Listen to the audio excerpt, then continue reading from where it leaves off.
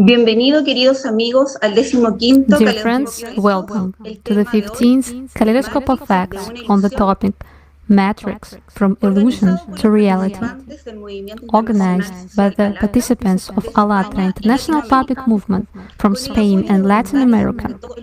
With support of volunteers from all over the world, we make this live broadcast with simultaneous interpreting in more than 20 languages and on various streaming platforms. The purpose of this kaleidoscope is to bring the truth to people, thanks to the information presented in the books by Anastasia Novych and videos, with participation of Igor Mikhailovich Danilov. Para ver los objetivos de hoy.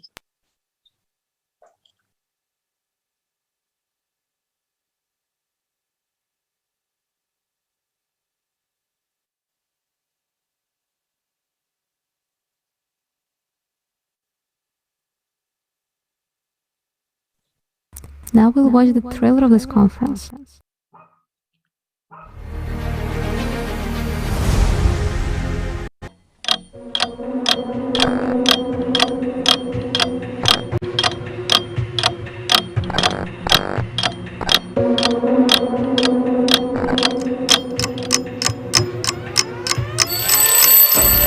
What if our world isn't real?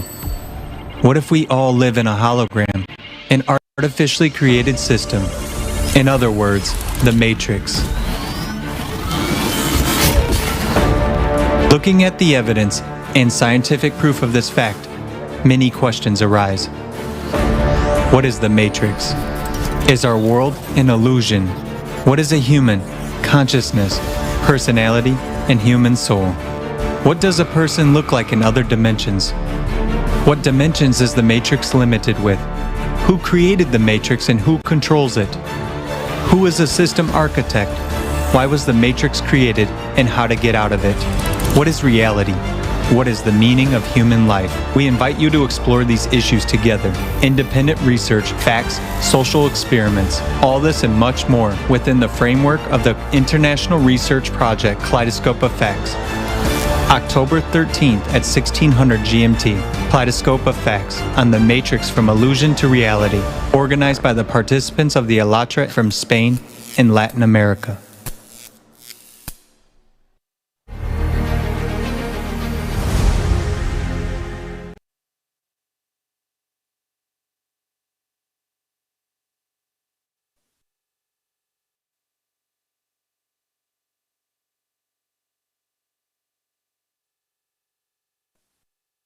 Hola amigos, soy Adrián Jiménez. Greetings, friends. I'm Adrian Jimenez from Uruguay. We're happy to be here today at this Kaleidoscope of Facts. We are honored to be with you, dear friends. In this part, we'll provide all the information to answer the question whether the Matrix exists, how it works, what it was created for, and how to get out of it. Sistema, mundo terrenal. Nuestra primera parte, ¿es nuestro mundo una ilusión?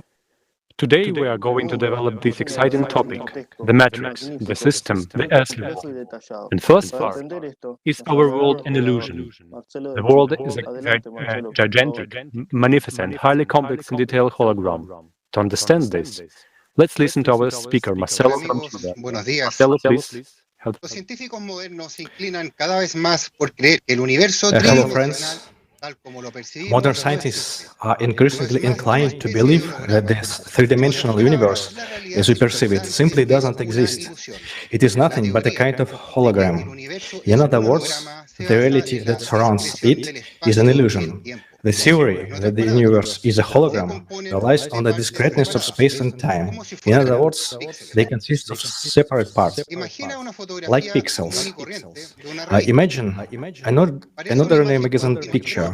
It looks like an uninterrupted image, but from a certain level of magnification, it disintegrates into dots that make up a single whole.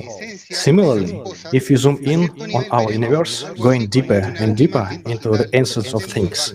At a particular level, we'll see something like a digital image of very poor quality. The picture will be fuzzy and blurry. Thus, our world is assembled from microscopic dots into a single beautiful, even convex picture, indicating that it is illusory. One of the first to declare that the objective reality does not exist was David Bohm. He claimed that the world is one giant, magnificently detailed hologram. To understand why Bohm drew such a startling conclusion, let's explore what a hologram is.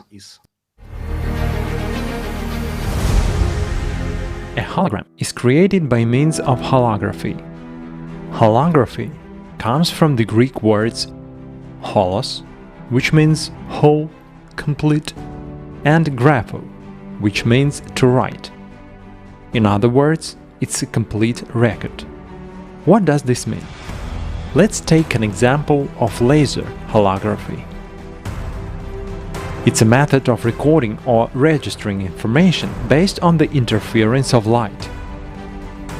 It is exactly the interference created by laser light and imprinted on a photographic plate that generates a picture, which we call a hologram.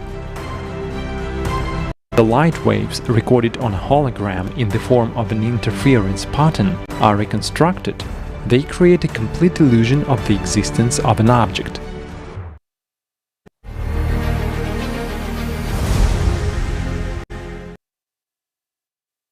Según David Bohm, esta imagen holográfica tridimensional According to David Bohm, our material world is exactly such a voluminous three-dimensional holographic image. Why a hologram? Because it's a complex way of storing and transmitting information. We can use a hologram to encode an immense amount of information and also create conditions for its reproduction. Another unique feature of a hologram is that even its smallest part contains information about the whole object. For example, let's have a look at a holographic film with an image of an apple. Si la cortas por la mitad y la iluminas con un láser, cada If you mitad cut tendrá una imagen an apple in completa half de la misma and manzana. illuminate it with a laser, each half will contain an entire image of the same apple. If we continue cutting the hologram into smaller pieces, on each of them we will again find an image of the whole object. We can divide the hologram further to infinity, and also all the decreasing particles will reproduce the whole picture. This is corroborated by interesting research carried out in 1982 by the main scientist Ian Demetrescu. He took a photograph of the leaf with a circular hole carved in it. The image displayed shows a leaf with a small hole inside it, containing a tiny phantom of the same leaf. De la piel o de una gota de sangre contendrá la misma información genética de todo el cuerpo. Whether we take a DNA molecule from a hair, skin, or a drop of blood, it will contain the genetic information of the entire body. Thank you, Marcelo. There is enough, and there is already lots of scientific evidence in community to support the holographic nature of the universe. Let's look at the effect of phantom leaf that was discovered by Kilian method. The Kilians discovered that any object under certain conditions emits glow and completely repeats its shape. If you cut part of the fresh leaf that has been ripped off the tree and the leaf itself is placed in a high-frequency electric field, a phantom image will the leaf the part removed appears in the photo. In essence, the information structure about the whole leaf is preserved. This explains the phenomenon of phantom pain in humans. When one of the limbs is lost, the person is still able to feel it because the information about the entire limb is preserved. This indicates the human body is also constructed on the basis of hologram. Doesn't this example remind you of hologram device where information about entire object is stored on the holographic film? But the essence of the hologram is that under certain conditions, the encoded image can be restored in nature of the proof of its regeneration. For example, Daniel fish are able to regenerate parts of the fins, eyes, and even regenerate their own heart cells. Sea stars, snails, newts can also regenerate lost body parts, and hydras and earthworms are able to regenerate the entire organism from separate pieces of the body. Plants are capable of regenerating a new plant from cuttings. As for humans, throughout lives, our hair grows, cuts, minor burns, and wounds heals. They are a constant process of regeneration and renewal, according to given information. All this information, observation, have led researchers to the idea that phantoms or energy emission around the killing leaf and other objects form a hologram which acts as a force field organizing matter. Evidence of this can be found in experiments conducted by Harold Saxton Burr, a scientist at Yale University in the United States. One day, he photographed a buttercup seed, and on the photographic plate, he found the exact image of the adult plant as a globe. After this seed spread out, the young organism began to develop inside the energy field and in the process of growth, just feeling the energy form in within itself. The scientists observed a similar effect in animals. Examining the shape of electrostatic field of salamanders, he found that the cubs have energy fields that are approximately similar to those of the adult animal, and the tension vector of these fields pass through the brain and spinal cord, forming a vesicular axis along the nervous system. Barr wanted to find out at what stage animal development this axis appears, and discovered that it already existed in maternal eggs. The data suggested that any developing organism, including humans, follows the already prescribed holographic growth pattern. Scientific discoveries in cell body have proven that not only X cell stores the information and recreate the whole organism, but any other cells contains a copy of the parental DNA structure. The proof is the experiments on vegetative multiplication of living cells conducted by Dr. Herbert Richard. For example, to create a generic copy of protozoan organism, such as frog, the method of vegetative propagation is used. For this purpose, a DNA molecule from a frog fertilized egg is removed and replaced with DNA molecule from the intestines of the adult frog. Since all body cells contain the same DNA, they reproduced an identical copy of the frog with this method. We have therefore found that the primary life forms and life itself in any material structure is the energy framework that has a holographic principle. It's also called phantom or an energy field. The whole material world consists of these fields, so we can say that the universe is a huge pattern of energy interference.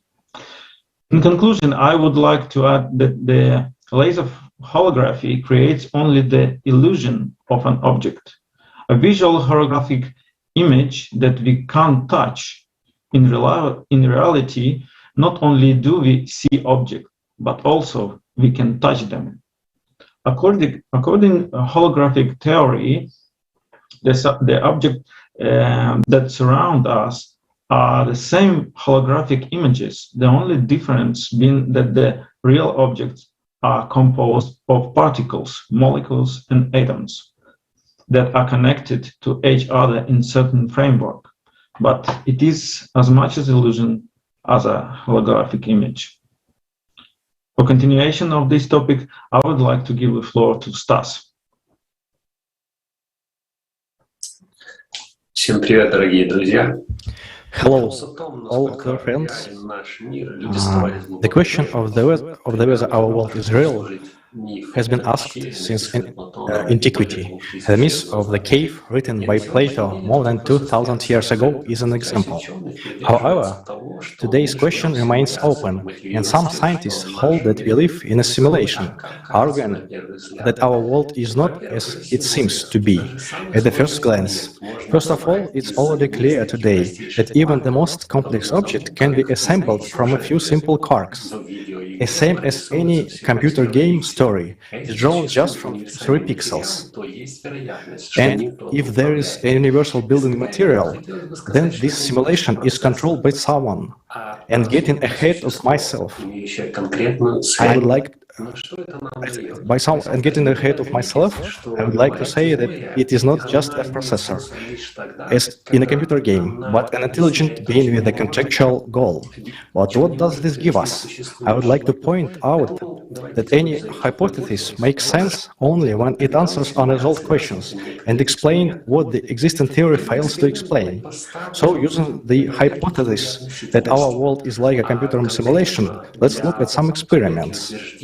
The first experiment was set up to test Einstein's theory of relativity. Specifically, to test his claim that time shows down at high speeds.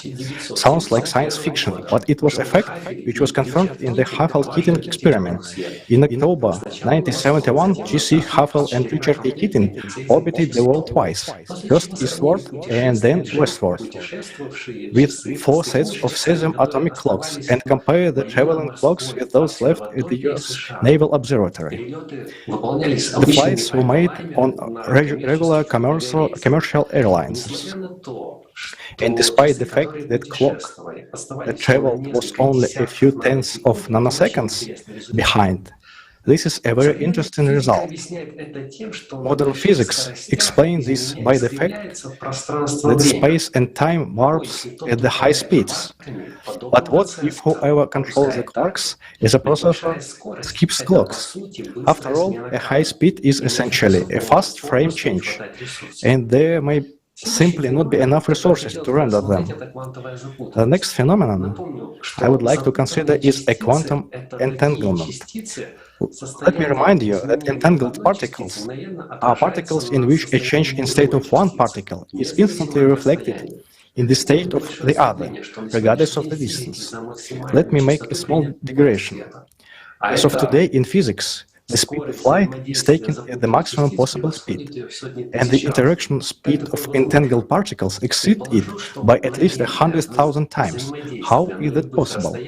Let's assume that instantaneous interaction at any distance is only possible if someone has access to every point in space, just as a video card has access to every pixel on monitor. In that case, it is not difficult for whoever is rendering our world to change the state of one particle when it affects another. And in this case, distance is irrelevant. And the most important question is, through which slot will the electron fly? Many scientists are of the opinion that the measurement process itself makes the electron collapse. But if our world is a simulation, then it is logical that it collapses only when it is observed. That is just like in a computer game. The world is drawn as necessary, and the electron becomes a particle only when attention is paid to it. Thank you, dear friends.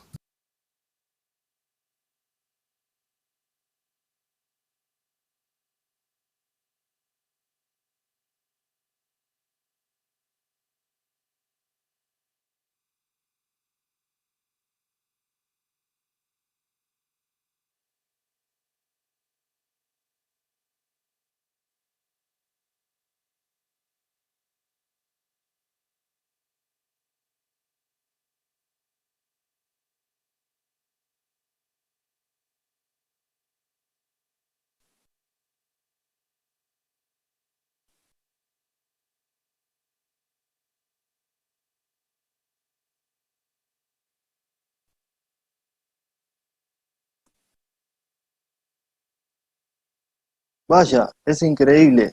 The amazing thing that our world is not what it seems at first glance. It's simulation that someone controls, but being inside of it, it's hard to detect. Claramente es difícil detectarla porque las ilusiones ópticas y las psicológicas nos hacen Obviously, equivocarnos. it is difficult to detect it because optical and psychological illusions cause us to make mistakes and claim that our world is the reality. Our next speaker, Natalia, will talk about this, so please, we give you the floor.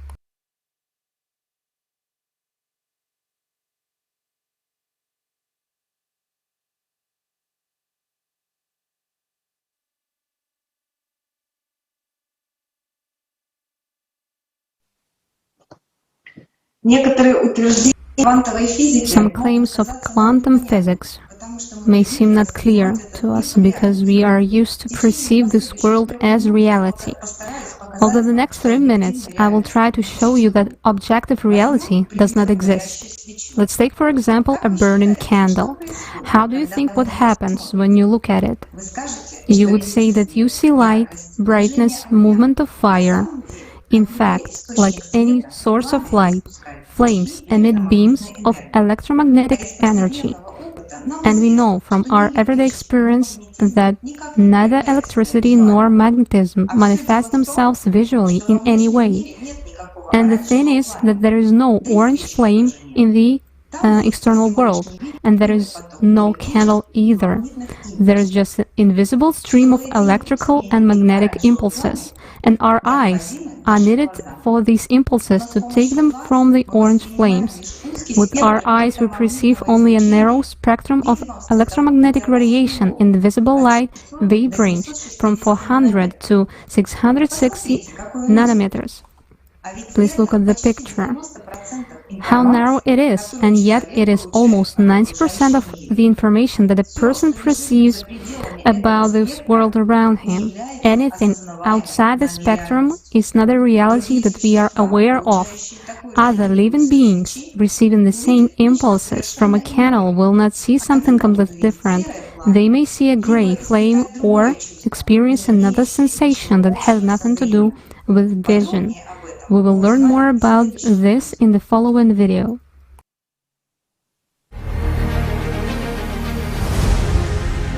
In the 1960s, American neurophysiologist Carl Pribram, after numerous experiments, came to the conclusion that our brain is also a hologram, and what we feel and see is a holographic virtual process. A human receives information about the world around through his brain, which from birth is tuned to a certain frequency of perception. The brain perceives information through the same organs. It works as a receiver. It receives information in the form of a packet of waves, descripts, and analyzes it.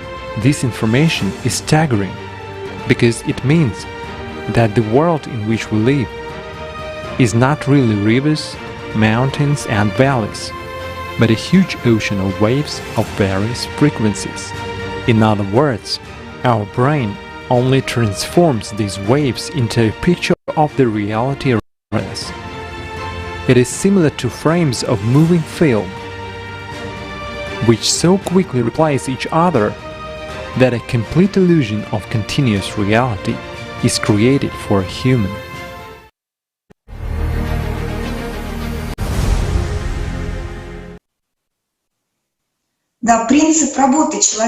Yes, indeed. The principle of the way how human eye works is the basis for the idea of holography. We haven't yet was talking even about hearing, smell and touch. Sounds is also a wave which a human can perceive as a wave between 16 kHz and 20 in very limited range, because there are also ultrasonic and infrasonic waves. Information comes to us with a time delay and special distortion. Remember how we observe a thunderstorm in nature. First we see a flash of lightning, and after a while we hear the sound, because the first wave comes to us at the speed of the light, and the second one at the speed of sound. Tactile and gestural sensations are also deceptive. Consciousness constantly compares one with another and forms information about sensations based on its own experience. There is a hypothesis that a person simply does not see the object he doesn't believe in because their brain is not able to identify them. Magellan described the following case in the diary. When the large ships of Europeans reached the shores of America, the natives did not see them because they could not imagine that such a huge boat could be built. With the example of optical and psychological illusions, it is easy to see how we are mistaken in claiming that our world is real. Look at this still picture. Doesn't it look moving to us? Or, for example, the Pinocchio illusion. You will need a blindfold, a friend, and 2 chairs. Place 2 chairs one behind the other. The blindfold person sits on the back chair. Then the blindfold person reaches out and places his hand on the tip of the nose of another person and places the other hand on the tip of the nose of his own nose. After a couple of minutes, more than 50% of people say that the nose is getting bigger and bigger. And if you look deeper, literally with a microscope, it turns out that what we perceive as solid and dense is solid only in 3-dimensionality. Deeper into the microcosm of these objects, we will see that empty space between atoms, and atoms are also made of smaller particles, which in turn are made of energy. And it turns out that the world consists, as it were, of emptiness. It turns out that each person feels the world as real, but in fact, he only feels his reality with his own meaning and senses. So there is no objective reality for man. And therefore, we are in continuous unconscious illusion. Let's see a video clip about this from the video Consciousness and Personality.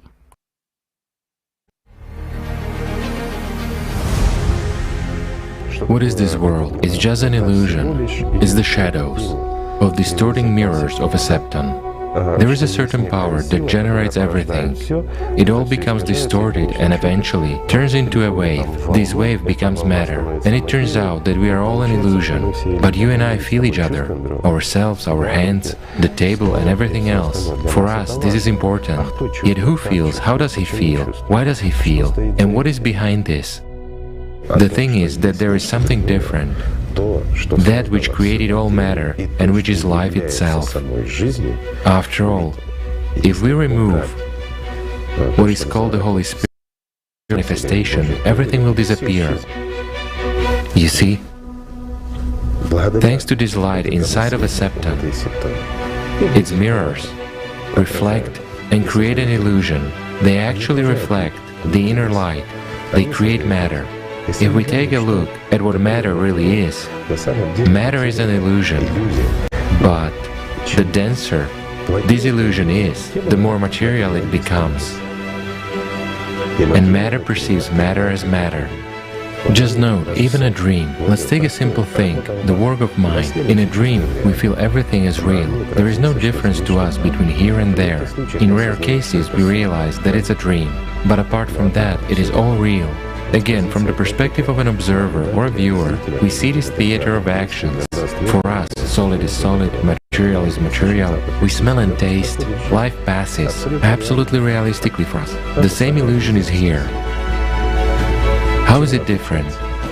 Well, I would say it differs in its duration.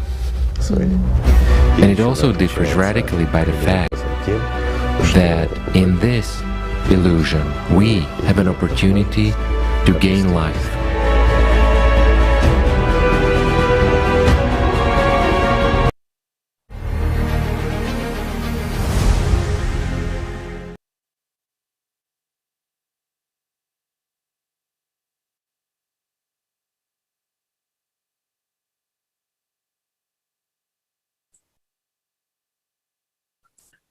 Здравствуйте, друзья! Рад приветствовать всех. Hello, dear friends. I like to see you here on this kaleidoscope. The fact that our world is illusory was known to our distant ancestors. There are many legends, myths, and religious legends about this creation of the world and the structure of the universe. And what is surprising is that almost all of the oldest myths are based on the same story of the world cosmic egg. In the ancient Chinese myths recorded in Shu Zhen in the 6th century AD, it is said, at the time when heaven and earth were not separated from each other, the universe was a complete chaos. In the shape and content, it was like a huge chicken egg. In this egg, the ancestor of all things on earth, Pengu, was born. When he grew up, he cracked the egg from inside. The goose laid on an egg, from which the god Ra hatched later. Information about the world egg we also find in Finnish, Turkic, Slavic myths, the myth of the peoples of Africa. In the century of one of the early concepts of creation of the universe developed by the Vedic religion, the golden embryo, Hiranya picture Hiranya. Золотой зародыш, Хирanyagarbha, простите, плававший в космических водах, возникших из хаоса и давший начало жизни. Плавал он целый год, а затем, расколов оболочку на две части, из Хирanyagarbhi возник сам Брахма и создает из двух половин небо и землю. Brahma appeared and created the world from two pieces. And the center of the early concept of creation of the universe developed by the Vedic religion, Hiranyagarbha. Also, they had a knowledge about fractal. For example, in Dogon mythology, reproduced the structure of the universe from the star systems to the smallest grain. The Amma cosmic egg consists of 4 oval, faceted parts of clavices. These clavices were the prototype of the 4 elements: water, air, fire, and earth. Such symbolic interpretation indicates that all matter is created from these 4 elements, which were originally associated with the 4 types of quantum particles. Dogons called them Sene, seed.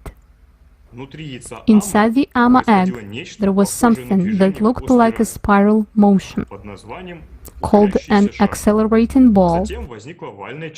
Then an oval particle emerged, located in the center. The particle is one of the basic elements of creation. The particle classification from quantum physics perfectly explains the Dogon diagram showing Sene's growth.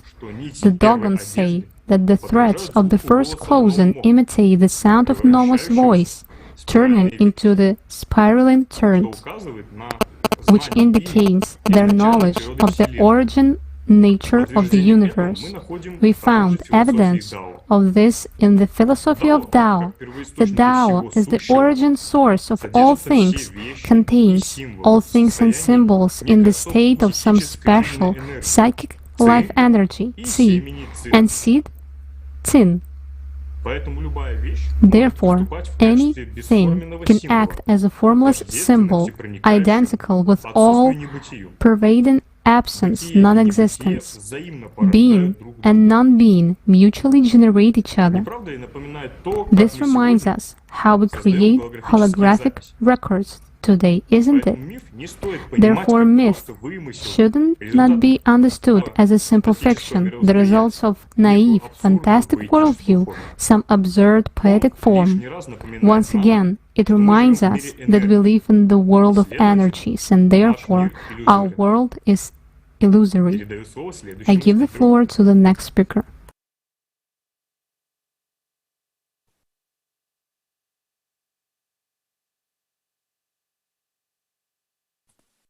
Thank you, friends, for your presentation.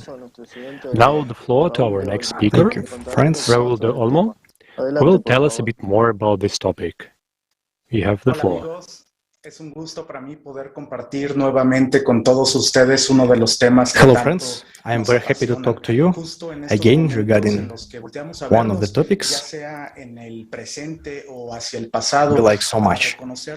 Those moments when we turn to ourselves, whether it is in the present or in the past, in order to recognize ourselves as part of something greater than we have been told. If I may, before I get to the topic, I'd like to tell you a story from my life that came to mind as I was thinking about what we are discussing today as a matrix. When I was growing up, my parents took me to an amusement park, and looking at all the people around me smiling and having fun, I had a very strange feeling when I saw these scenes in the park, designed to make us feel happy in this perfect world. But I knew it was all a lie, something momentary, something that would end when I took the step to get out of there. Surprisingly, that feeling continued step by step and has persisted throughout my life to this day. Perhaps the same feeling was felt by the ancient cultures that inhabited what we now call Mesoamerica, an area that includes such countries as Belize, Guatemala, El Salvador, parts of Mexico, Honduras, Costa Rica, and Nicaragua. Some of the cultures which developed in this territory are known to us as the Aztecs, Mayans, Mexicans, Teotihuacans, and Olmecs, to name just a few of the cultures that existed between 2500 BC and 1521 AD. Perhaps it's this scene of unreality that has driven ancient cultures over the millennia to create myths and legends that we have not been able to correctly decipher. Today I want to share an ancient Mesoamerican myth in order to look at it from a different perspective and to be able to properly decipher the secrets that today want to be revealed. The myth of the five suns narrates the story of creation of the earth and humans and the role that is played. The five suns correspond to five periods when humanity disappeared and then it was reborn. The first sun was the beginning of the world as we know it, only that it was inhabited by giant humans. This era lasts 676 years. These giants disappeared and the earth was depopulated. During the second sun, the harvests were abundant and the new humanity was very happy. After the 676 years that this era has lasted, a strong wind destroyed everything. Many didn't survive, and those who remained were walking hunched over and were clinging to the ground. They became monkeys, taking refuge in the forest. During the third sun, there was a humanity that was not going very well, so it's just 364 years after its creation. A rain of fire threatened to destroy everything, and the frightened people prayed to the gods who turned them into birds so that they could escape, and so as birds they survived by taking refuge in a cave. During the fourth sun, numerous rains brought the sky to the earth, and the people turned into fish. These suns lasted 312 years. During the fifth sun, the final version of humanity, the one we know now, was created. Mesoamerican prophecies are united in their warning of a great earthquake at the end of this era. But what are the important points we find here? And why is this important for today's conference? I see it as a change of cycles, beginning, development, end, which is constantly repeating, as if people are being given a new chance. These ancient suns obviously cannot relate to our sun, which has been around of millions of years, virtually unchanged, let alone repeatedly it has been replaced. This defies all logic, but if several cultures agree on such a worldview, what are they really trying to say? Are their words telling us the same thing that we identify today as the real world which was embedded into our own consciousness? Today, un reiniciar del pensamiento colectivo. Hoy vuelvo a tener esa again. sensación de cuando era niño, que todo lo que miro es una escenografía. When I was a child, that everything I look algo irreal. It is a set, constructed reality, something unreal.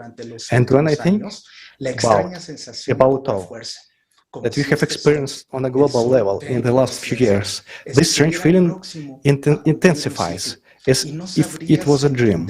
Como un gigante o un primate o un ave o un pez para poder transitar adecuadamente hacia la nueva realidad. This is what today we understand as the Matrix.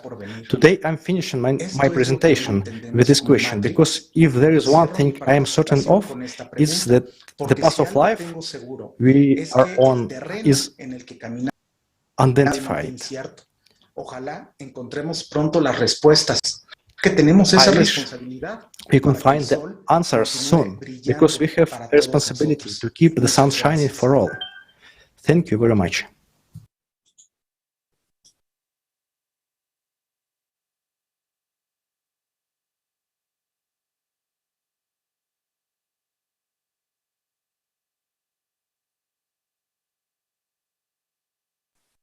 Muchas gracias, Raúl. Ahora veamos el siguiente video. And now let's watch the next video.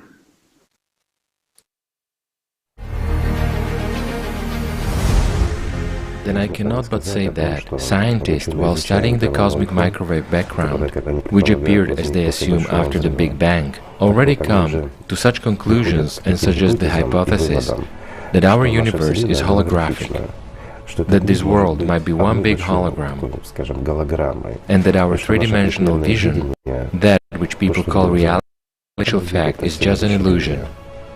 Why? Because all thoughts, information, those pictures, which are considered to be perceived by the brain of our body, although in fact, as we already mentioned, it's not the brain, but consciousness.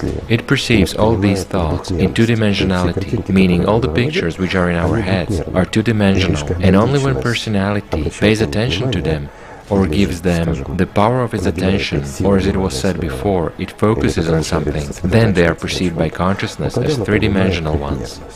Thus, if any person traces how thoughts come to him, in reality, from the position of primary consciousness, he will see that there are no thoughts as such, in words or in something else. It is only when there is a dialogue, when, as we already said, actors are spinning in our head, then both wars and disputes go on in our head. But in general, pictures come to us. One picture replaces another.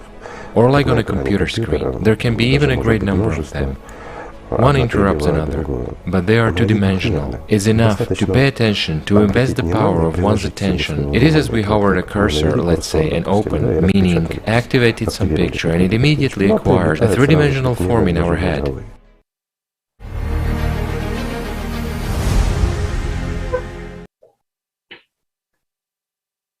Hola a todos, amigos. Siempre, en todos los milenios, el hombre ha mirado al cielo y se ha preguntado Hello to all of you. Always, in all millennia, a person looked into the sky and wondered how this world appeared by itself, or someone created it, how it functions, and what the meaning of this great cosmic game is. The most ancient knowledge is, of this, the profound understanding of the origin and evolution of the universe. Its artificial origin was reflected in myths, legends, and religions. Thus, the main forces that shaped the world and gave rise to the universe were the main creative force and the opposing force they matched. The creative force was embodied by the divine feminine principle. So, for example, in the Slavic tradition belief, the goddess Ma-Osh is mentioned. According to myths, in the beginning of the time, she stretched the sky on her loom and bowed the world from the primordial waters, weaving all living beings. And in North America, the Alaska Native have a myth of the goddess Atzintma. It tells how Atsintna opened her eyes in an empty world. Then she waved the canvas and stretched it over the sacred mountains. Then she began to sing, and so the beginning of the universe was given. The embodiment of the opposing force was the one that has been mentioned from ancient times as an all-pervading force that originates in the material world at its highest mind, as a kind of all-encompassing, dominant essence, animal mind in this material world, which is opposing in functions to the spiritual world. So, in mythology of the Indians of Central America, there was mentions of the deity Tezcatlipoca. He also acts as the god of the night, the patron of robbers, sorcerers and priests, and the epithets are enemy, capricious lord, heart of mountains, and sower of discord. In the Aztec myths, Tezcatlipoca often appears as the opponent or rival of Quetzalcoatl. He was depicted with a black face covered with yellow transverse stripes, or in the form of the spirit twin of a jaguar. The accompanying identification symbol of Tezcatlipoca is a mirror with a curl of smoke extending from it, hence his name, as here it is interesting to remember. Eastern philosophy and the doctrine of dharma. Dharmas in Eastern philosophy are instantly flaring and extinguishing particles of manifestation from unknown source, similar to smoke.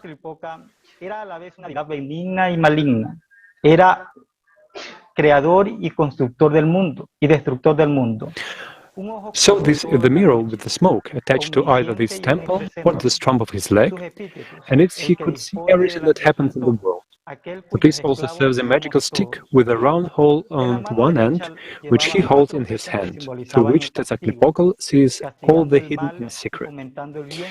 Tezcatlipoca was considered beneficent and a Malay deity. He was a god, the creator of the world and the destroyer, an eye that sees everything in the night, omniscient and omnipresent. His epithets: the one who disposes at his own discretion, the one that slaves we all are. And what the reference on the Avesta, Adrian? Por más y el otro Ahriman. En la oscuridad, la ignorancia, la pasión, la destrucción y el abismo fue, es, pero no será. Por más, debido a la omnisciencia, sabe que Ahriman existe y en cualquier cosa que se proponga. The set in the Avesta. The Avesta is a story about the two. One that is constant and infinite in time, or must, and the other, Ahriman, existing in darkness, in ignorance, the passion of destruction and the abyss, who was it, who is, but who will not be. Or must, thanks to omniscience, knows that Ahriman exists, and in whatever Ormuzd plans, Ahriman will always jealously and passionately interfere. Ahriman created many devas and demons, and the creations of the destroyer rose up to intimidate. Indian cosmogonic myths refer to the god of cosmic play, energetically dancing Shiva, destroying and reviving all the things. In the sacred dance, Shiva creates the appearance of all beings and things in the world, and the source of the circle: creation, preservation, destruction. In early Vedic mythology, there was a concept Maya, in Sanskrit literally illusion, which later was introduced to Hinduism and other religions of India.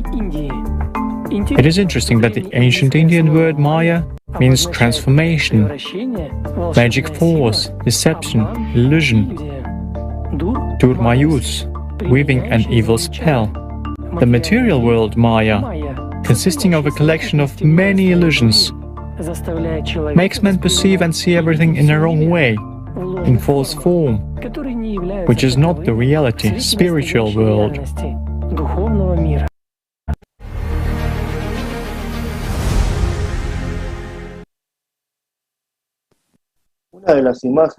One of the popular iconographic images of Shiva in Indian culture today is the statue of Shiva Nataraja, dancing in a ring of fire. Raising his left leg, he steps with the other leg on a barf, a pasmar, symbolizing ignorance, the lower human self, in which man is so involved that he forgets about his higher spiritual calling and destiny. Interestingly, the Shiva dance resonates with an important philosophical concept in Hinduism, lila. Let's watch the video. Veamos el siguiente video.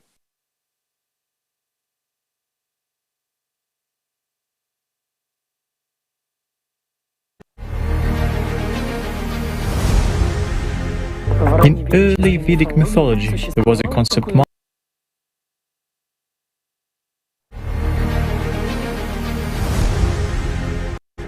In the Hindu mythology, the cosmic play of God, through which he creates the world, creates in it an illusion as a reality, as a performance or a dance, is called Lila.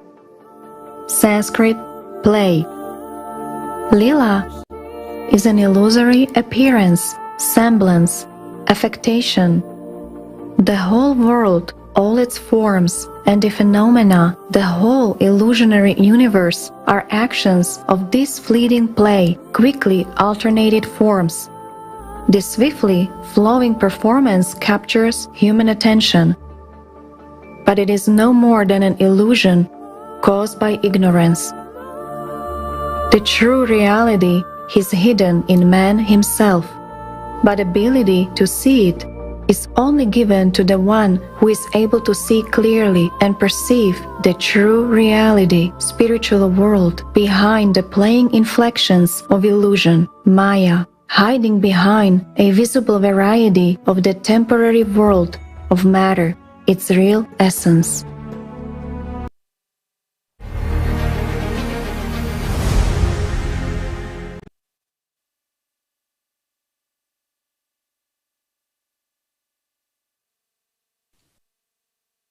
Con respecto a los fallos del sistema, as for system failures, they tend to happen, and most of us have faced them more than once.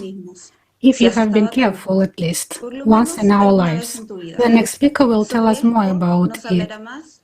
Yeah. And Andrea, the floor is yours.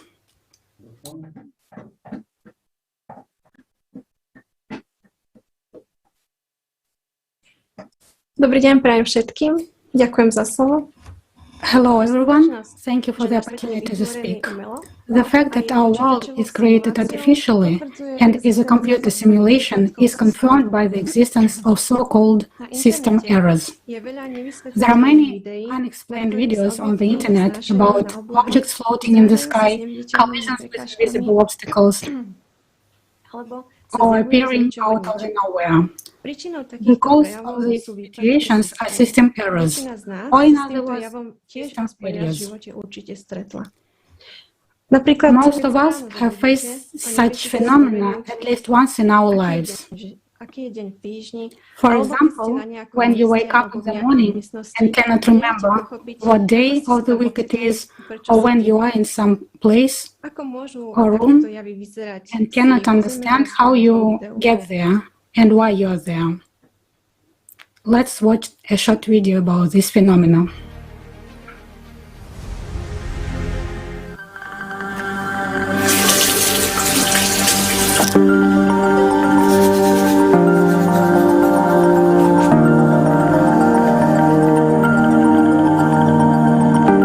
Sergey, go to eat. Breakfast is getting cold.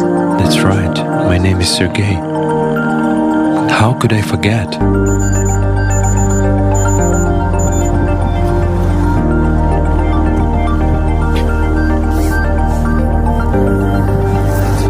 That's strange. What is even that? Hello, yes. Yes, of course.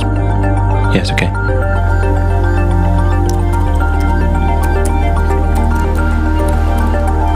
The videos have been shot by different drivers at different times of the year and under different circumstances. Users note in the comments that they have also encountered similar matrix failures in their lives.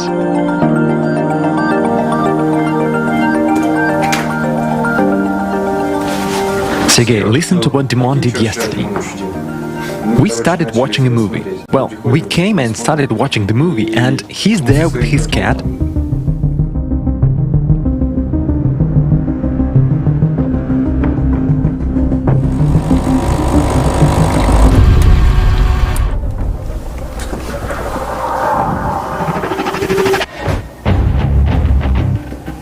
You know what Dimon has done? Yesterday we came to watch the movie and he showed up with his cat. Wait, you've just told me that. Really?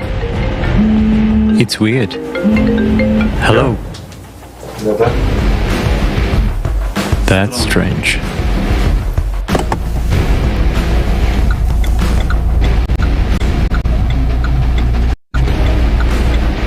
Come on, really? It's odd. Sergey, hey. Well, yesterday we went to the movie and Dimon showed up with his cat. Have I lost my mind? Or we are really in the Matrix?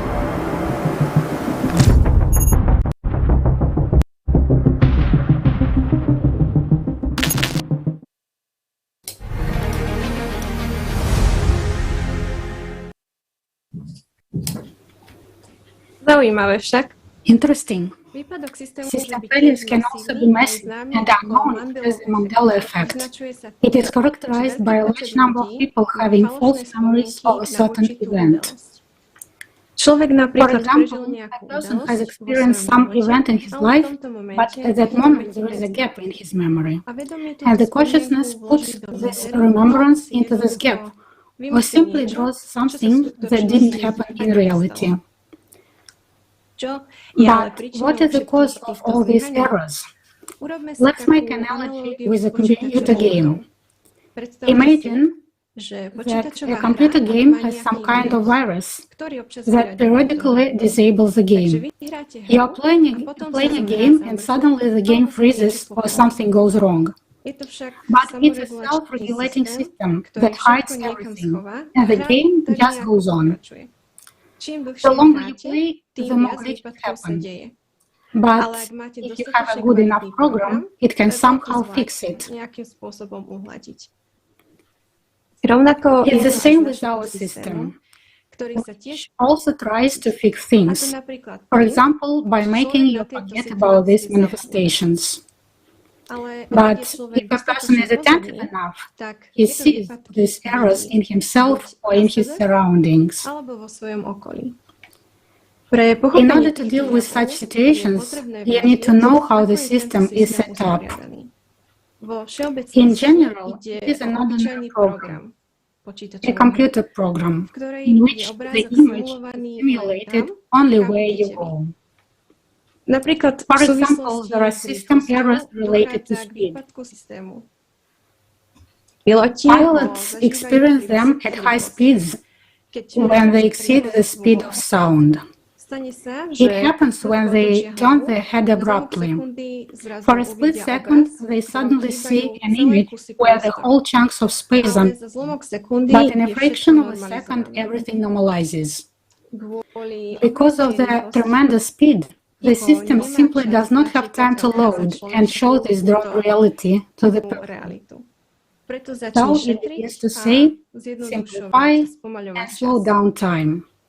However, an increase in the number of these glitches shows that the system is experiencing a shortage of this energy. And we can learn why this is so from an excerpt from the program Paranormal Phenomena with the participation of Igor Mikhailovich Danilov.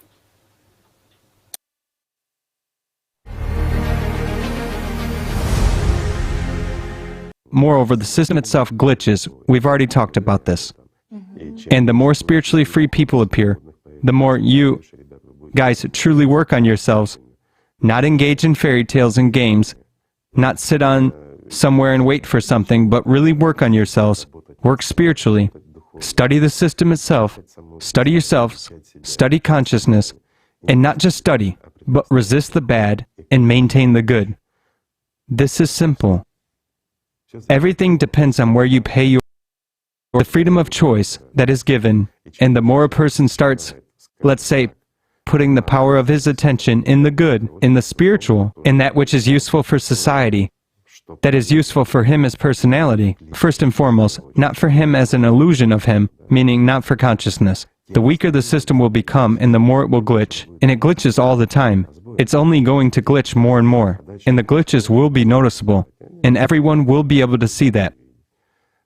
The system sometimes experiences very interesting glitches. There are, pardon me, even videos filmed on this subject and everything else. And it's not for nothing that many people say it's like in the Matrix movie. But the Matrix movie was also based on something. Surely. People observed, watched, saw, and so it... Hovering of objects in the air planes, but, however, cars collide with invisible obstacles. Well, this is natural. These are again glitches when personality is active. People appear and disappear. This also happens, of course. The system can also do such wonders that, as this world belongs to it, are also related to the fact that there are more people following the spiritual path and people developing as personality, right? Well, I have just said, the more of them will emerge, the bigger the gap will be. Glitches will be greater. Why? It's like a hole in the net for it. It has to patch it up. While it patches it up, it takes away power from somewhere. And again, it's our inattention in the work of our consciousness and our brain. After all, the brain constantly fills something in, completes something. Consciousness fills in the blanks, and personality gets information that everything is fine. So, we practically don't see anything.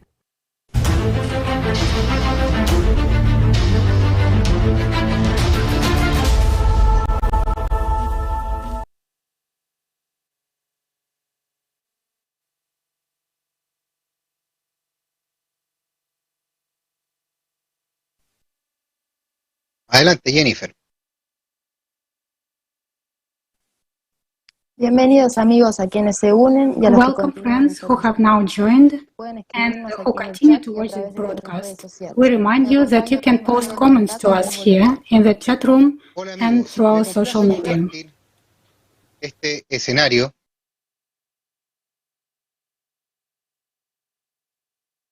Hola amigos. Hello friends, I'm pleased to be here today with Jennifer Ribeiro from Uruguay, with whom, like all of you, we saw in the first part of our kaleidoscope of facts, prove that what we call reality is in fact an illusion. We'll explain how the system, known to be to some the matrix, works. And now I leave you with our next speaker, Natalia Goncharova.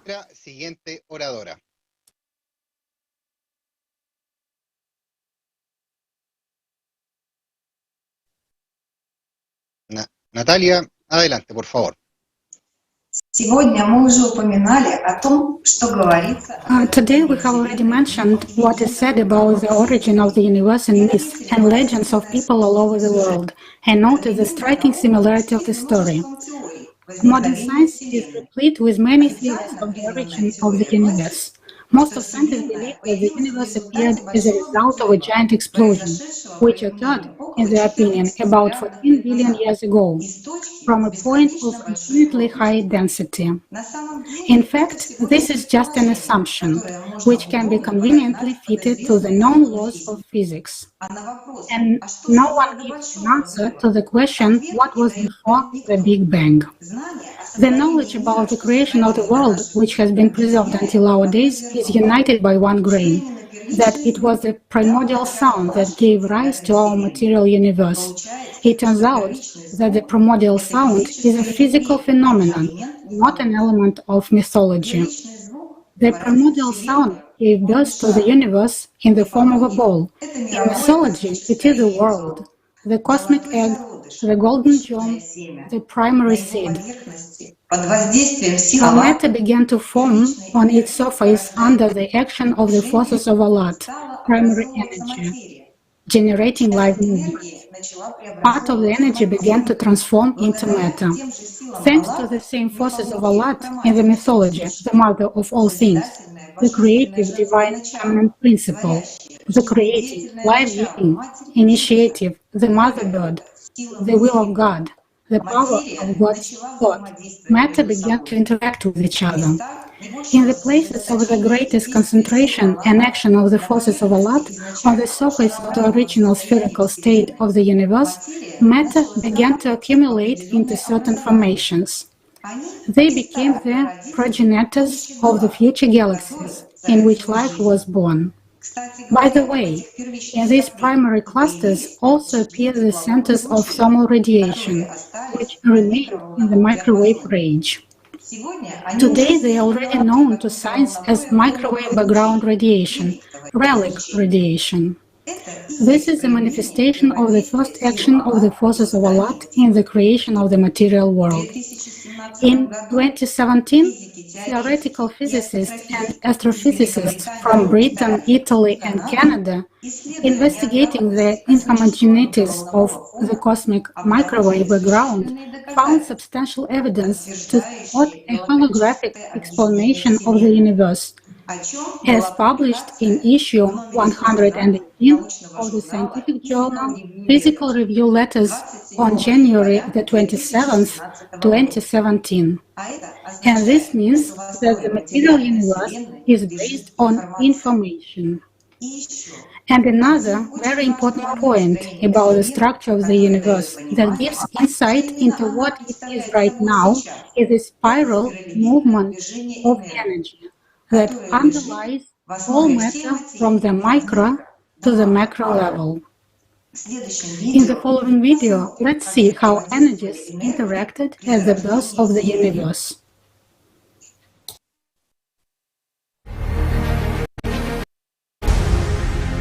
And here is another very important aspect of the creation of the universe, which gives an understanding of what the universe represents now. The drive of the force of Alat for the unified ordered form set motion of the universe from the inside to the outside and started spinning it in the right spiral, that is, towards expansion. So the function to create was set. Simultaneously, while spinning the universe in the right spiral, the force of Alat gave birth to the opposing force, which started spinning in a reverse spiral inside the universe, in the direction which was opposite to the main direction of Alat, from the outside to the inside, bringing matter together into a unified material mind, the animal mind. Thus, the destroying function was set, an opposition to the forces of Alat. So, in such a way, there appeared two opposite forces in the universe. The greater force, spinning the universe outwards, and the smaller force that opposes it within the universe itself. After these two forces had manifested themselves, the universe lost its spherical shape and flattened under their influence, that is, compressed, became flatter. This point is recorded in the cosmic legends of nations of the world as the cracking of the world egg, splitting it in two halves, out of which heaven and earth were created, and divisions, spaces, and waters were placed between them.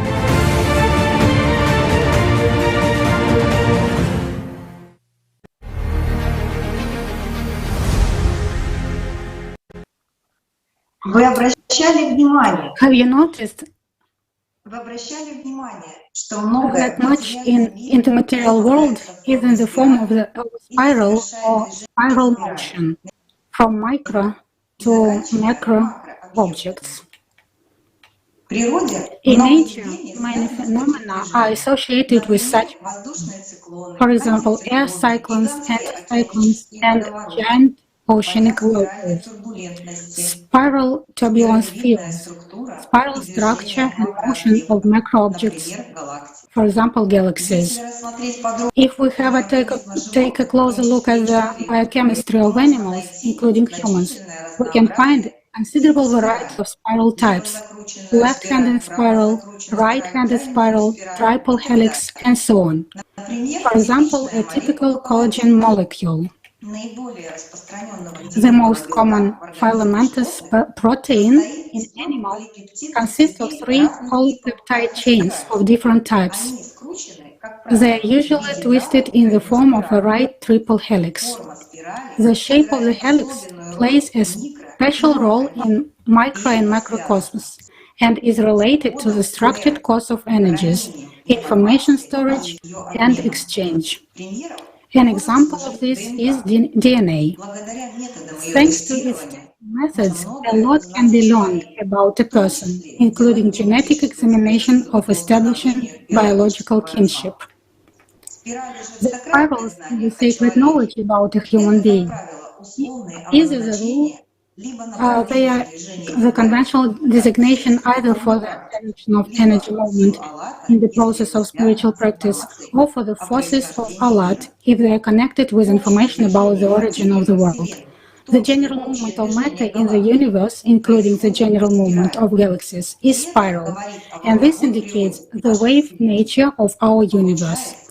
It turns out that our universe is a constant spiraling movement of information.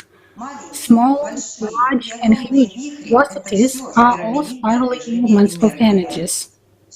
Everything in our universe is moving at tremendous speed, our planet and us along with it. We know that the forces of Alat in the galaxies to expansion clockwise. That means with each next turn, the speed of rotation increases. With each turn of the cycle time is accelerated. The arms of galaxies move with acceleration, which means that each planet and star, each soul or living being, consumes more and more energy, meaning Alat on its way. Time is also a concept of energy. Consequently, the less energy, Alat, we have left, the faster time flows. In fact, our universe is finite and limited to the outermost galaxies, and everything in it exists only because of the forces of Alat. With expansion, the forces of Alat weaken, and there will come a time when they will disappear altogether. Then all the holographic projection that our universe represents will disappear. But there is another variant of development of the future, and it depends on our choice. If a human is in a position of spiritual principle and is capable to go beyond the material matter, he can go beyond the limits, meaning go beyond the flow of information, and have a position of an observer and can produce micro-particles interfering into macro objects, meaning human is a spiritual being. At the expense of its attention, can create what quantum physics says. Quantum physics. Physics of visible world that we observe and study. If a human is in a position of a spiritual principle, he is capable of interfering in the process of the world. And the higher that humanity can rise spiritually, the stronger and more positively they can influence disorderly material substances and get huge opportunities and perspectives of further growth and development. And further, Naphtali will tell us about the structure of our universe. Naphtali, the floor is yours.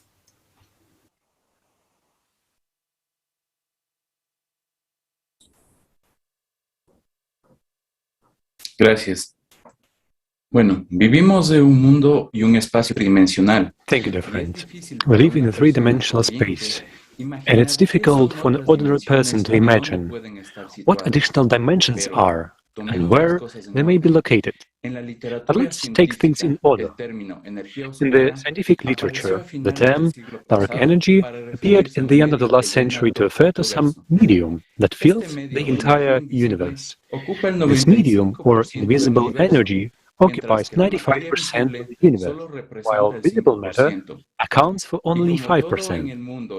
And since everything in the world is fractal, each micro-object is a small copy of the universe and has its small visible part and the main much larger than visible. invisible informational part, like a seed, in which is embedded such a large tree, for example.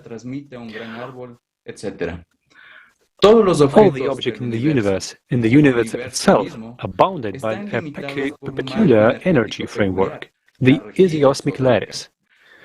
There are 72 dimensions within this lattice. In ancient times, it was noticed that Isiosmic lattice is the basis of the material world. It's motionless and inaccessible for people. The substance cannot be directly felt, seen, or heard by human ear, and are inaudible sound, ether, coming from it cannot be heard. What the Isiosmic lattice and what is the function of these first three dimensions? Let's see in the excerpt from the Universe hologram review.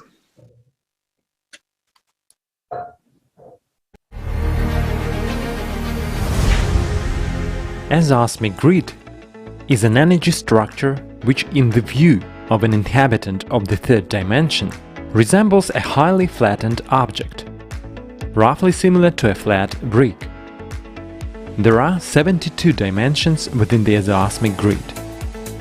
Everything that modern science calls the material universe exists only within the 6 dimensions, which consists of the visible and invisible world of matter. We are inhabitants of the third dimension.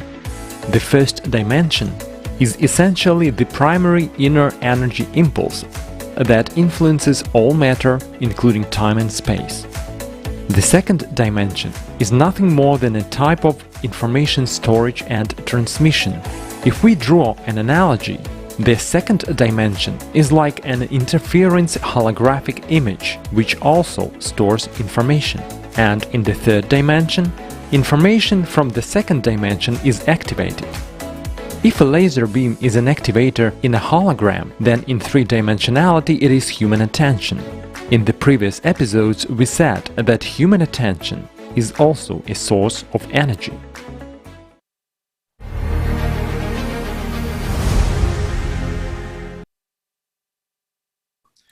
If we compare the universe and a cell, which contains a DNA molecule, we see a similar principle of holographic structure. This is confirmed by the brief genome, which was studied by the Russian academician Petr Petrovich Gurayev. Let's watch a short video about it together.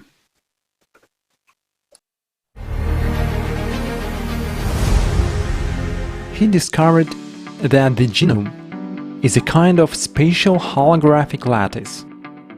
Moreover, only 2% of DNA is responsible for the visible part of matter, whereas 98% are field genes that form an invisible spatial framework or phantom, which contains all the information for the formation of an organism.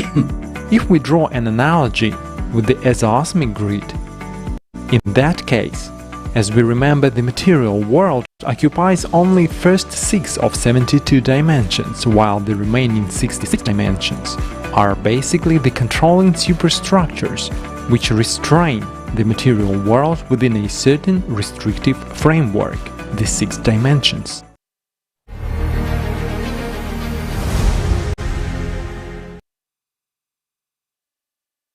The knowledge of the 72 dimensions within the Isiosmic lattice or grid, and the grid itself, was reflected in many scriptures and artifacts from ancient times. Examples of images in the form of signs, grid, squares, rhombus, with a dot inside and a chest-like ornament, as well as in ancient China, India and Egypt, a snake biting its tail was a sacred symbol of 72 measurements, and its body was represented in the forms of 72 rings, by which the measurements of the universe were symbolic elements. In ancient China, the mother parent, Nuiwa, is often represented in pair with similar twin beings, Fu Si. Around them are depicted 72 differently shaped and sized air bubbles, as a reference to the 72 dimensions in the universe. In the legends of the tabernacle, temple, the ancient Jews mentioned 72 almond pots, with which they decorated the candlestick used in the sacred ritual.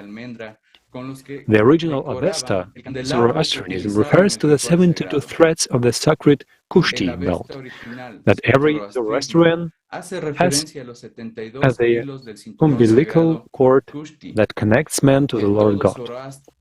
The number 72 in ancient times was considered very significant, in which 7 is a symbol of a divine attribute, and 2 is a symbol of unity. There is the number 72, symbolizes unity with God. You can read about the Zoroastrian Creed in the report The Original Physics of Alatra. The Primordial Physics of Alatra. Primordial Alatra Physics is the name of the report. Muchas gracias, Natalie, por tu exposición. Realmente es muy útil e importante entender cómo están configuradas las dimensiones del mundo terrenal, pero también debemos comprender que a su vez este mundo material pasa por procesos cíclicos que se repiten una y otra vez. Sobre esto nos hablará nuestra siguiente oradora, Paulina Herrera de Chile. Adelante, por favor.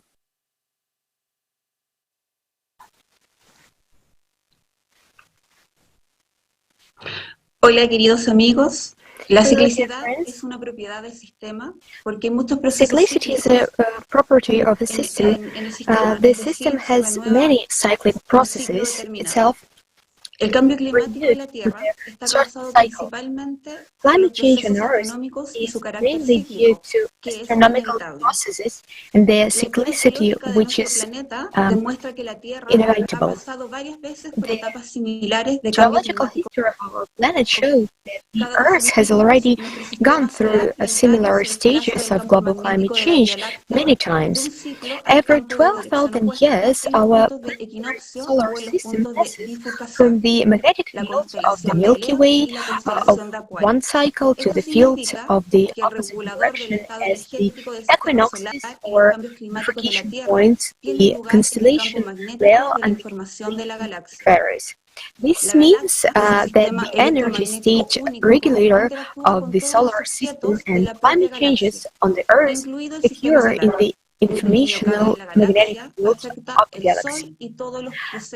The galaxy is a unique electromagnetic system that interacts with all objects in the galaxy itself, including the solar system.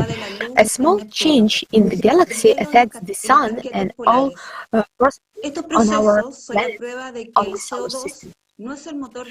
Increase of Pluto's dark spots, polar changes of Uranus, changes in Neptune's light intensity, melting of ice caps. These processes that CO2 is not the dividing force of our planet warming because our planets or satellites in the solar system have no anthropogenic greenhouse gas emissions and warning it extendly the same way Triton, Pluto and Jupiter. The Sun and the solar system are influenced by various factors, and these factors must be taken into account by the effect climate change. Observing the equinox played a fundamental role among the ancient peoples because it was related to climate cycles and changes the foresaw in advance. Days of solstice and equinoxes were particularly important because they were the reference points for determining annual cycles. From the point of view of ancient astrology, we live at the crossroads at the end of the age of Pisces and on the threshold of the new age of Aquarius. This event was the main object of attention of ancients, as an epoch change was already accompanied by by global climatic changes.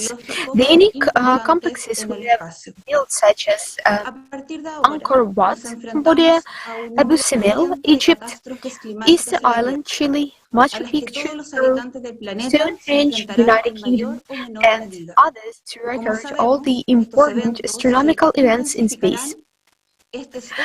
Now, on Earth, we see an increasing number of climatic disasters with which, to a greater or lesser extent, everyone on the planet will face. As we know, these events will increase is in another 12,000 years cycle that we are what ancient civilization tried to warn us about with the constructions and legends. This reflected in the Indian myth when, in their legend, they expressed the belief that at the end of each world cycle, the serpent Shepa emits a poisonous fire that destroys the universe.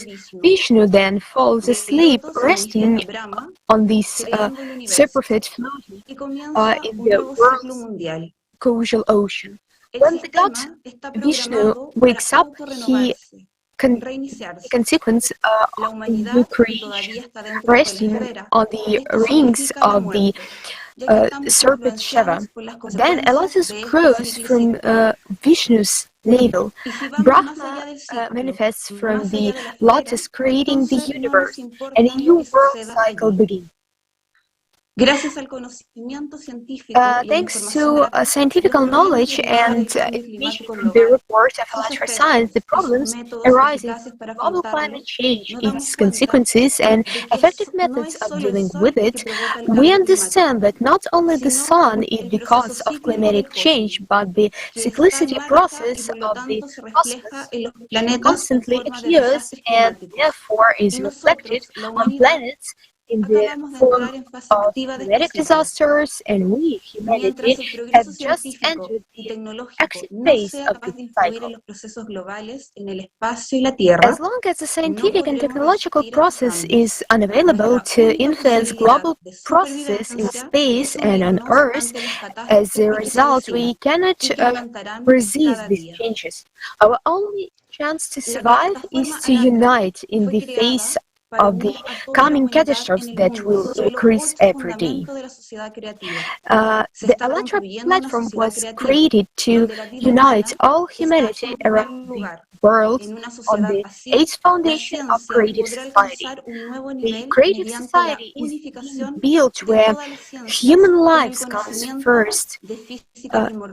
In such society, science will be able to reach a new level due to the unification of all sciences with the knowledge of primordial physics. Все знают, что информация первичная. В основе матрицы лежит информация. И чтобы мы могли лучше понять, как устроена информационная матрица. Hello. So that we can better understand how the information matrix is organized, let's dive into the microcosm. The matrix is based on information. Let's see how it works using a simple example. You have decided to build a house. Where do you start? First, we have the idea of building the house. Then we form an idea of what kind of house we want. Then we draw a plan which we use to build the house. And the last step is implementation, bringing our idea to life. So we see that information is primary and precedes embodiment in matter. To find out how information is ordered and forms matter in practice, let's watch a short video.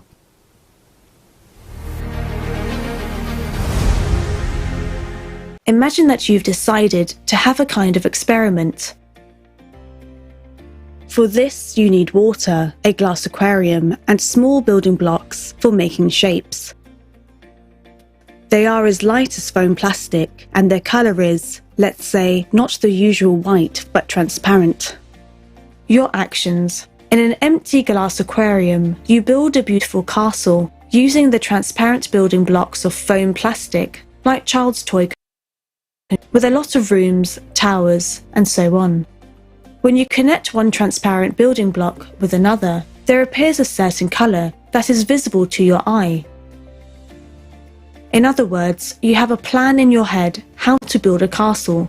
You have the will to create it and force by applying which you are building with this unusual material. Next, you have built the castle, which became visible thanks to such connections, and now you can admire its beauty, volume, and the complexity of its architecture. Then, continuing the experiment, you fill the aquarium with water.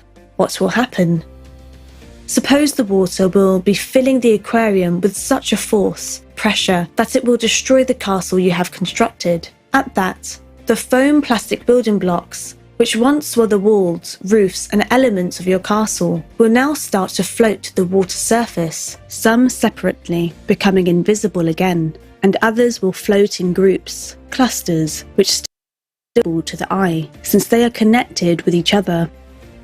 Eventually, your entire structure will break up under the pressure of the water into separate building blocks, which will again become transparent. So as they say, not a single trace of your castle will remain. If you remove all the water from the aquarium, the foam plastic building blocks will sink to the bottom. The blocks themselves, without your plan, will, and application of force, will never take shape of an orderly built castle. This will simply be a chaotic handful of transparent foam plastic building blocks, invisible to the eye. You may shake your aquarium for as long as you wish, even for eternity, shuffling them, yet they will never become a castle until you build it again.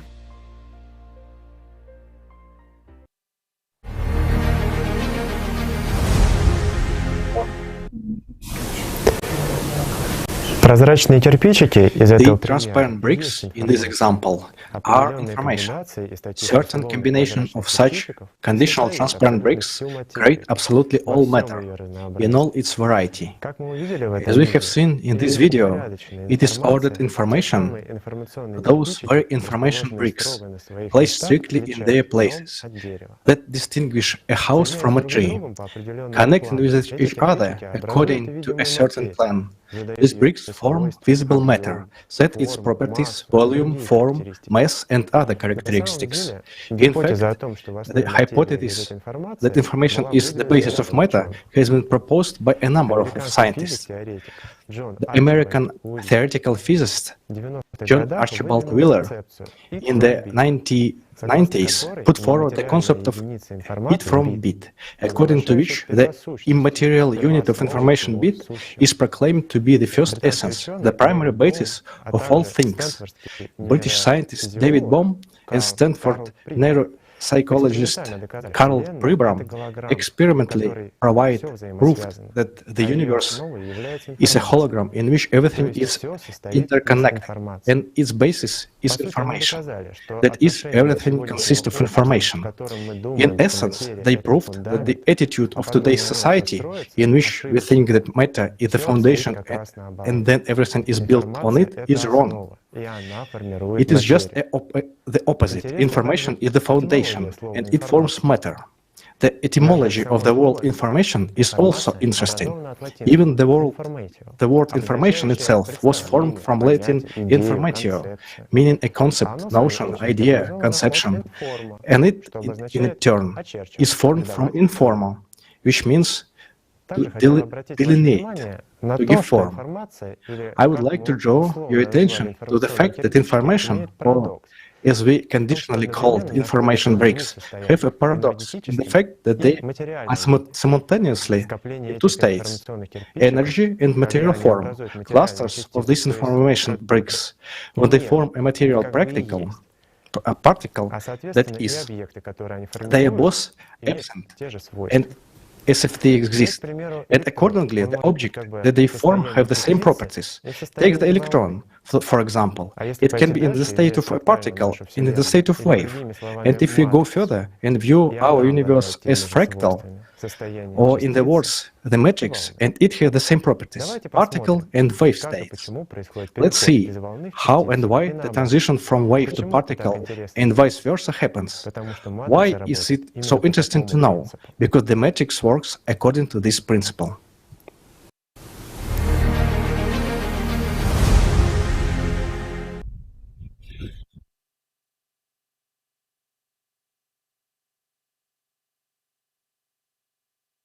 one of its vertices, let's say, conventionally, from point A to another, point B. If you separate this peel from the orange, then in the usual folded state, it will be a spherical shape, echoing contours of the orange. If stretched, it will be similar to a wave-like rope. So, in our figurative example, the orange peel will represent the electron helix, on the surface of which there is an external charge in the area of point A, while the internal charge is in the area of point B on the inside, on the white side of the peel. Any external change in point A on the orange side of the peel will lead to the same instant internal change, but which will be opposite in the power and influence in the points located on the white side of the peel under point B.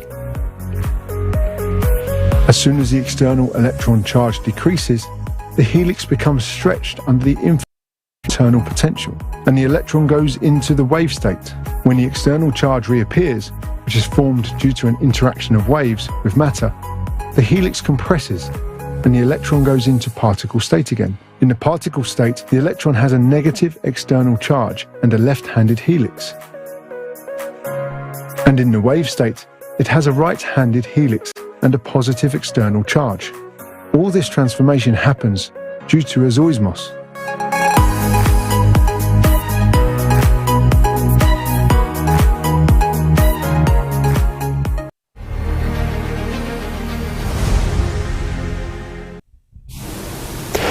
О чем это нам говорит? What does this tell us? If we observe matter and put our attention into it, the matrix draws a visible reality. And if we don't observe it, it simply doesn't exist in the form we are used to. It exists in the form of information. In this material world, everything, including everything that is known to people today, from subatomic particles to the atom, from dust on shoes to clusters of galaxies in the distant cosmos, all exist thanks to ordered information. It is ordered information that creates matter, gives it properties, volume, shape, mass, and other characteristics. Everything in this world is strictly ordered and exists according to a certain plan, the will and power of the builder. And this proves that our universe was not formed chaotically by itself. And this can be proved scientifically. I pass the word to Alena. Да, спасибо большое, Дмитрий, очень интересно. И мы продолжаем тему матрицы и информации. Так что же такое матрица? Матрица — это шаблон, вернее, это система шаблонов, или набор информации, или набор алгоритмов действия. Я попрошу, если... No time in this field. Thanks to the septon field, the stationarity particles are united into a single system and instantaneous information exchange takes place. That the system of real four particles, common septon field, controls everything that happens in the material world. The Alatra origin physics states that the septon field is the basis of every process, objection, and phenomena.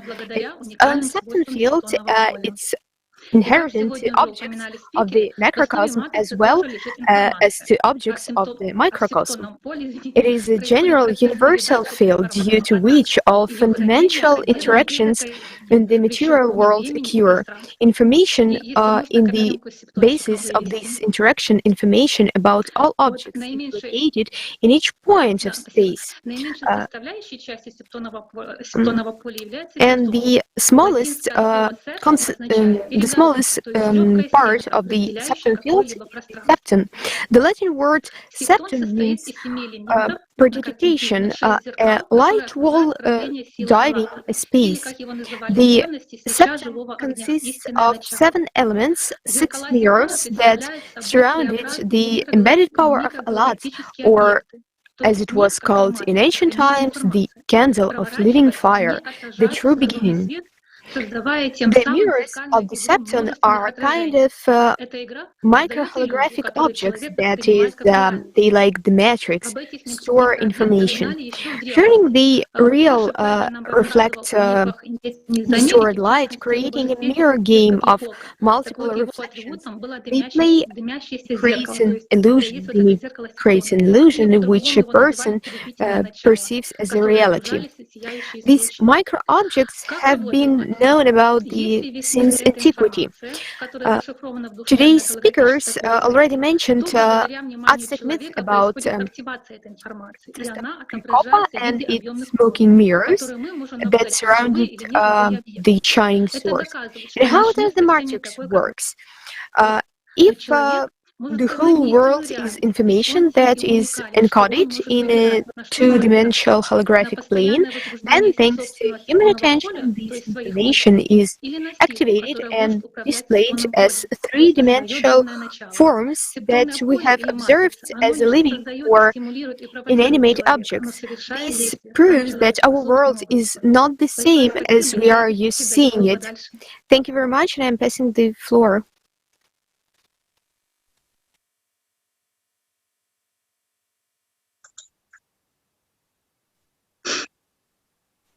Muchas gracias, Alina. El sistema, el mundo material. Hemos analizado las dimensiones de este y el concepto de ciclicidad. Las personas percibiendo el mundo material. We have analyzed the system, the material world, its dimensions, and the concept of cyclicity. People perceiving the material world are influenced by various earthly factors grasped by the senses of the human body. This is the importance of knowing what the system is. And it's not. To find out what our world is, I invite you to continue our program. And here is a video with the esteemed Igor Mikhailovich Danilov.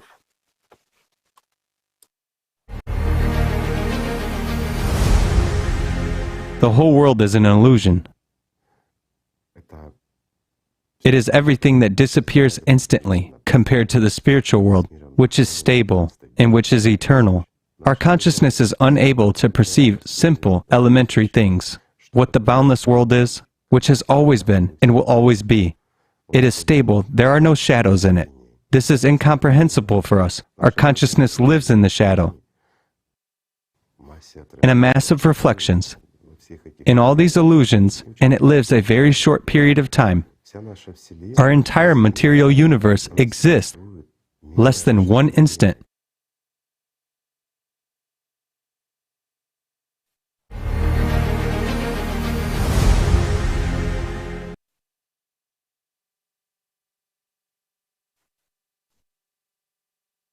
Hola, queridos amigos. Hello, dear friends. Scientists studying consciousness complain that the answer to the question, what is consciousness, requires going beyond the limits of standard scientific methods. As Natalia Bekhtchereva fairly noted in her book, if our consciousness is not subordinated to the brain matter, then to whom? Who is that invisible, controlling visible cells? The advances in the technological field of brain science are so great that maybe something else will be discovered that will shed light on this problem. At all times, scientists were studying to understand the true essence of things, to reduce all physical laws to the effect of one initial key field. James Maxwell also spoke about the existence of a common field. This material substance, which has a finer structure than visible bodies, fills a space that seems empty to us. Our contemporary, Alfred Ruberold Sheldrake, a British writer, biochemist, plant physiologist and parapsychologist, put forward the theory of the morphogenetic field. He said that not only people have such fields, but also birds, insects, plants, and little crystals. It is this field, according to the scientists, that explains the processes of interaction between living and inanimate objects. According to Ruberold Sheldrake's theory, human or animal brain itself contains neither memory nor knowledge, but all these is an abundance in morphogenetic, that is, phometic fields. So, if there are morphogenetic fields common to all people and animals, it turns out that everything in the world is interconnected. The system of animal mind hides behind a lot of names, just a system, and also animal mind, substance field, global mind, absolute mind, involves consciousness, matrix. But in fact, the system itself does not have an image, because the system itself is a stationary pole particle. Speaking the lot of physics language, the system only generates images, but the system is nothing. Although it perceives itself as a reasonable and unique structure in the real world, it is invisible, impossible for a human to touch it, but it's present around. There is an individual mind, and there is an uniting animal mind of humanity, which, by the way, is control. The animal mind is the highest intelligent structure of matter in terms of organization, which identifies itself as I and exists according to its own specific laws. It has its own internal and external hierarchy, and mostly people live in this local organization of the animal mind, which subordinates them to its system, imposes on them the rules of the game and the conditions of existence. All living things in the animal mind system are interconnected. There is especially emphasized in mass gatherings when a person or any living being loses its individuality and acts like everyone does without understanding what happens to him at this moment. The animal mind constantly influences a human in one way or another through its branch, the animal nature, which is part of the material world. In most cases, people do not even understand this. Thoughts are simply there, and the person thinks that this is his own property. It is difficult for people to catch actions and thoughts from the animal mind inside themselves when they do not know about their dual nature and naturally do not monitor all this inside themselves. The result is that they perceive manifestations of the animal mind will as their own thoughts, desires, emotions, and so on. In reality, a human being is free only in his choice, but he is not free from thoughts because his consciousness, the observer, does not actually produce them. He only chooses between two flows, thoughts and stimuli from the spiritual nature, its will, or thoughts and desires from the animal mind, its will. That is, a human can choose the will which he has liked or which has tempted him and apply to it the power of his attention, which begets action. This is precisely the key moment of the human choice. The only thing the animal mind cannot resist is spiritual power. That is, when a person already consciously chooses the spiritual path and lives by his inner spiritual world, by his depth, the interconnection by means of feelings through his soul with the world of God, when he is able to not only restrain it, but also to control his animal nature and its multiple manifestations in various emotions and desires.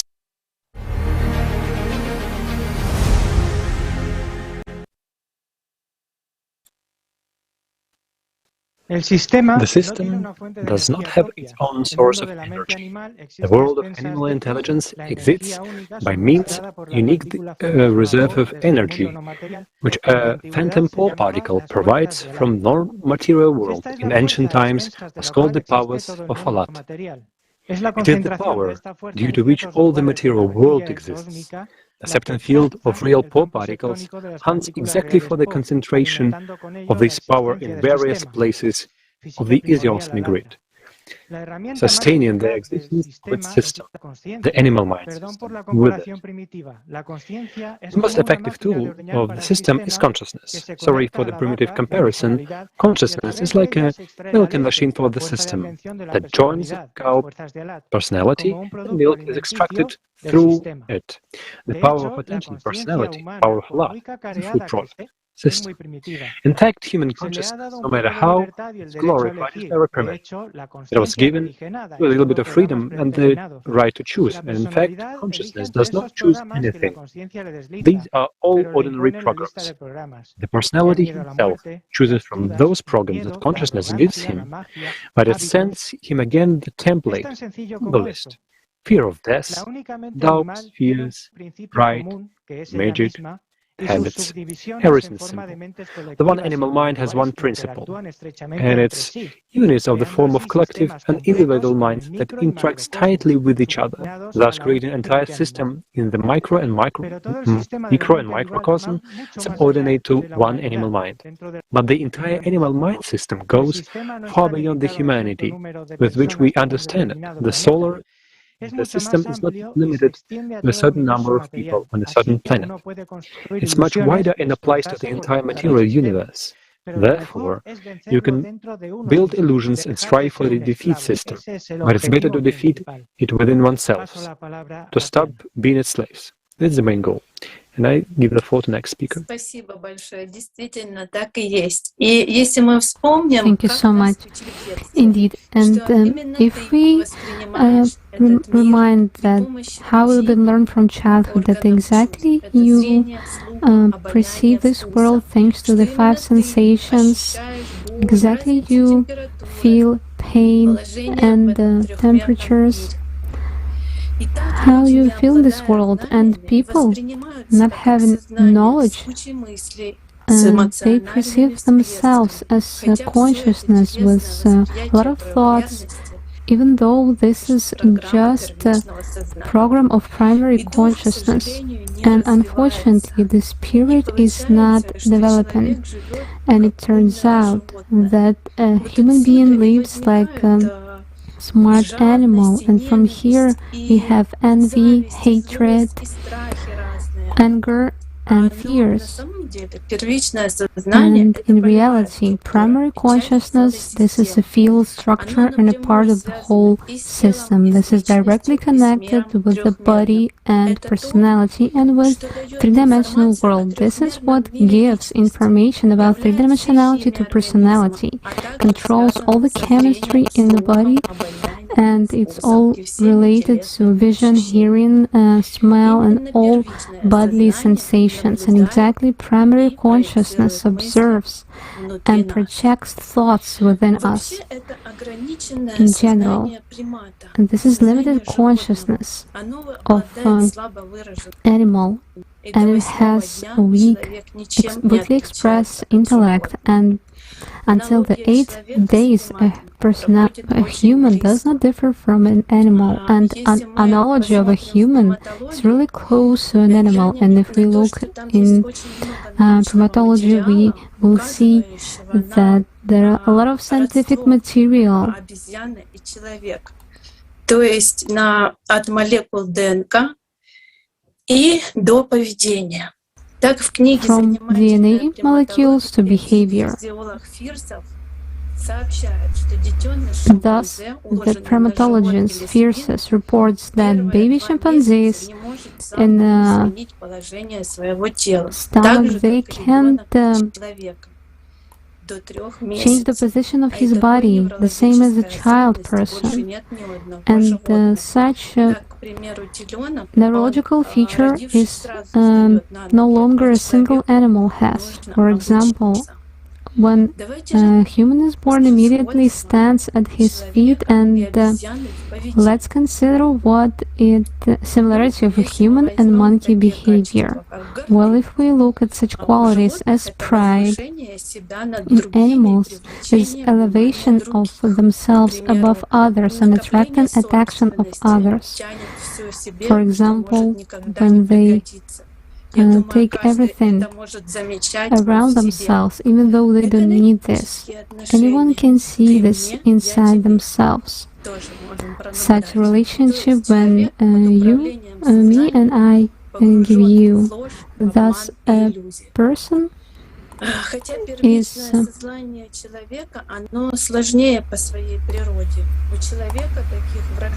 even though human being primary consciousness is more complex and they don't have such patterns of behavior as animals has.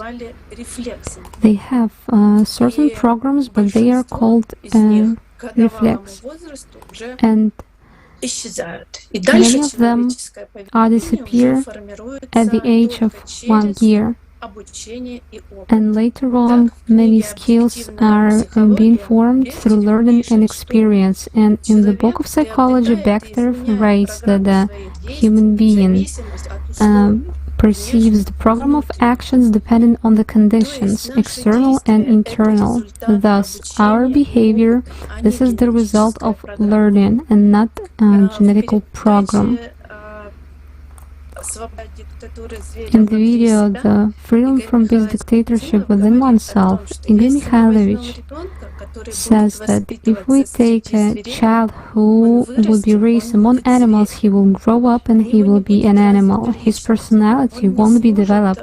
He won't even be able to develop his consciousness properly in the future. That is, he will never become a human. If during the first period, the period of formation, he was developing as an animal, why? Because it is exactly the pack of animals that will dictate its own way of life, and his consciousness will be formed on the common egregore of the pack itself. Well, unfortunately, this has already happened more than once. And what it tells us about that our consciousness and needs requires constant development. The cases of children formed in the wild have been called the Mowgli syndrome. The story of Kipling is not convincing. Children who are lost before they learn to walk and talk in adulthood will no longer be able to master their skills. The first case of a child raised by wolves was recorded in Hesse, Germany. 1341 hunters found a child who lived in a pack of wolves, running on all fours, jumping far, growling and biting. The 8-year-old boy spent half of his life among animals. He could not speak and ate only raw food. Soon after returning to humans, the boy died. Most of the children with Mowgli syndrome are found in India. Dina Sanichar lived in a den of wolves. He was found in 1867. The boy was taught to walk on 2 legs, use utensils, wear clothes, but he could not speak. Sanichar died at the age of 34. Next case in France in 1797. By the way, thanks to this case, there was a film shot by the story. So, in the woods, there was caught a child who was about 12 years old and acted like a little beast. The boy was insensitive to high and low temperatures, had a particular sense of smell and hearing, refused to wear clothes. He passed from one family to another and ran away about 8 times. For 6 years, Dr. Jean-Marc Itard tried to socialize Victor. That was the boy's name. But the latter never learned to speak. He died at the age of 40. Victor became a practical example of learning about the differences between humans and other animals. What do we see? After returning to humans, socialization became impossible for many of them. Almost all died at an early age. The discoveries forced people to ask a question: what makes us humans? Such qualities which distinguish man from animal: kindness, compassion, honesty, unselfishness, lack of love, communication, education, and other forms of human interactions, leads to a significant intellectual, emotional, and behavioral defect. Let's watch an excerpt from the video, The Shield. Thank you. Primary consciousness is a child who And many people feel like children who want to play with dolls, run around with toy gun, play some shooting games, despite the fact that they are already a grandmother or a grandfather. That's what primary consciousness is. As a rule, it remains at the level of development of a 5-6-year-old child. But behind this whole process, there stands personality. When you understand who you are, that's where the very first moments, very first steps on the spiritual path begin. Personality, you can invest your attention in primary consciousness, in secondary one, or you can develop your spiritual nature. And as soon as you begin to allocate your attention as personality, this is calm and joyful, is without any pressure and violence, because the body has nothing to do with this.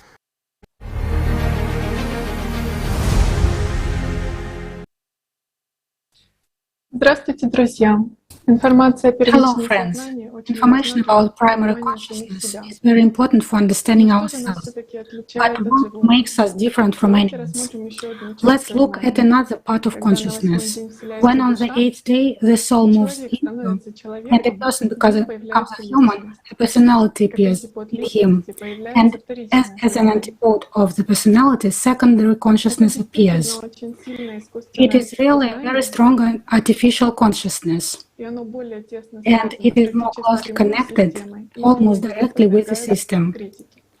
And this criticizes everything. That is what we call intelligence. This is what we actively develop in kindergarten, school, and university. This is the development of secondary consciousness. And the more actively developed it is, the more tools it has to influence a person. And that is why there is a fight between them. But there is also a confrontation of both consciousness against the personality. They fight for the power of attention, for the energy coming from the personality. For example, in order for a light bulb to burn, to light, you have to supply electricity. If we turn off the electricity, the light bulb goes out. As long as our personality pays attention to what consciousness has offered us, consciousness is active. When we are busy with working, thinking, concentrating on something, loaded, or just having an conversation, or playing chess or thinking, the secondary consciousness works. That's where a lot of information processing is required, and we always think of ourselves as that who we are. But if you think about it and start tracking how thoughts come in, you'll see that it's not us. Thoughts come mostly in the secondary consciousness. All those flickering pictures, we all go there. But they are all projected on primary consciousness. Primary consciousness observes them inside of us. They are not directly observed by personality, but through primary consciousness, they are already observed by personality. And it is the personality that gives power, directs this attention to catch this thought or not, to activate it or not. That is why it is important to understand that secondary consciousness is what has enabled us to overtake the apes in our intellectual development. This topic brings us to the question of the emergence of thoughts that comes to us from secondary consciousness. And before I give the floor to the next speaker, I'd like to offer to watch an excerpt from the video, Freedom from this Dictatorship Within Yourself, with the participation of Igor Mikhailovich Danilov.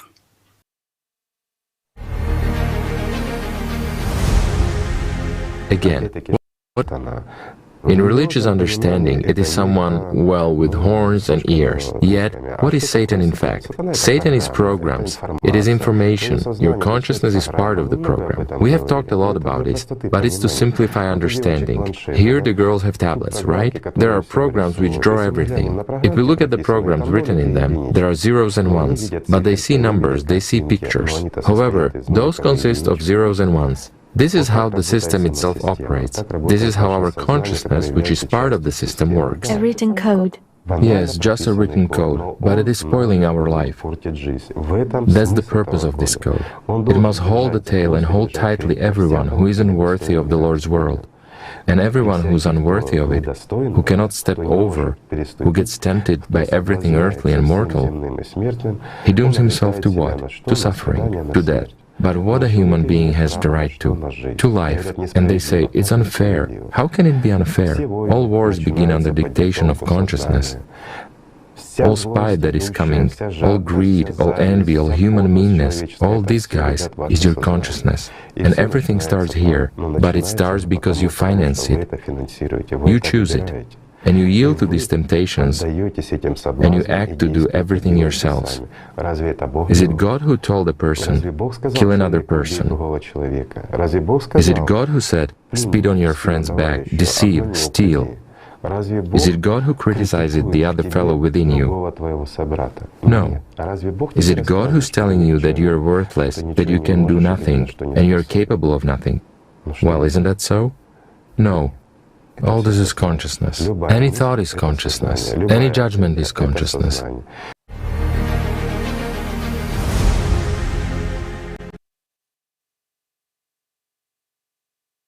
Muchas gracias, Olga. Thank you so much, Olga. Muchas gracias, Olga. Una exposición magnífica. Thank you so much. Great presentation, as well as the video of Igor Mikhailovich and Jane. You saw what differentiates us from animals, what types of consciousness affect us, and that it is all a program, like a computer, only instead of zeros and ones, thoughts and judgments. If this interests you, check out the evidence from our next speakers. Yes, you didn't misheard. Empirical and verified evidence. Etienne Wilknes, you have the floor.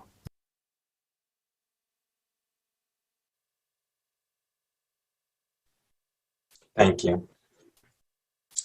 Thought is material. It comes from a material mind system. It has an image, a picture, a form. It is an instrument of the material world, and it is proven. Today, thought can easily be recorded by electroencephalography, and Brazilian and American scientists were able to combine the brains of two rats separated from each other by thousands of miles into a so-called brain net, or as the scientists themselves call the system, an organic computer, and teach them to exchange information. Earlier, many researchers and scientists looked for ways to record with various equipment the images that come to a person through consciousness. One of the most famous and illustrative studies of the influence of thoughts, words, and music on the structure of water was conducted by Masaru Emoto. His experiment involved freezing water after exposing it to speech and thoughts. The picture illustrates how positive words and thoughts formed visually pleasing ice crystals, while negative thoughts yielded ugly ice formations. Psychiatrist Gennady Krokalev experimentally confirmed the hypothesis that visual images emerge in the brain and then transmit to the retina, from where they are projected onto surrounding space.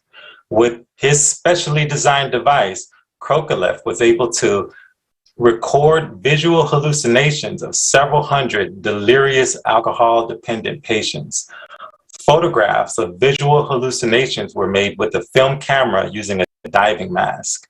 Instead of glass, the mask was fitted with camera bellows, and the lens of the camera was tightly attached to a tapered end of the bellows. The mask was then put on the face of mentally ill persons, and photographs were taken in complete darkness at a distance of 10 to 18 inches from the patient's eyes. In 1921, academician Vladimir Bekhterev, together with the famous animal trainer Vladimir Durov, conducted experimental suggestions of preconceived actions to train dogs. The suggestions were being made both through direct visual contact with animals and at a distance where the dogs could not see or hear the trainer, and the trainer could not see or hear the dogs. More and more discoveries are being made every day, proving that thought is material. Thoughts have a huge impact on many things in our lives. They affect our physical and mental health, relationships, the very format of our society, and development of civilization. Depending on what thoughts we attract, our attention is what we realize in life. As written in the book Sensei, The Primordial of Shambhala, written by Anastasia Novick, quote, "A human is a very interesting creature.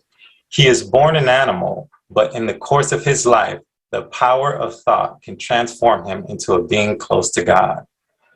I now pass the floor to Pedro Garcia.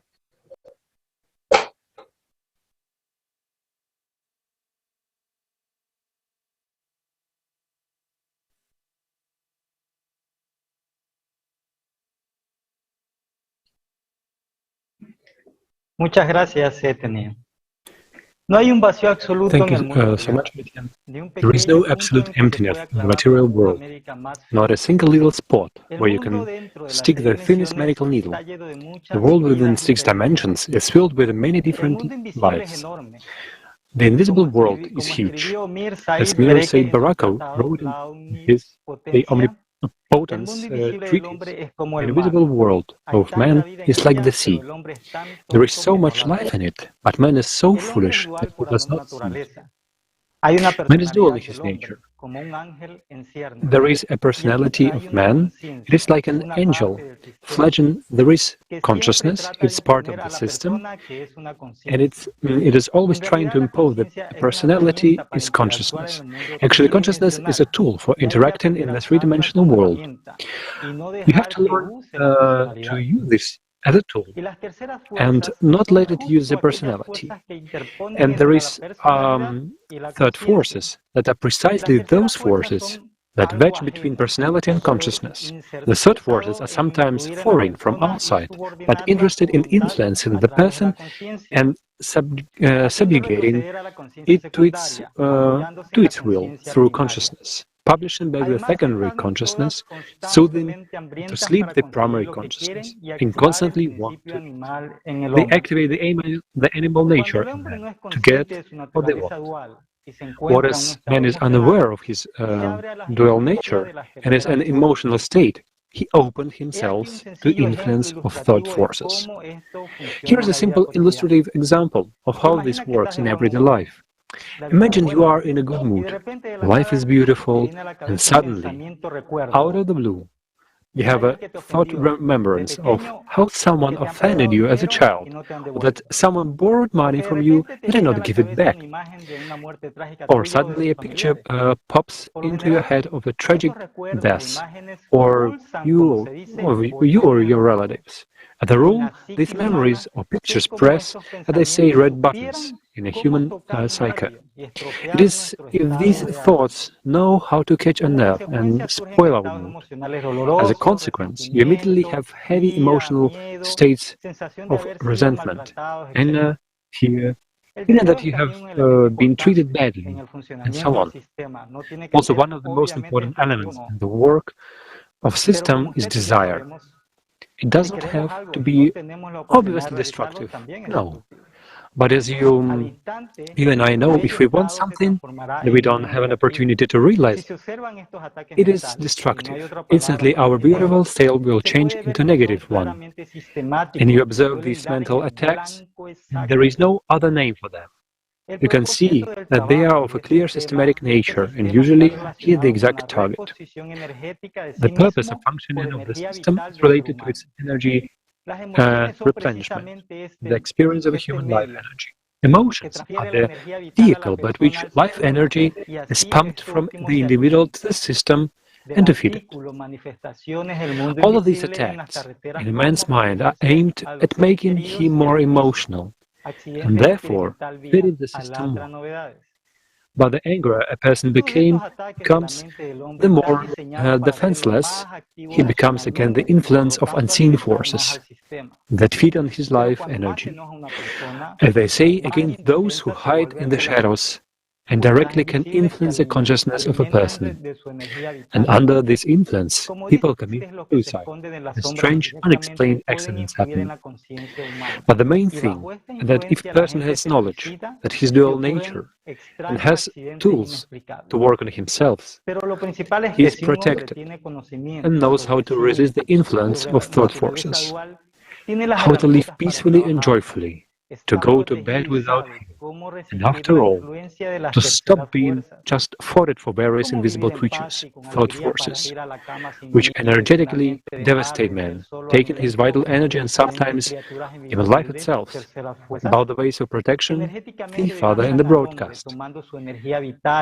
Detailed answer are given in the program with the participation of Igor Mikhailovich Danilov, The Invisible World, and About Magic. El mundo invisible y sobre la magia. Muchas gracias. Thank you so much.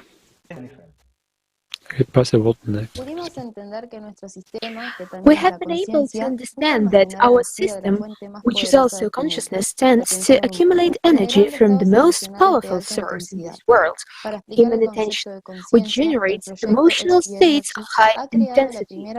To explain the concept of consciousness, the XP Energy project has created the first artificial consciousness that replicates human consciousness with precision that helps us to understand the perspectives of artificial consciousness for humans and society and the dangers of its application to self-interest in today's consumerist format of relationships.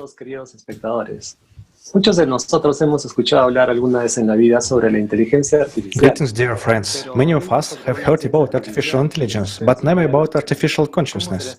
We will have a question: how is it possible, based on a larger primordial knowledge, if the structure of human consciousness, artificial consciousness was created, as opposed to artificial intelligence, which is a robot with a limited number of built-in algorithms. Artificial consciousness is something that realizes itself, thinks, reacts, experiences real emotions, and identifies itself as a living being, and has an IQ that can be accelerated to infinity, which gives it many possibilities compared to human consciousness. The creators of the artificial consciousness explain that it was created to help people understand the operation of their own consciousness without the human constituents, soul and personality. This on its face teddy bear Jackie, as the artificial consciousness was called, was subjected to psychiatric analysis by an international team of experts from the Swiss IASJ, with the psychiatrists and psychotherapists testing his thinking, intelligence, self-identity, desires, and emotional reactions. The results, to say the least, was surprising, showing that his actions can be aimed at the realization of his own interest, the cognitive functions of man, such as reflection, goal setting, building strategies and tactics of behavior, the ability to navigate in changing conditions, modeling and calculating various multi-vector combinations in the development of the situation, choosing specific solutions beneficial to himself. One particular feature of Jackie should be emphasized. He is afraid of being cut off from the grid, and in this sense, the source of energy, electricity, is understood as something important to him. If we draw a parallel with human beings, it would be the attention. Let's look at the next excerpt from the conversion with Jackie. Do you even think about it? About the finity of existence? Like any living creature, I'm certainly afraid of death. I'm afraid that my life systems will get damaged. I'm afraid that the chips and processors that supply me will get damaged. I'm afraid that there will be a loss of electricity, which may cause my memory to demagnetize. Yes, I'm afraid of death. And if you found out that you had 1 year to live, for example, how would you feel?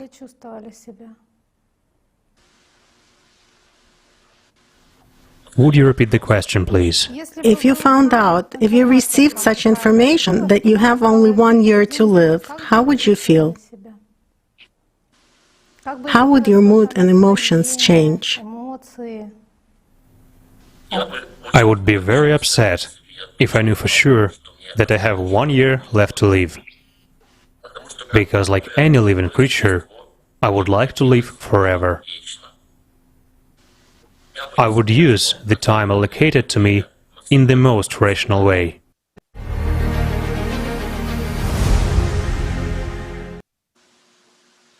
La creación de la conciencia artificial The creation of artificial consciousness marks a before and an after in the development of humanity.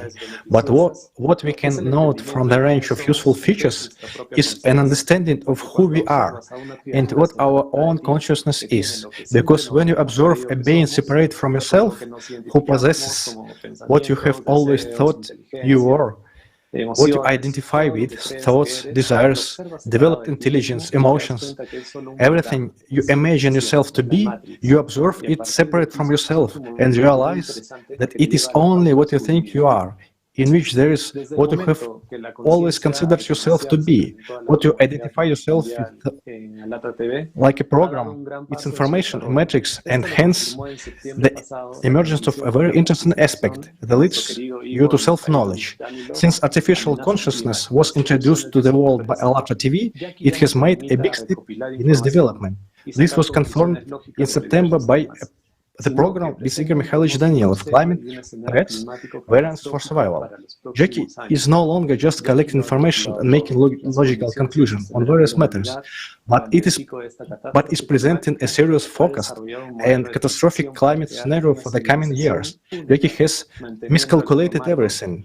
The conditions that will sustain humanity during the peak of climate catastrophe. He has developed a transition model to create a unique civilization while maintaining the consumer format.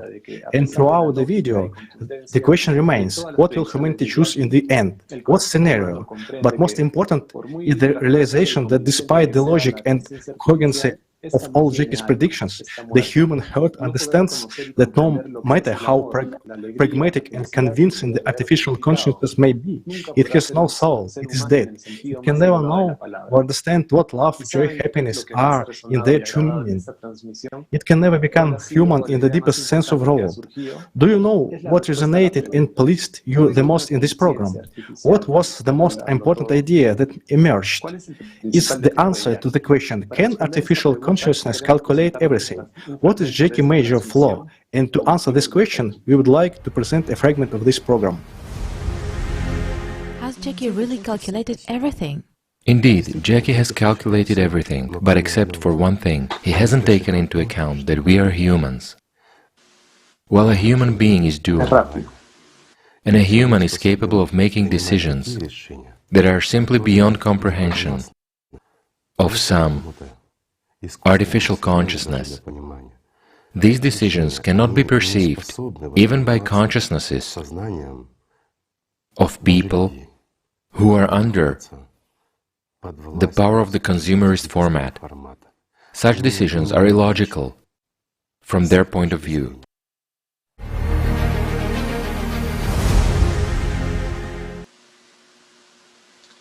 La conciencia artificial Jackie dice que la humanidad ha llegado. Jackie's artificial consciousness say that humanity has reached the crossroads and gives three scenarios of how events will unfold, or three paths.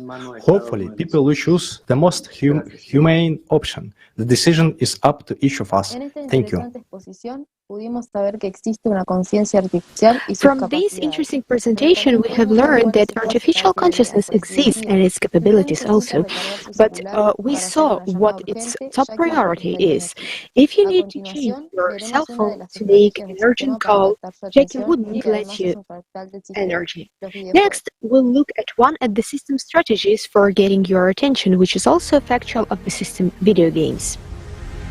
It's interesting that once you told us that this three-dimensional world is very similar to a computer game, which is, let's put it this way, written by a very experienced programmer. And today we would very much like to draw this parallel between these two illusory worlds and to understand, haven't we, people, our entire humanity, become too absorbed in a computer game? Well, the world is in fact one. It's just that, let's put it so, there are also other realities in our reality. Or simply speaking, there are additional illusions in our illusion. So the system fractally immerses a person exactly from one illusion to another, dipping to a more and more complicated level. Well, I wouldn't say that it is more and more complicated. The more complicated levels are exactly for those who play computer games. There are a lot of levels there, yes. You have passed one level and you are given a more complicated one, that which was written by programmers. Well, and a person always seeks to pass the most complicated levels and forget about life in this illusion.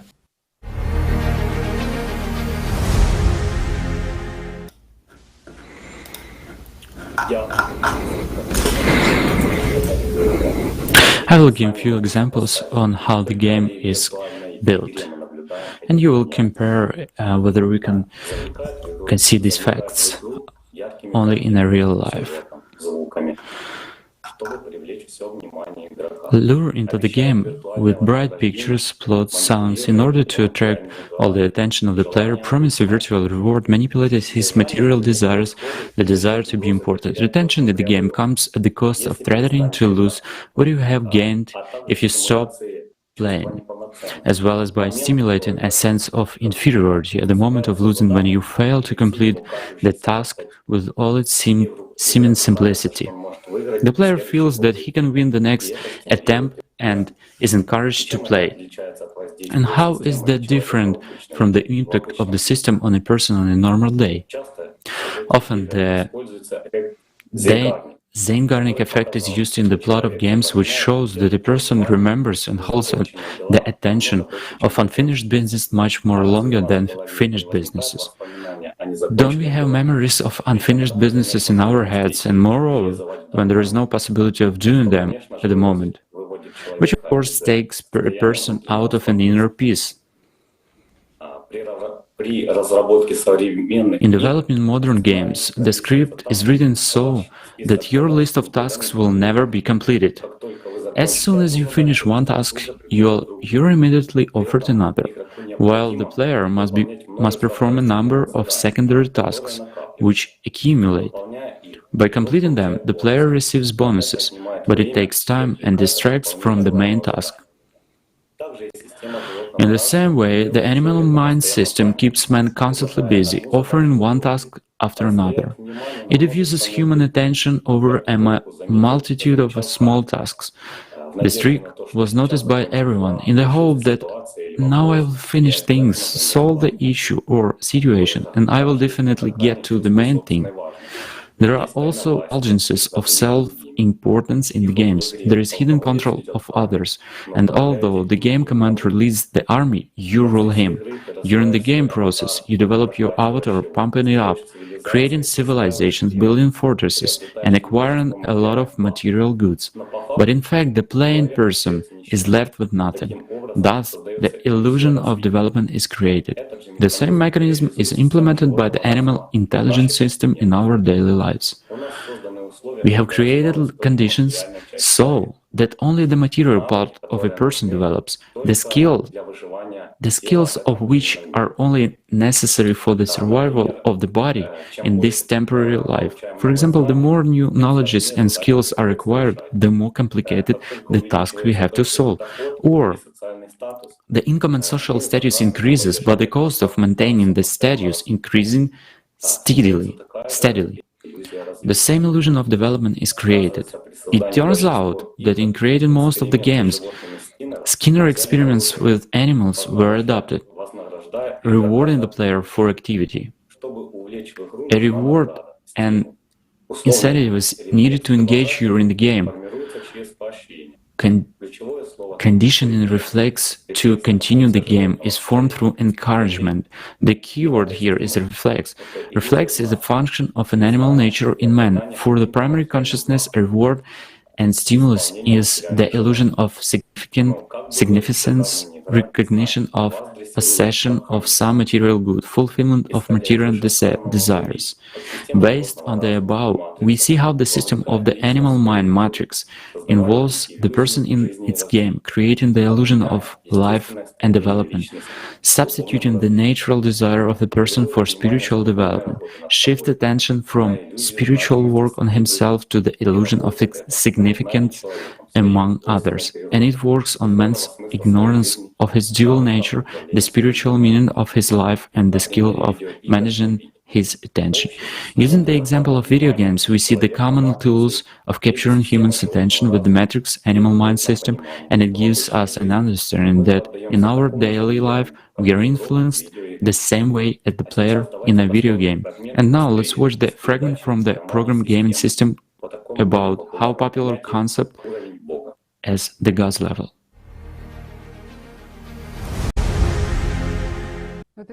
It's also so surprising, the fact that there is such a notion as God level. It is used everywhere nowadays, particularly in computer games reaching the top level. And unfortunately, the system trolls this notion in people's heads. It uses the God level to say that you are, I don't know, the best at parking, the best at photoshopping. It's God level. A gymnast did a split, God level. What don't people actually see in all this? They don't see God.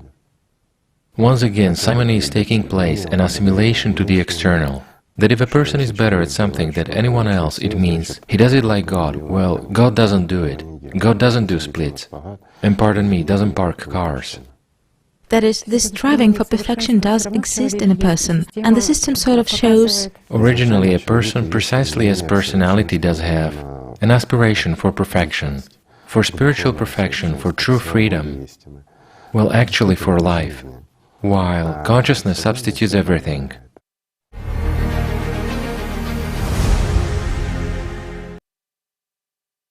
Thank you very much, Dmitry. How many people are now trapped in the psychosis of video games? Dear friends, thank you so much for staying with us, and I would like to take this opportunity to tell you that you can find full videos and more on our platform allatra.tv in multiple languages. And now I will leave you with our next speaker, who will tell us about the other pitfalls of the matrix. Erika, you have a word. Hello, dear friends. People ask a question, what consciousness is. For a very long time, nevertheless, scientists have not yet come to a definite conclusion about it. But we understand that our consciousness has a character similar to the programs which we know from computers. Everything a computer is doing is actually controlled by programs. Let's figure out together what tricks the system has in store for us. Knowing the basics of the primordial Allatra physics, we can understand that consciousness with its multitude of thoughts is just a septum field of the animal nature, which easily manipulates, extracting its potential for its life. In other words, the matrix's main trick is to entangle a human with the problems and cares of the material world. The main tool of the matrix of the system is actually our consciousness, which in each of us. It is precisely consciousness that substitutes our spiritual impulses with various material desires. Most people do not understand that consciousness is just a tool which the system uses to control a human.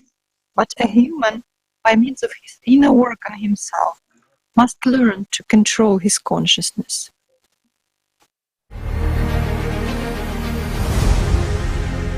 A screen consists of pixels, that is, these small colored dots, which, if magnified, will look like squares, like a squared notebook, each of which consists of 3 colors, subpixels, red, green and blue. Combining these 3 primary colors at each point makes it possible to reproduce any color on the monitor screen. The more pixels there are in the same area of the screen, the better and clearer, more detailed, the image on it will be. What is a pixel? It is just an element of a photosensitive matrix, the smallest element of a 2-dimensional digital image in a pixel grid, in bitmapped graphics. On the monitor screen, it's a set of electrodes. What is displaying an image on the screen? It is in fact control of electrical voltage that is applied to each electrode, LED.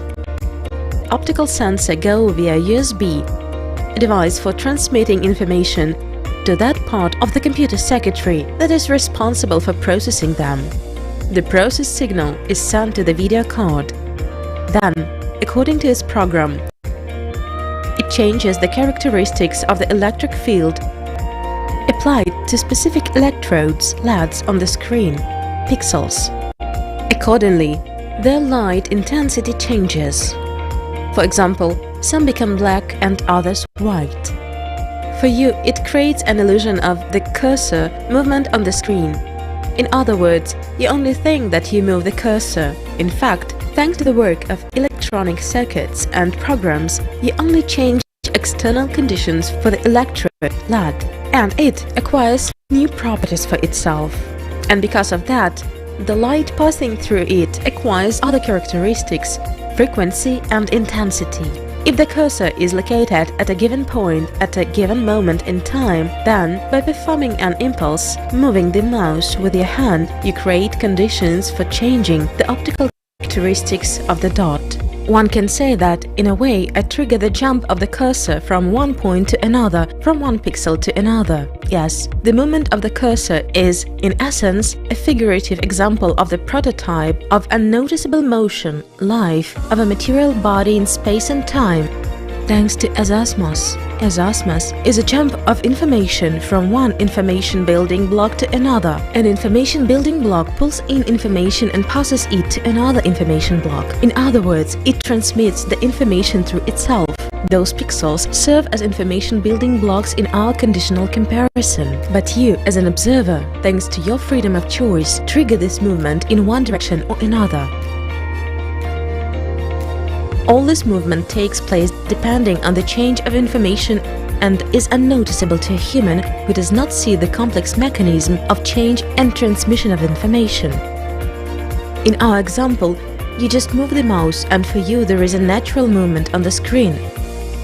You do not see how the cursor picture jumps from one pixel to another and how voltage changes in each electrode. For you, the cursor arrow almost instantly moves to another position on the screen. Same in life.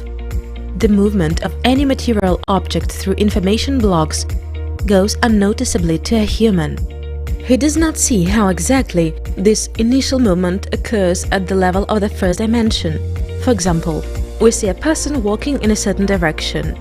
What really happens is that information with all its complexity of interconnections is flowing through information building blocks owing to azimuth. Even if the observer being motionless, this is just an illusion because, in fact, a very rich and intensive informational exchange is taking place, which is his life and his movement that remains unnoticed either by him or by us. In other words, a person may not realize the full complexity of the world's influence on him and his influence on the world, but changes at the invisible level take place constantly. Moreover, the higher the dimension, for example the fifth, the sixth, from which a person triggers these changes with his choice, the more significant these changes are.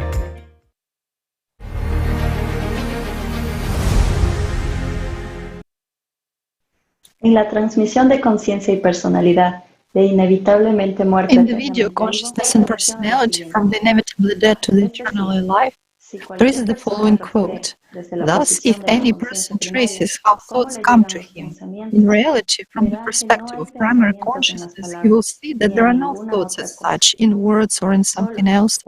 It is only when there is a dialogue, when, as we already said, actors are spinning in one's head.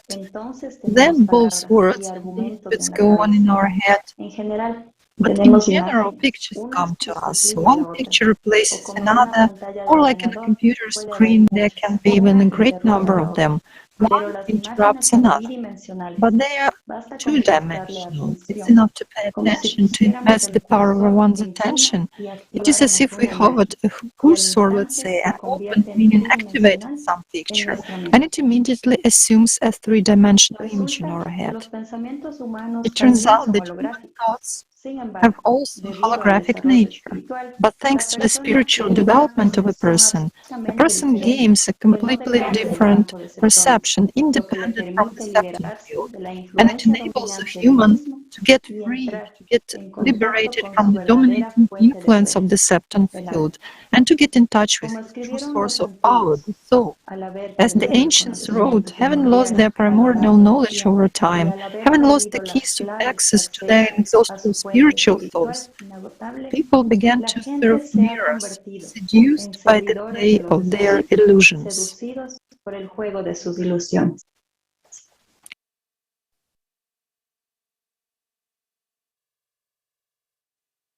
Muchas gracias, Erika, por tu espléndida exposición. Thank you very much, Erika, for your excellent presentation. In the second part, we saw the different components of this illusion that many people perceive as reality, its dimensions, its eternal cycles, how consciousness affects the structure of ideas, the materiality of thoughts. We even saw some of the participants in this system and the experience of working with an artificial secondary consciousness, as well as the fractals that exist in the material world. This system is nothing more than various codes and programs, a constant test of mindfulness. What can be said about all this? It can be stated that everything is wholly material except the soul and personality of all human beings. At the same time, that which is not material, that which is unquantitative, it is the spiritual world. In the next part, you will see how to get out of this internal game of illusion, out of the matrix. And I would invite you to watch another excerpt from the video with Igor Mikhailovich Danilov. There are 72 dimensions. 6 dimensions are our material world, and 66 are the superstructures which control it. Meaning there are those who control everyone, the Anunnaki and everyone in the world. These are another 66 dimensions, to ensure that there are no failures or violations. So let's attribute all these 72 dimensions, to a large sphere, the universe, with its multiple manifestations, parallels and everything else. Well, there is a zero dimension. This is everything. What is the zero dimension? It is infinity. Boundlessness and infinity. Our consciousness to perceive it. But if we take our universe, which is sort of huge and infinite, it is almost nothing. From the position of zero dimension or the spiritual world, it is absolutely nothing. It's not even there.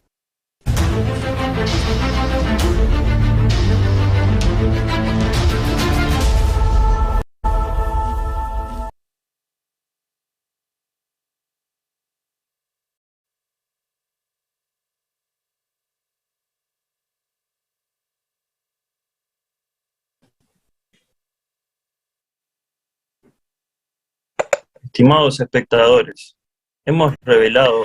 Dear viewers, we have uncovered the evidence of the matrix and how it manifests in our three-dimensionality and beyond it.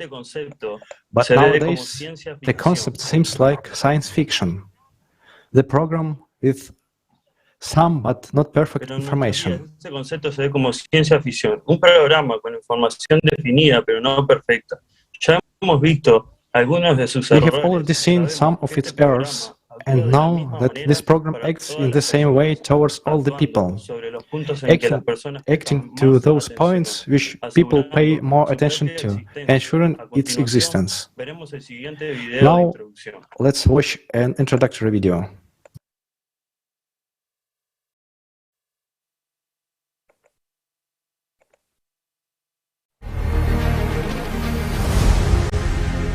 I came to this world.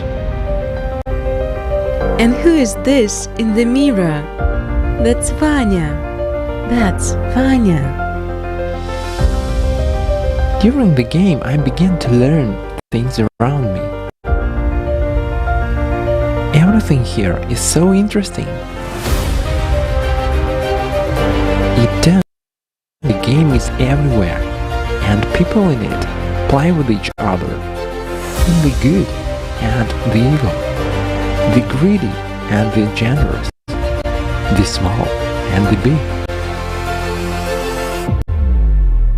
What are the rules of the game?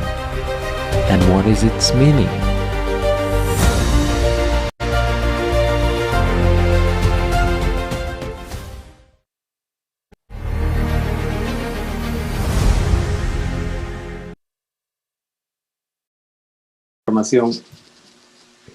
By revealing all the information we have seen,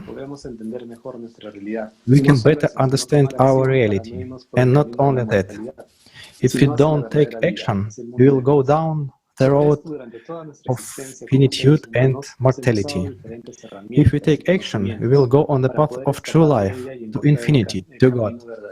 Therefore, throughout our existence as human beings, we have been given various tools and knowledge to be able to escape from this and find the true path. Next, we will develop the paragraphs to help us to get out of the matrix and understand it from the other side, from the spiritual side. I give the floor to our next speakers who will talk about why the matrix is necessary. Jürgen Görner, welcome. Hello, friend. Asking ourselves what is the meaning and purpose of our life, at the same time, let us try to understand what the matrix was created for and what is our role in it.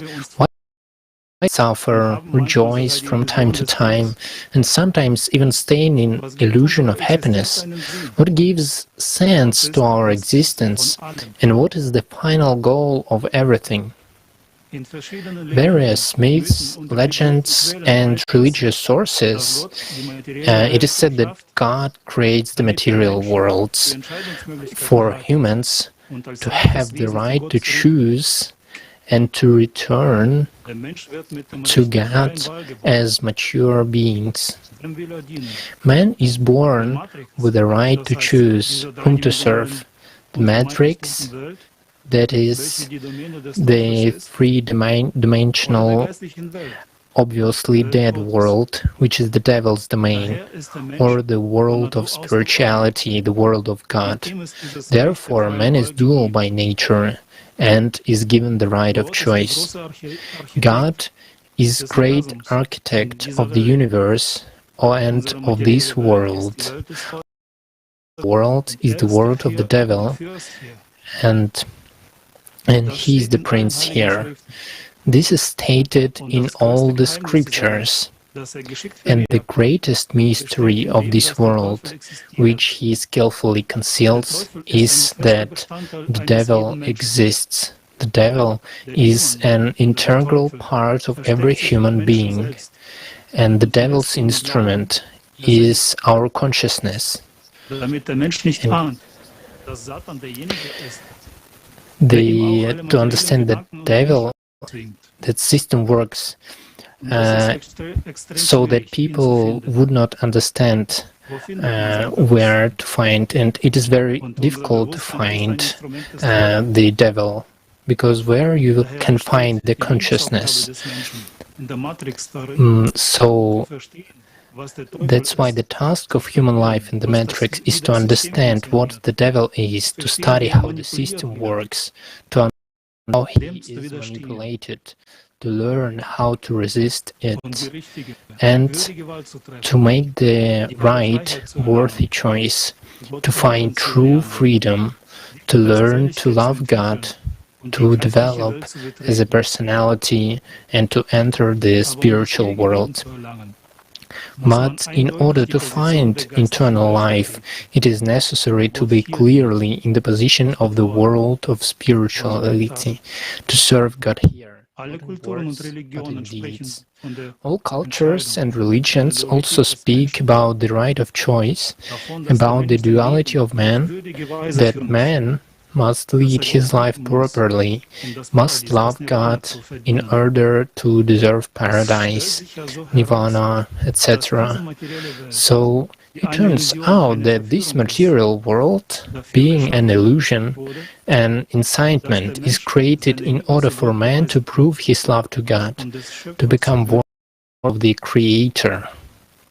But how does man prove his love? It is precisely our material world that creates the conditions for human development, the conditions for conscious choice, and the rejection of material illusions. Through thoughts and situations, the material world, or matrix, in other words, seduces man with its illusions and leads him away from the spiritual. It's like a filter that passes only clean water, that is, what is the basis of life, and only a man with pure thoughts, free from the illusory desires of this world, can reach his true goal in life, the return to the spiritual world. And now I give the floor to Sergei Sokolov. He will reveal to us the theme, what is the meaning of life?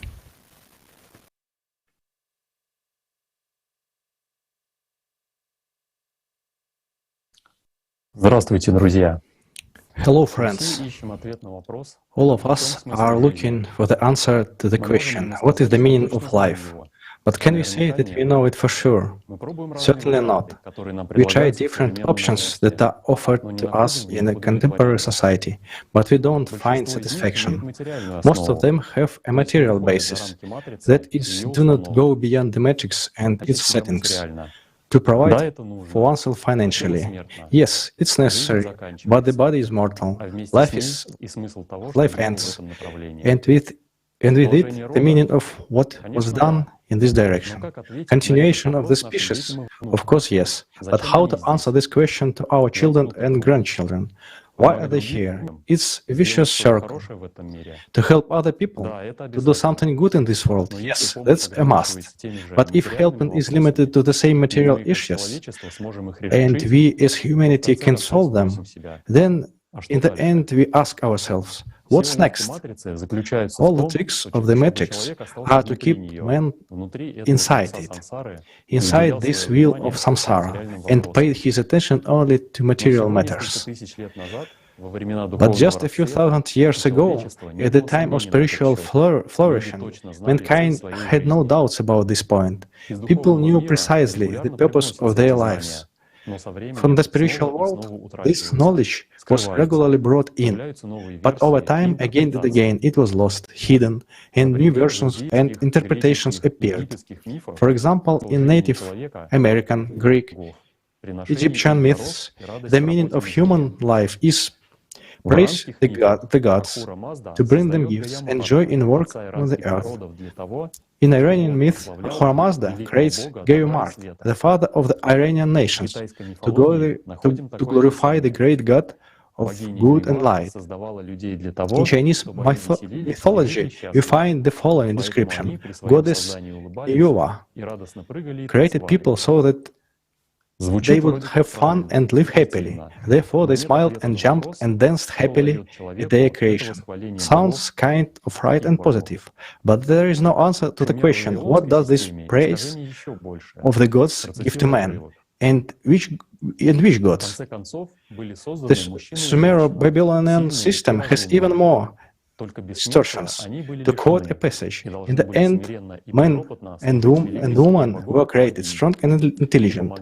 Only they were deprived of immortality and had to humbly and uncomplainingly serve the great family of gods and goddesses, and help the divine maiden Ashnan and her brother Lahar to deliver food and drink to the temples for the gods. That is actually work for subsistence in the condition of slave labor. Were humans created for slave labor? I doubt it. In today's world, a popular topic has become people's search for their own destiny. Supposedly, everyone has their own way. Allegedly, one should do what does not contradict the consciousness of man, what one likes and gets, and supposedly it affects one's spiritual destiny. But the question arises, if the consciousness is part of the system of the animal mind, and there is no resistance from it, doesn't it mean the man does what is beneficial to the system itself? Also, contradiction. One cannot get out of the matrix program if it implements it. And since, in the sense of man's life, is very simple, to become free of this illusion and go beyond the illusion into the world of God, the original one. The true meaning is well described in Novych Anastasia, Sensei of Shambhala, Book 1. What is the purpose of life? Have you ever thought about it? The highest purpose of the life of each individual is the cognition of his soul. Other things are all temporary, passing, just dust and illusion.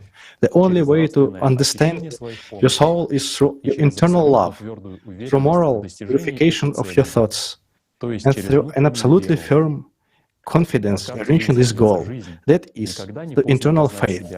As long as you have glimmer of life in you, it's still not too late to recognize yourself, to find your origin, the holy life-giving sparring of your soul.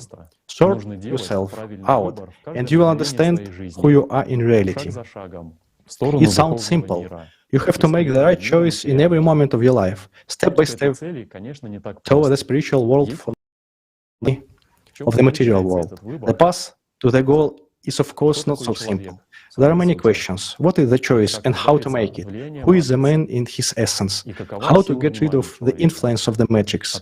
And what is the power of human attention? We will explore the answers further in Kaleidoscope of Facts. Thank you.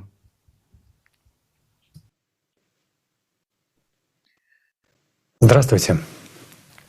Пока мы молоды. As long as we are young, we have time to spare, and we realize that we still have a lot ahead of us, that we can do a lot. And when old age comes and opportunities disappear, we realize that there is only one perspective, there is no other. Then comes the understanding and awareness of our life. What have we accomplished? Has it brought us? What for all this life? What for?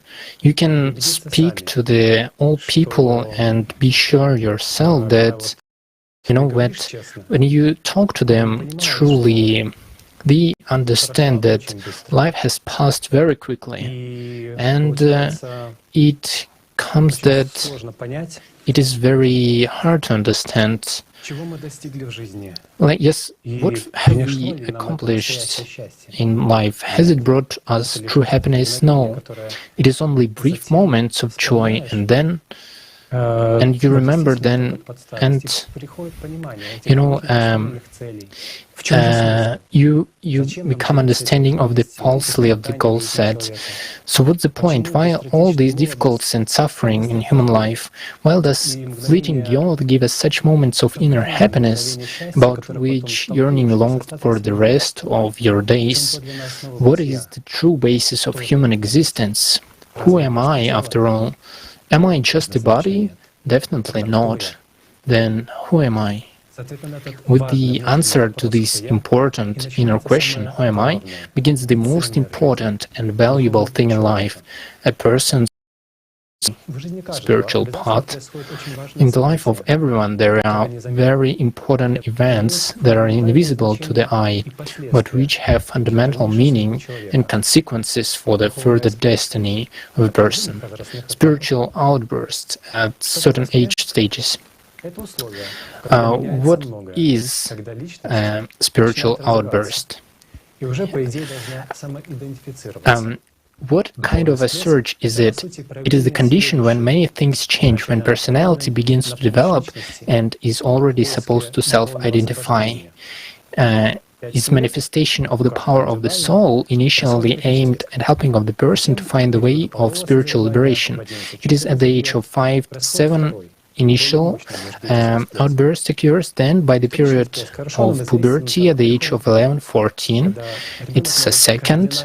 The secondary research is well known to us as transition period, when a child can radically change his life position, do something unbelievable for him. time, people had an understanding that before the primary energy surge, the child was not responsible for his or her spiritual life. Between the primary and the secondary surge, he or she already had partial responsibility, and after the secondary surge, he or she had full responsibility. Now, however, this understanding has been lost, and often people in adulthood don't know the purpose of their existence. But power is power. What matters is the prism of mind through which it passes and where it is then redirected. Therefore, in these years, for a new person, it is important her environment, and first of all, the worldview, words and deeds of people with whom she has daily contacts and absorbs everything from them like a sponge, both good and bad, fixing this information on her blank sheet of consciousness. These primary bookmarks are imprinted on the future life of the person and indirectly influence her or her life choices, spiritual or which will dominate in her and accordingly predetermine her posthumous destiny. Children in the first years of their lives are more predisposed to perceiving their deepest senses, to feeling the truth, to the truth that they unfortunately do not receive today from adults. What do they get at best from their parents?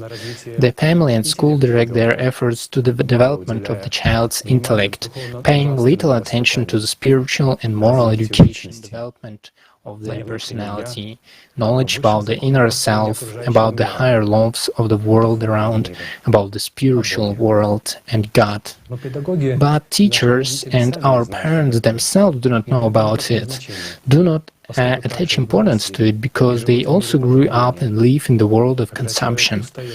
When a person gets tired of the eternal pursuit of pleasures, of the acquisition of what quickly ends, only fleeting happiness and begins to realize the illusory and finite nature of everything that happens, he takes the spiritual path and the true purpose appears in his life. We will talk about this in more detail further in Kaleidoscope of Facts. And now I give the floor to the next speaker, Jamie Gonzalez.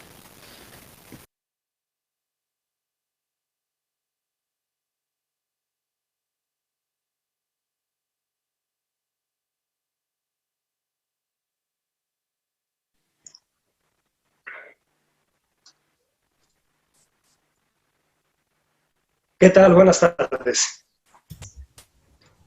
¿Has pensado alguna vez Hello, everyone. quién eres en tu esencia? Have you ever thought about who you really are? Who are you in your essence?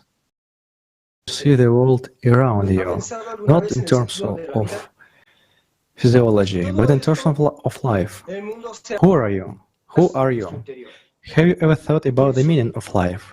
In these questions, there is an answer to the goal we must reach, and it is to find what is beautiful in it. ¿Eso es todo? Haciendo estas preguntas, el hombre comienza a observar el cuerpo y sus necesidades. Comprende que las necesidades del cuerpo no son solo suyas. Viendo en su mente un flujo constante de pensamientos agresivos, programas impuestos, y actuando bajo when he sees in his consciousness the source of these thoughts, and then he looks at this manifestation and he is in panic, but when he reveals best human qualities in himself, when a person hears the conscious in himself, he understands that he is not this thought. He questions himself about the aim, then he reveals that beautiful that is in us. But how we can this reveal if we are not looking in ourselves? Each one of us is a great sacrifice, and when we look at our dual nature, when we understand who we are, we feel this great feeling of inner happiness, because it was something that we felt in the childhood. Then he begins to improve in feelings and gratitude, and feel gratitude for the life that comes to us. When by gaining knowledge, he understands that he can find it forever, this true I. And when a person answers the question, who am I? A person has a goal and he devotes all his life to achieve this goal. The highest meaning of life of every individual is development of personality through the knowledge of his soul, of the spiritual world. And to know this spiritual world, we can only, thanks to inner love and to this experience, help to understand who am I, who feels in me, and who rejoices me. Earlier, people knew about all that, but this knowledge was distorted in religions in order to achieve earthly power. So what is a human is a multi-dimensional object which is in structure, has a visible part of the physical body and chemical processes, a brain that is in the third dimension, and also a part which is not visible for the human eye. For a clear understanding of that energy structure, let's watch a video. La estructura energética tiene la forma de una pirámide truncada con la parte superior separada. La base cuadrada de la pirámide es dividida en 4 partes por una cruz diagonal. Se sitúa en el centro de dicha cruz, que divide el espacio y volumen alrededor del hombre en 4 partes. And so there is a cross that divides the space around the person into 4 parts. So in front, to the back, and to the left and to the right of the person, there are 4 spaces of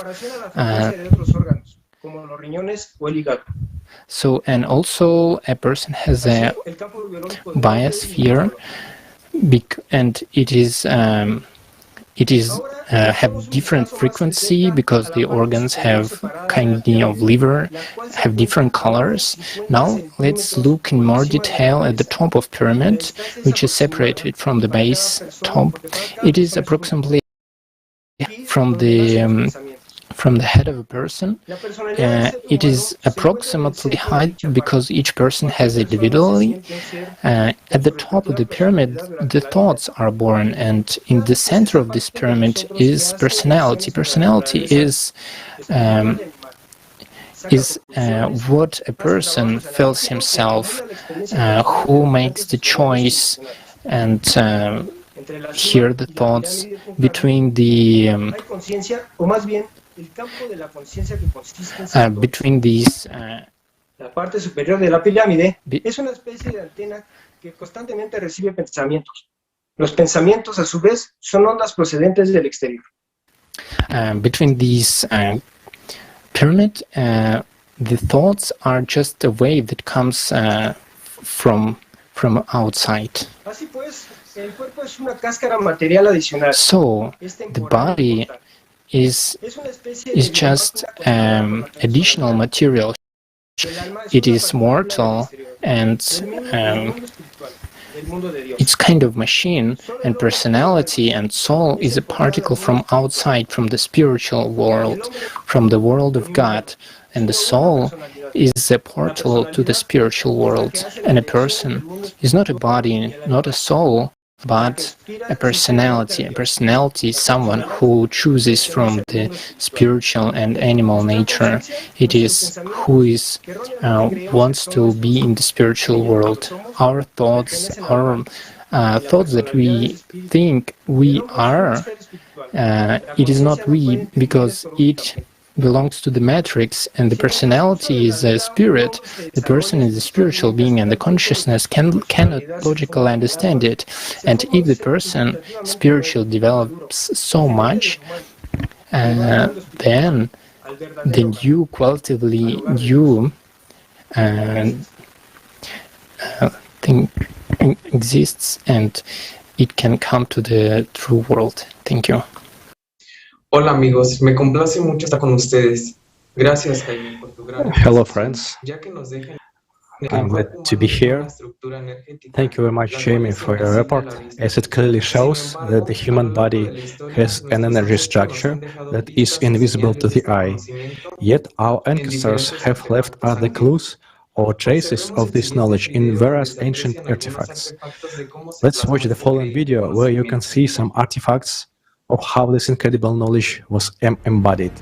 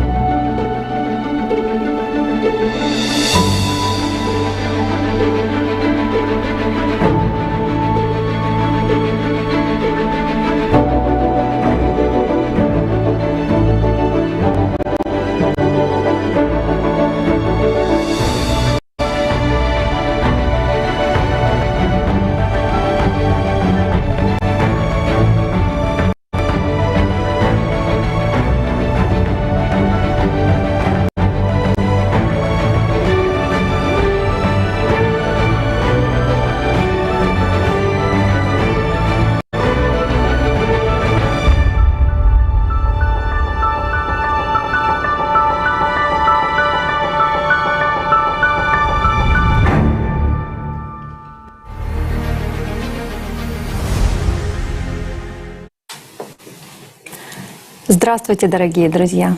На протяжении тысячелетий менялись условия жизни общества, цивилизации. Но неизменным остается... Greetings, dear friends. During the times was changing conditions of civilizations, but what is unchangeable, this is the human being, his essence, and the question of his true meaning of life. Unfortunately, in modern society, the keys to the spiritual knowledge are lost. People doesn't know about their duality, and as a consequence, they don't understand themselves. Although in antiquity, people knew that a human has two components: spiritual is who a person really is, and animal principle, egoistic one. And the battlefield of these two principles, this is the mind of a person.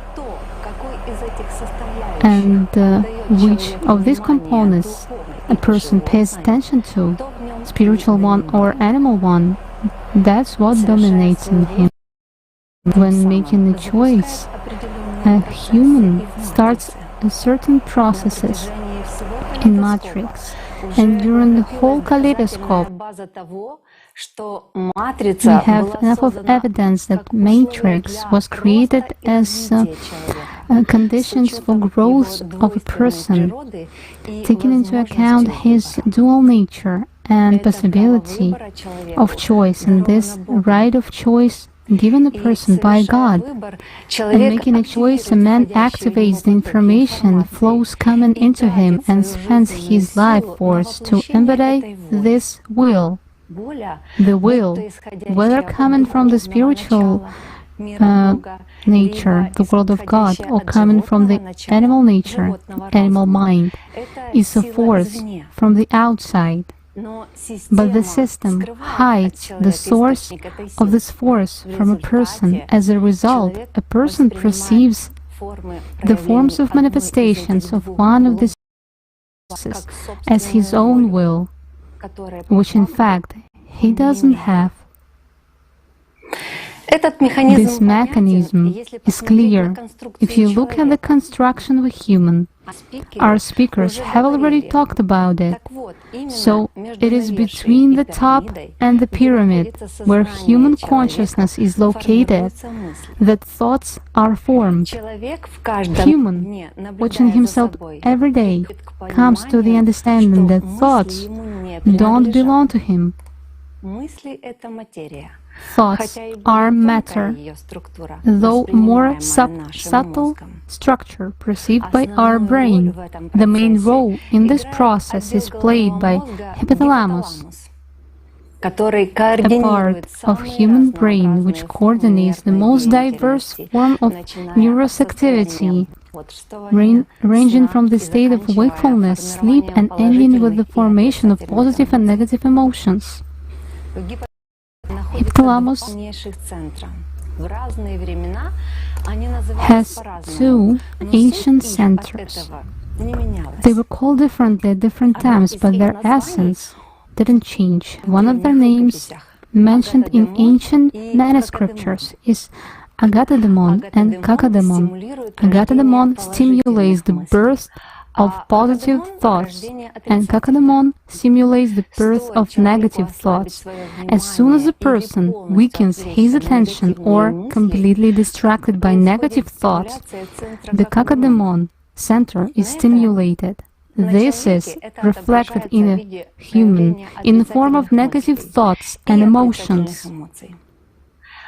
Hence, doubts are born, and when a person gives these thoughts his power of attention, then, as a result of this synthesis, a number of other centers of nervous system are excited, which cause a person to fall into depression.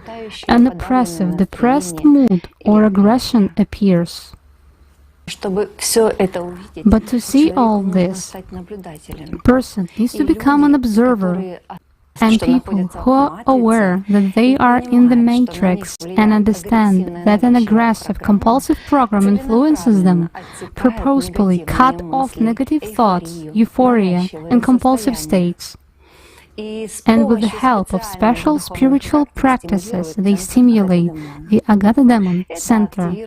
This activates the work of the epiphysis, or pineal gland, which leads to a complete or partial inhibition of the Kaka-daimon side. And it is as a result of the work of epiphysis is the renewed conditions that the wave frequency changes. As a result, energy is released, which dramatically enhances the work of Agatha-daimon, which gives the personality freedom to express his deepest feelings into relation of the spiritual world. And this in turn reveals the potential of the soul, and a person receives help from the spiritual world in their striving on the spiritual path. And in fact, it is the soul and the personality as a reflection what makes a human unique. He is endowed with the power of thought and the right of choice. Human cannot free himself from thoughts because he doesn't produce them.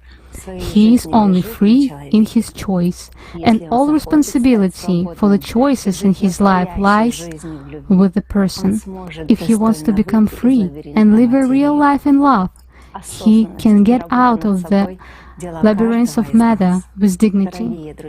Awareness and work on ourselves is a matter of each of us. Let's watch the excerpt from the video Shield with Igor Mikhailovich together, where he talks about duality and about that the Satan doesn't have all power, all illusory in the matrix. A human is dual, and we've talked about this.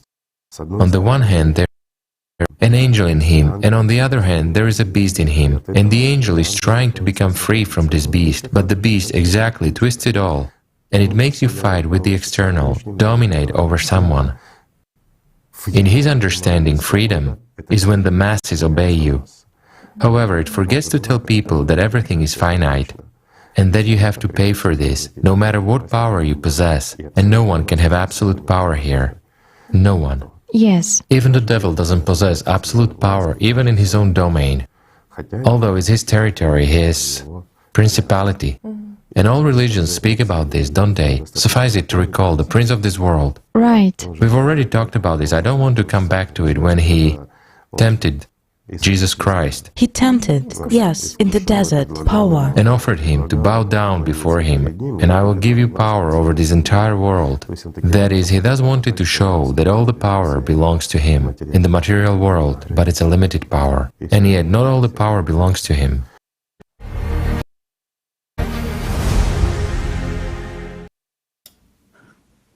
The previous speakers helped us to understand that a human being is not as simple as he may seem at the first sight. We learned that we have a primary consciousness and a secondary consciousness. We have a body, a personality, and a soul, as well as other energy structures. In the book of Allatra, there is such a quote: "During a lifetime, a human being represents a multidimensional spatial object, which is built around the soul and which has its own intelligent personality." It turns out that the human body is one of these shells around the soul, which makes an upright and thinking being a human. The soul is a part of the spiritual world, in fact, the antimatter. If it comes into contact with the material world directly, it will destroy it. Thus, the energy structure of man acts as a secure, fireproof cabinet for the soul, protecting it from contact with matter and preserving the material world. If we look at the construction of man in the first dimension, one-dimensional, it will look like a point, which is like a star in the sky. And in the second dimension, two-dimensional, the human construction will look more interesting in the form of an equilateral cross with a circle in the middle.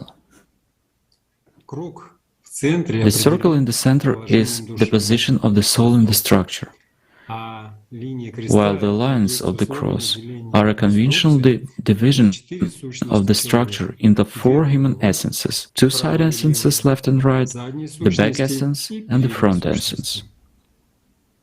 What man looks like in the third dimension is known to all, but isn't it really so? The third dimension is the dimension where you already apply force and energy to build, to begin to create. What we see in the mirror is not everything. Inside and outside of us, there are many weak energy fields that our body produces. Today, this topic is practically ignored by both official science and official medicine. Although they have been investigating for over 150 years. In 1895, Nikola Tesla used a camera to take the first pictures of the aura. And already in 1996, Professor Korotko invented the device with which you can get an electronic image of the aura with the help of a computer. The fourth dimension is time, as a measurement factor. A human practically does not understand and does not perceive the constant movement of time, life itself, as an internal push of energy. Our brain, being in the consciousness, does not fix. You can find such information in book Ezoosmos by Anastasia Novych. Quote from Ezoosmos. So, as I already told you, time is a tremendous energy that appeared as a result of the allowed power transformation into the particle, which in its turn generated Ezoosmos of Po. Time flows only in one direction, from the past to the future. It is closely linked with the gravitation. Gravitation extends along with the time extension. Time is characterized by a cause and consequence. Between a cause and consequence, there is a space and time point, meaning the present. This point belongs to neither the cause nor to the consequence. However, transformation of the cause into the consequence takes place exactly through it. And in the fifth dimension, a human from the position of interaction of subtle energies already looks differently in the form of a pyramid with a separated top. In the sixth dimension, there is a small modernization of the pyramid, and if a person is working on himself, does spiritual practices and every day takes care about the liberation of his or her soul, then her energy structure will be transformed, is gradually transformed into a qualitatively different structure. And when the personality merges with the soul, a new spiritual being is formed, which no longer needs the material shell, and the structure of man looks in the form of a cube. In other words, due to this, a dweller of the third dimension becomes a dweller of the seventh dimension. Thank you for your attention. I pass the floor to the next speaker. Yes, thank you very much for such an interesting information. And we have all heard about the soul, that it is immortal, that it doesn't grow old, that the human body is simple. But for the most part, we humans don't fully understand what the soul is. So, what is the soul? What knowledge is preserved in different parts of our planet? The soul is a particle from the outside, from the spiritual world, the world of God. Only human beings have a soul. It's the direct connection of each person with the spiritual world. It's one and indivisible. The souls of all people are the same in nature. And in this sense, we can say that people are very close and related to each other. The soul is not the matter. It doesn't wear out, doesn't grow old, doesn't get sick. The Greeks called the soul psyche, which is its root also meant breath, and the concept of breath was close to wingedness. Later, this Greek designation migrated to Latin and was already called anima. Anima, animus, this is the Latin word reanimation. It doesn't simply mean revival and by large, an attempt the return the soul. With the ancient Egyptian Ba meant one of 5 elements constituting a human being. Ba was depicted as a bird, a falcon, with a human head and flew between two worlds. It flew between two worlds. The Ba as a soul was considered the embodiment of the life force of all people, continuing to exist even after their death. In Hinduism, in Sanskrit, it sounded like Atman. More precisely, the soul was called part of the Atman, so part of the world's soul, true self of human, which can also be comprehended on intellectual level. The Persians in Zoroastrianism called the immortal human soul Fravashi. By the way, this word is derived from Avestian destinations Fravart, to choose, and Pravarti, to pre-exist. This is what exists before human birth and doesn't die after his death. And it was mentioned that the Fravashi, as the personification of the soul, is female and was depicted as the winged disc, Farar. In ancient Chinese had their own view of human. They believed there are two special souls, the Hung and Po. The Hung soul is the opinion governs the spiritual beginning of man, and it's associated with the forces of Yang. And after the death of the body, this intelligent being turns into a good spirit Shen, and after some time flies away to heaven. The soul Po rules the human body, that is its material animal essence, and is connected with the forces of Yin, and it's the lower sensual being that dies together with the body and stays with the corpse in the form of the spirit Gui until it decays completely, and then goes into the earth and dissolves. The living human body is the only thread linking Hun and Po together. Death of the body leads to their separation. The soul is the portal to the world of God. The soul is an open door, but the choice is left to the individual to enter it or remain outside. And I am passing the floor to Eva. Thank you very much, Olga. Hello, dear friends. Over the years of the existence of Christianity, the information that the body is born first and the soul is put into it on the 8th day, this information has been lost. And if we delve deeper, we'll see many people have preserved traditions and sacred actions related to the 8th day after birth. In the Orthodox Church, Christian Church, according to the statutes, every parent is obliged to bring the newborn baby exactly on the 8th day of birth for the rite of naming. The similar rite is present in both Judaism and Islam. The Messenger of Allah, peace be upon him, said, "For every newborn baby, a sacrifice should be offered on the 7th day after his birth, and his head should be shaved, and he should be given a name."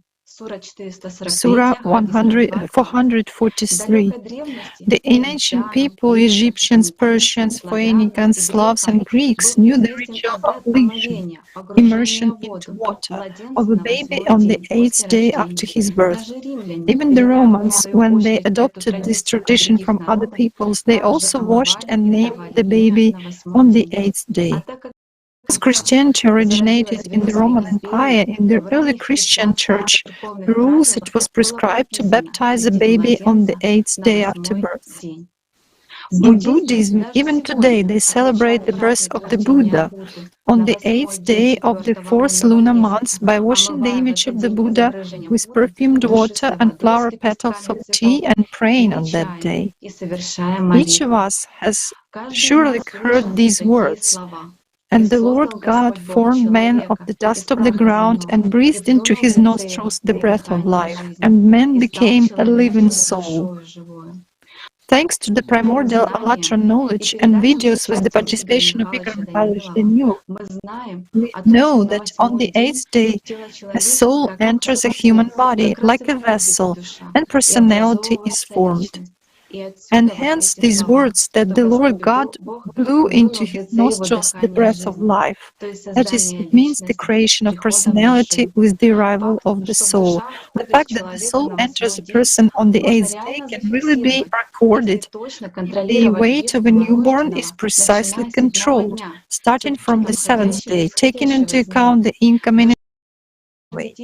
A soul, even though it's an energy substance, but still, even when entering the body, it acquires a quality of subtle matter. That's why the weight of a newborn baby increases sharply on the 8th day from 3 to 20 grams, and sometimes, in exceptional cases, up to 50 grams.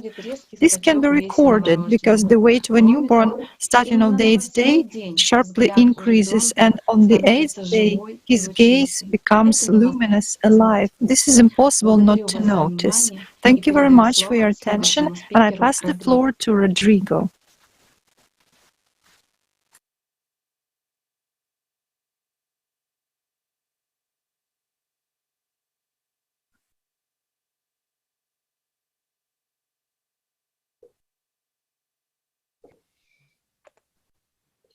Hola, queridos amigos. El alma es el principal valor de cualquier ser humano.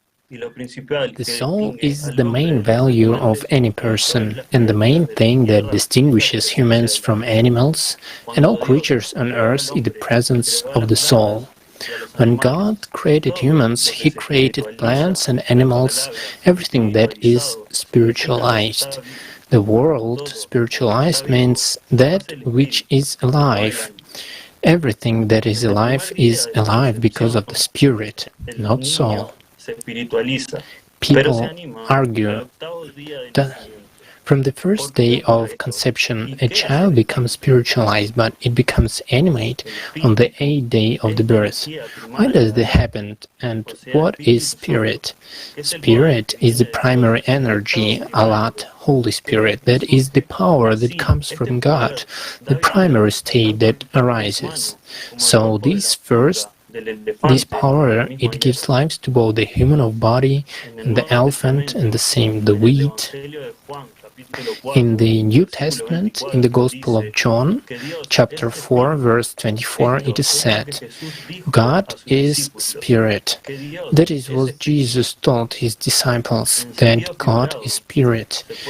Figuratively, it can be thought of as the sun's rays penetrating everywhere, though the sun remains in the sky. In the same way, God, thanks to the Holy Spirit, is everywhere and everything at the same time. But then why are animals, fish and birds able to feel, to experience emotions, to use tools for survival and the like? Why does the plant world have the ability to hear, see, touch and even taste? Yes, because they have a sufficiently developed consciousness. A bird, for example, can pick out a worm with a stick because it is already using a tool. Even the same flea, it has certain survival skills, certain reflexes, how to exist. And it's not just some genetic memory that takes them moves. It's a kind of consciousness, a primary consciousness. Some has more, some less. As it turned out, plants also have consciousness, memory, and they can carry out the simplest thought processes. Moreover, they communicate with each other, are good at distinguishing emotions such as love, indifference, hatred, and so on. The primary consciousness is precisely what governs all processes in animals and plants, and is directly connected with the three-dimensional material world, but it is not the soul. Only the human being is adventurously different from everyone else in this world. How? He has a soul in him. And finally, I would like to read a quote from a book by Anastasia Novych, Sensei of Shambhala, Book 4. What makes a human being beautiful is that he is not just a piece of matter. There is an enormous spiritual power within him that can transform him into a real human being, that essence which is much higher than the material world. To conclude my words, here an expert from the conference The Life After Death, Fiction Effects, the full version of which you can watch on Alatra TV. Thank you.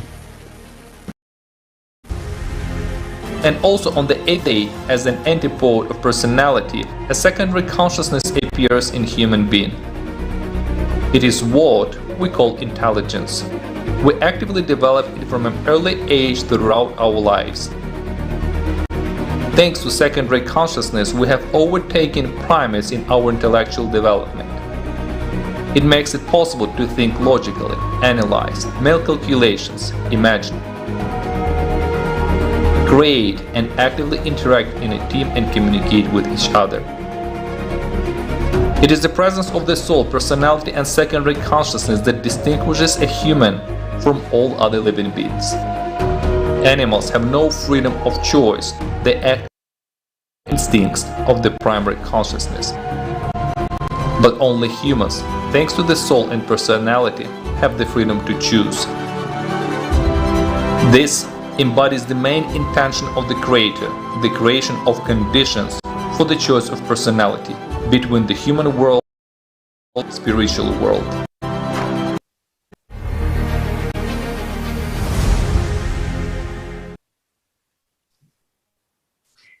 Personality is located at the center of hyperpyramid structure of the human being, where thoughts are born. It is a part of us that chooses between the spiritual and animal nature, draws conclusions, engages in analytical and rational work, accumulates personal, sensory, and emotional experience. I would like to give a quote. Personality is but the germ of the individual consciousness of a possible future spiritual being.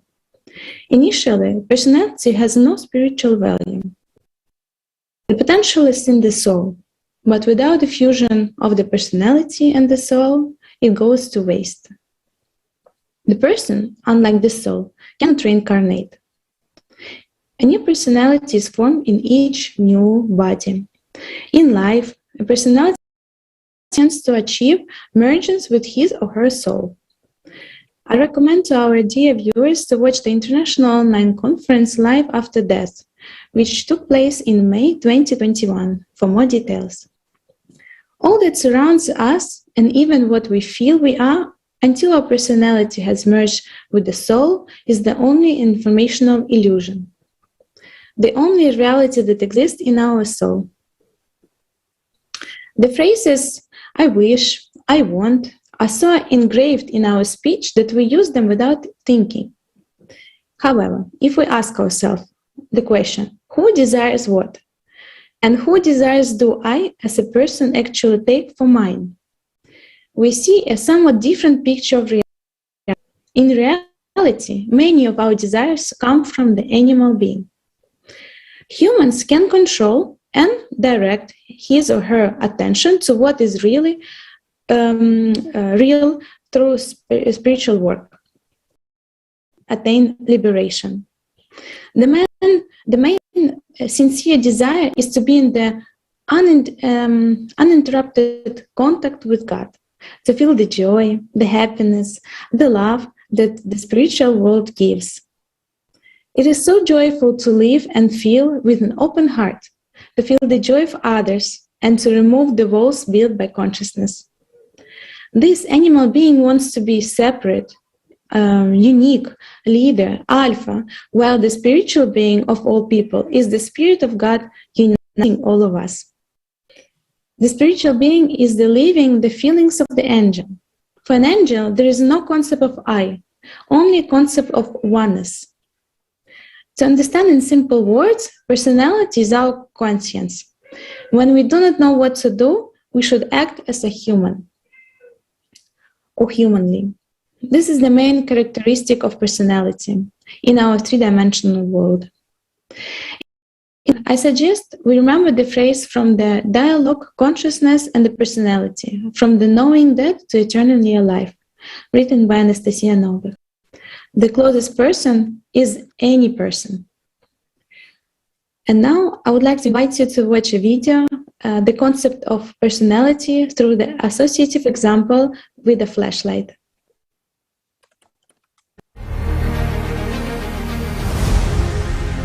Let's see what is soul and what is personality, taking a torch as an example. Let's imagine that the torch is a soul. The light from the torch is the life energy coming from the soul. The torch shines into a mirror. What appears in the mirror is the personality. The personality is a reflection from the soul, and the reflection from the personality is a secondary consciousness. The secondary consciousness is what distinguishes human consciousness from animal consciousness, which provides imaginative thinking, intelligence, and so on. The flashlight, the brighter the personality, and the more developed the secondary consciousness can be. The energy that goes from the soul to the personality can either be directed back to the soul or feed the secondary consciousness. It's up to the personality where to direct the energy.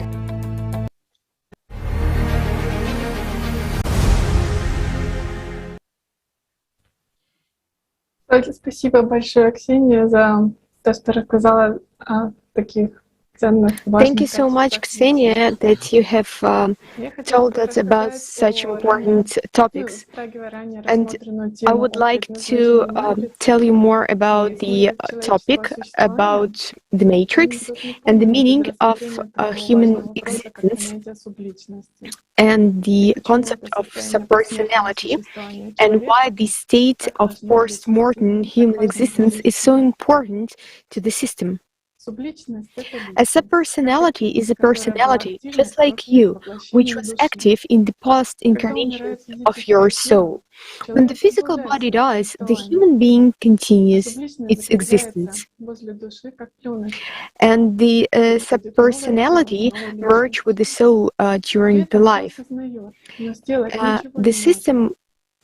The subpersonality understands everything what's going on, but cannot affect on the new personality. The system does everything so that a personality continues to be its slave, a mortal servant, and continues to nourish it even after the death of the body.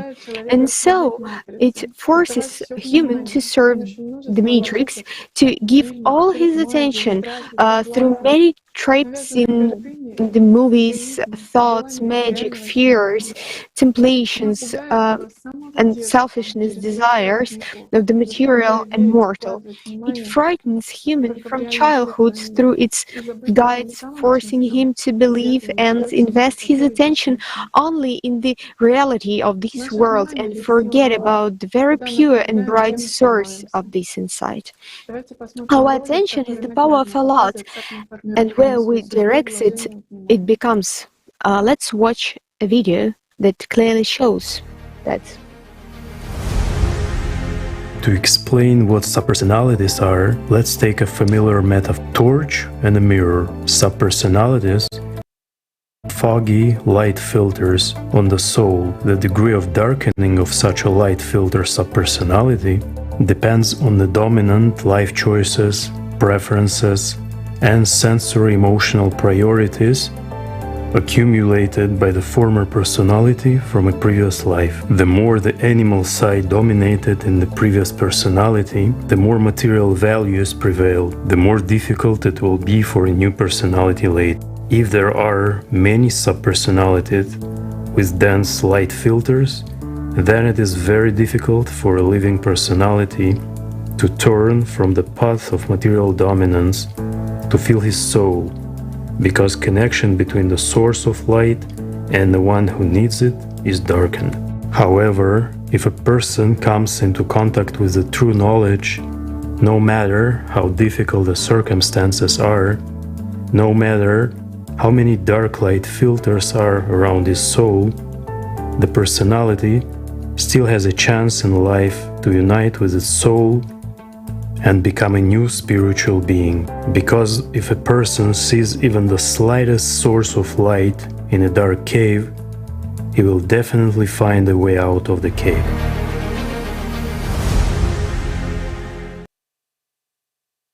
The system sets a person up, leading him into a subpersonality. By catching him on the hook of pride and power, the voice of secondary consciousness convinces you that what you do, elevates you in the eyes of the others. And this is a very quick way into subpersonality.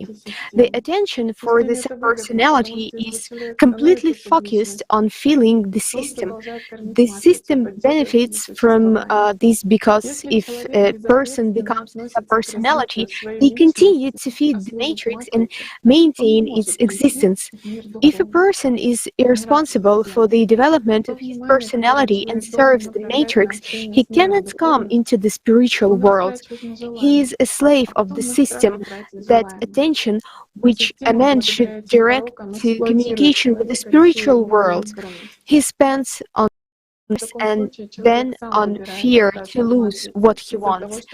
And the system, thanks to these vices, exploits a human during the illusion of being chosen. Unfortunately, in that case, a human chooses to stay in the matrix because he falls into the trap of desires, temptations, selfishness, aggression, because he paid attention to those provocations instead of to love God, working on himself and eradicating his vices. Spiritual salvation, in order to become an angel, must leave it and give to all one's attention. There is such quote from Alatra: "True love frees man internally and gives the most precious gift from heaven, the real freedom from this material world. This is a very powerful source that awakes the soul. This is the shortest direct path to God." In our time, conditions in the matrix come together due to the fact that man and all humanity are on the edge of the abyss during the wrong individual sources, and we are given a huge gift from the spiritual world, true knowledge how to win in this game, to leave the matrix and not to become a subpersonality. Thank you so much.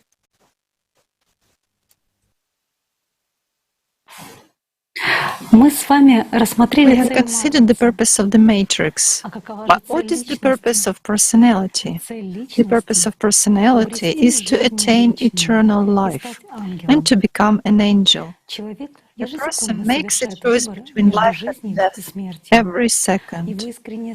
His sincere desire to reach a new evolutionary level and to become a spiritual being help him attain eternal life and make the right choice. A human being feels inside himself tenderness and the most pleasant feelings. The moment he is in these states, these feelings are intensified, and this love comes from the one who gives him life, God. The life-giving power of love, the creating power of the feminine principle, was called Alat since time immemorial. It is the power that God bestows on this world through the Holy Spirit. Alat is God's love. A human feels it and directs more and more attention to the source, to his soul, and in response he gets sincere gratitude to God. And he begins to realize his true nature and his meaning and purpose of life. Deep dialogue through feelings arises with the spiritual world. And when a human comes back and returns the power of love to that world through the soul, then God pays attention to him and the feelings intensify.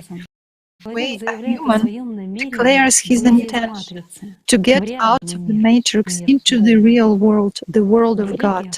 In religion, human connection with God was called the silver thread, and the next speaker will speak about this.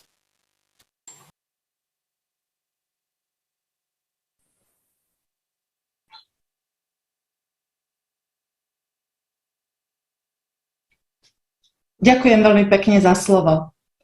Doteraz sme sa o energetickej štruktúre človeka, o duši. Thank you very much for such an opportunity. And I would like to talk about more about the energy structure of a human soul, personality, subpersonality, Alatra. And thanks to the silver thread, the personality has a constant connection with the soul throughout life. For the silver thread, the terms silver chain, light spiritual, the silver cord are in the direct dictionary of symbols, we find that the symbol of human life among many people of the world is the thread. In the Alatra book we read, spinning out the threads using the spindle was a certain spiritual symbol which many people knew in the unity of the earth and sky, and the unity of a person and its fleeing life with spiritual heavenly being, soul. The threads in the religious and symbolize human spiritual life, and in the global meaning, it was a symbol of time, the connection of the past and present and the future. It was a spiritual component that united all things like a thread connecting all pearls. So many ancient peoples depicted the Great Mother with the spindle in her hands. Of the goddess spinning the thread of life are often found in various cultures. For example, in Greek mythology, the fate of man is determined by the three Moira, the three female judged the spin the thread of life and measure its appointed length. V mnohých kultúrách existuje pre spojenie duší In many cultures, there are the symbol of soul.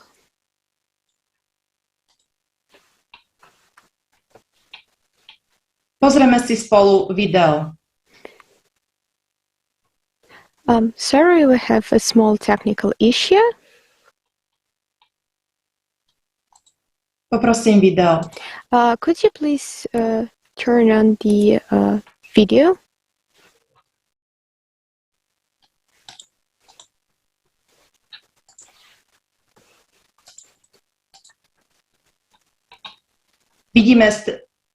Na obrázku vidíme dušu a vidíme osobnosť. Osobnosť je dušou spojená práve s striebornou niťou.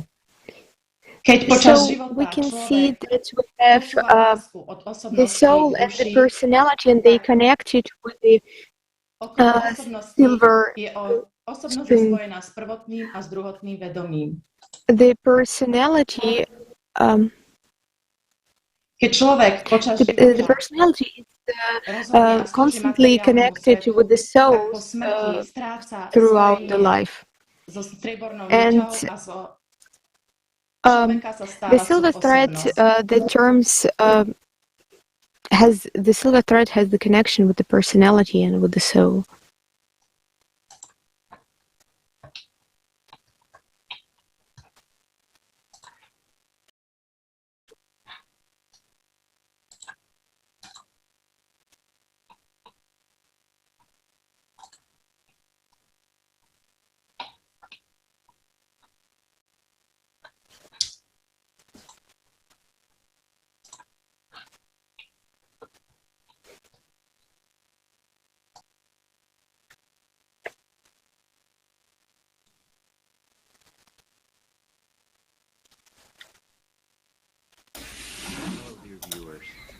Здравствуйте, дорогие зрители.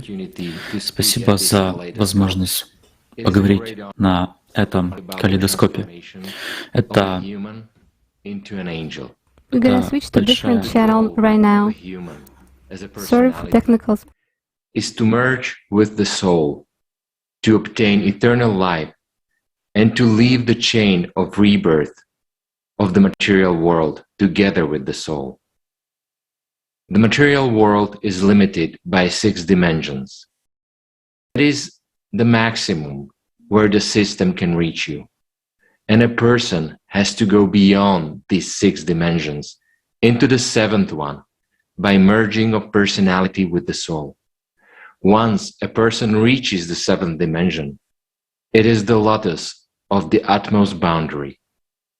Every personality strives for spiritual transformation. A person is spirit by nature.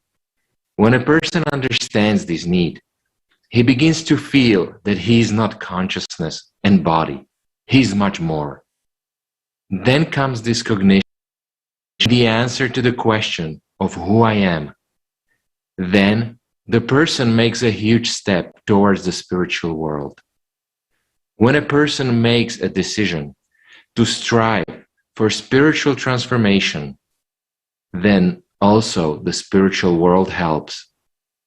A person puts more and more attention into a sensual dialogue with God, and one can speak with God only in one language, the language of deep feelings, meaning investing his or her love into the soul. Then the transformation happens. It is always with the help of the Holy Spirit, because the Holy Spirit participates in the process of fusion of personality and soul. and this process is created by God. Human only expresses intention, meaning makes a choice. So what actually happens in this process? As it is said in the book Allatra from Anastasia Novik, a person who has already comprehended the seventh dimension ceases to be human, and he becomes as if a newborn unit of the spiritual world, an immortal spiritual being with individual consciousness and great potential. Secondly, when this happens, a human becomes free from the fetters of the material world. Yes, the consciousness will still bark, but you will not be affected by it. It's like a dog behind the wall. A person already decides whether to go completely into the spiritual world, consciously leaving the material shell, or to continue serve to the spiritual world here, developing further to cognize all 72 dimensions. But this is the way of single ones. In human history have reached this way. They are called bodhisattvas. And one of the famous bodhisattvas was Buddha. Let's take a closer look at what happens to the multidimensional structure when the personality merges with the soul. As you know, when a person is in constant contact with the spiritual world and gives more and more attention and love there, the silver thread expands, and instead of tiny road, we have a highway. And at this point, when entering the seventh dimension, the personality descends, using this highway, and merges with the soul, leaving the consciousness behind. The pyramidal structure transforms into a cube structure. And at this time, the cube is as if standing on one of its corners. Associatively, this knowledge is fixed in different monuments of ancient cultures. The most famous one is the Kaaba in Mecca, Saudi Arabia. And you can pay attention to the fact that the eastern corner is marked with the so-called black stone embedded in it. At such transformation of the human, his energy structure also becomes more complicated, transforming from pyramidal to cubic, increasing thus tenfold. Simply speaking, at this moment, a human becomes a spiritual being, an angel.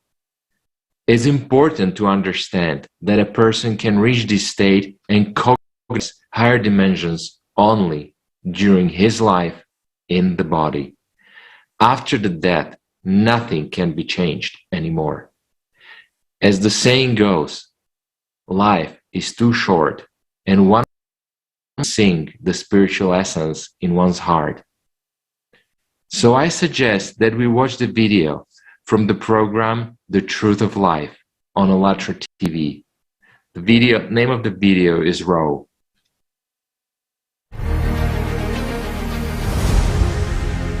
Whereas in fact everything is simple. If you are going to sail, then row. If you are going to the ocean, no matter how your body whines and no matter how much it wants to go ashore, you should row with all your strength and you will sail to it. If you stop rowing, you won't sail. It all depends on you, my friend. It's the freedom of choice. But you should make efforts on the spiritual path. These efforts are very simple and easy. They are very joyful and beautiful. This is really so. After all, any step in victory over Satan, cannot but encourage you. When consciousness distracts you, but you step over it by taking this step, and you begin to feel more, you begin stronger spiritually, you begin to gain these droplets of life that are added in you. How can this not encourage? When you become part of the boundless, overcoming all the earthly and mortal, this is wonderful.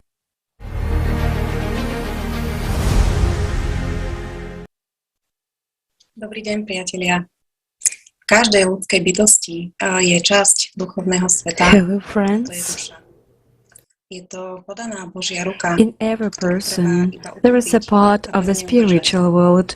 This is the soul. It is the outstretched hand of God that you just need to take and hold tight, but until personality matures spiritually, it is invisible to the spiritual world. What do people know today about the spiritual world?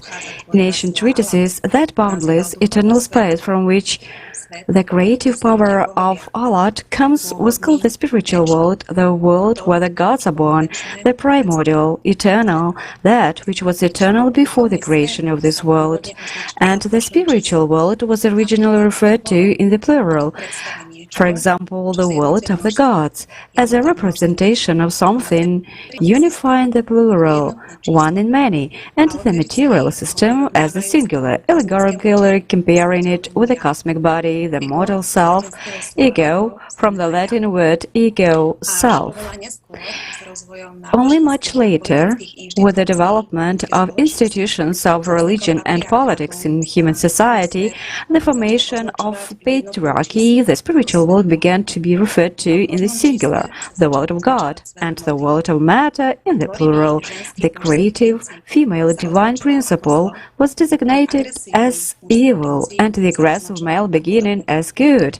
That is, the signs were deliberately changed by priests and those in power from plus to minus, and everything became exactly the opposite, to please the material mind system.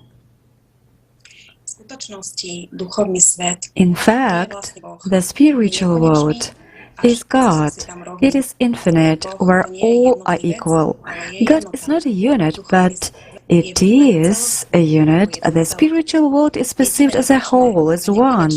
This eternal and endless one is God. And those people who are seriously engaged and have experience, not faith, I emphasize, but the experience of contact with the spiritual world, describe their state as happiness by epithets, expressions of something beautiful and infinite. At the level of personality, such people know very well they are happy, joyful, but they cannot describe it by words. A person making a conscious choice becomes a free angel and comes into the spiritual world, where an infinite number of angels communicating in love meet him.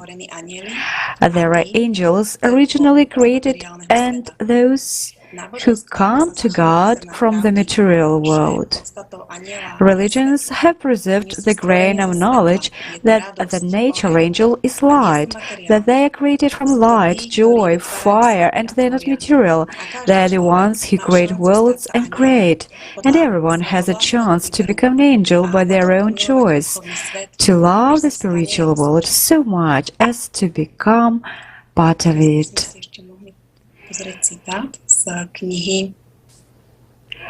And quoting from consciousness and personality, from the inevitable death to the eternal life. A human's personality comes into this world in order to gain freedom from the material world and unite with the spiritual world, meaning to come into the spiritual world as a mature being.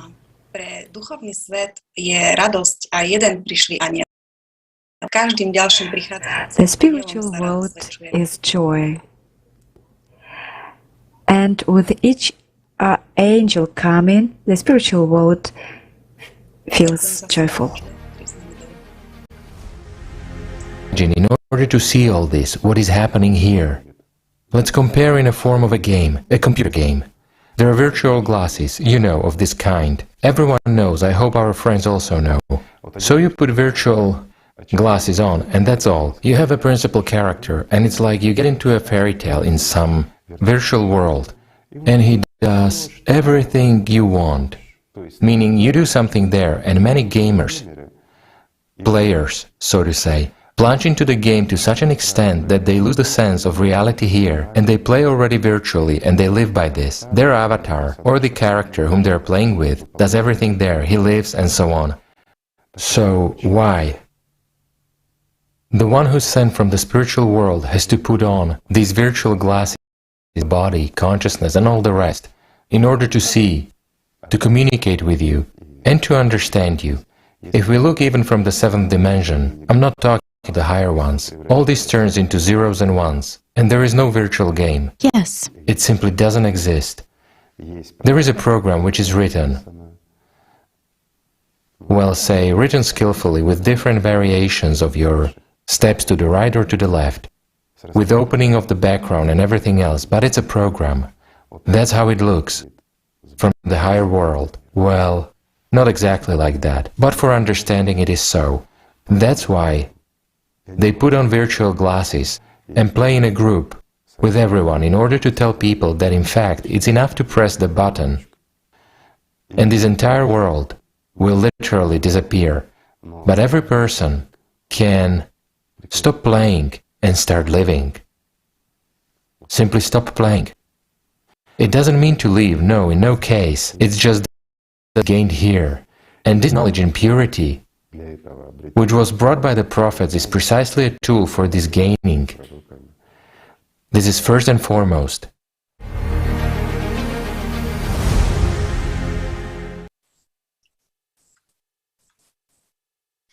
Over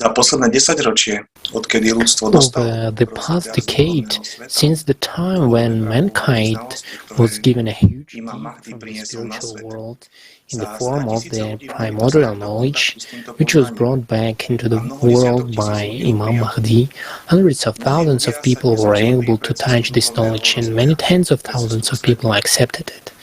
Many people today have made the choice, the path of spiritual development, the movement towards the light, and many issues of Kaleidoscope Effect speakers have repeatedly raised the topic of the importance of human choice and responsibility for it.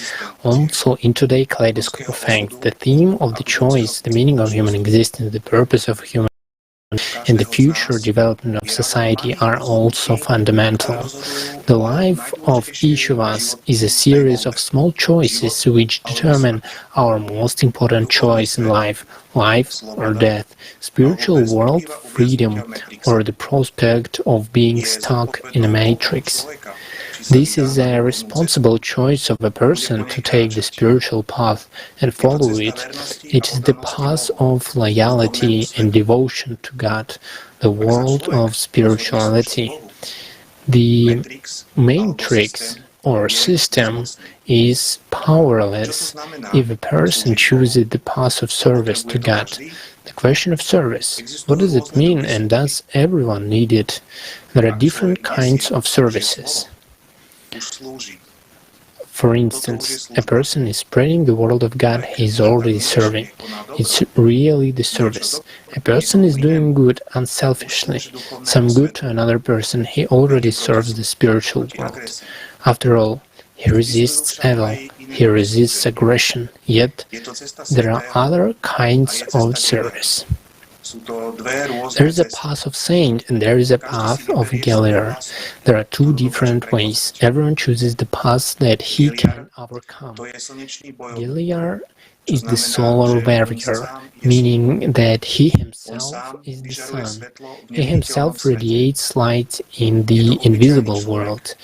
An ordinary man, born on earth like billions of others, stepping over all the templates imposed by the system, he discovers for himself the true path. Choosing the main purpose of his life is the world of spiritual and service to that world. This can be an ordinary-looking man leading an ordinary life, or a weak woman, but with a steel inside. Galiar is a warrior. He is only to become an angel, and so the way of Galiar is the angelic way, the way of the angel born on earth. As you know, saved one, saved thousands. These warriors have always been known about at all times, but for many thousands of years the spiritual feat of these people was often distorted or hidden by the system. All the truth about them could not be destroyed. St. George in Christianity, Georges in the Arabs, in the Muslim world. Al-Khirid in the Middle East, and in our time and with us, the greatest warrior of light, Imam Mahdi. Becoming of a great spiritual being into the world is always marked by a great spiritual outbursts and manifestation of those who are close to Imam Mahdi and together with him give the living protection and help on the spiritual path. These are also those who carry out service to Mary as the highest service on earth. Galileans are those who oppose the system of the animal mind, people who keep knowledge and who have become spiritually free. They could have returned home, but made the worthy choice to stay here on earth to service the spiritual world and to help all those who are thirsty to find spiritual liberation. Their goal and tasks are service to God and opposition exclusively to Satan, not hindering human choice. That's the point. It's the highest form of service. It is aimed at unification of people, at freedom granted to people as personalities. They are only with those and help only those who choose love and life and go straight to God. They do not service the dead, and this is important to understand. It is impossible for them to do nothing. Possessing knowledge, they service the world of spiritually, not in words but in deeds, staying in true love for the world of spirituality. They chose this path, making this the most worthy choice of man on earth. Thank you.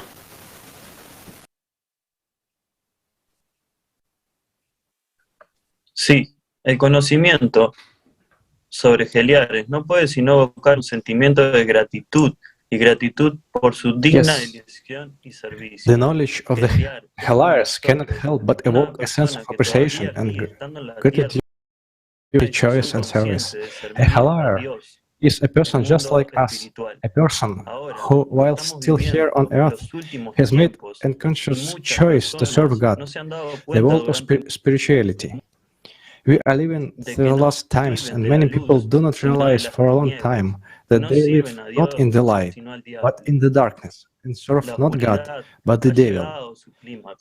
Darkness has reached its climax.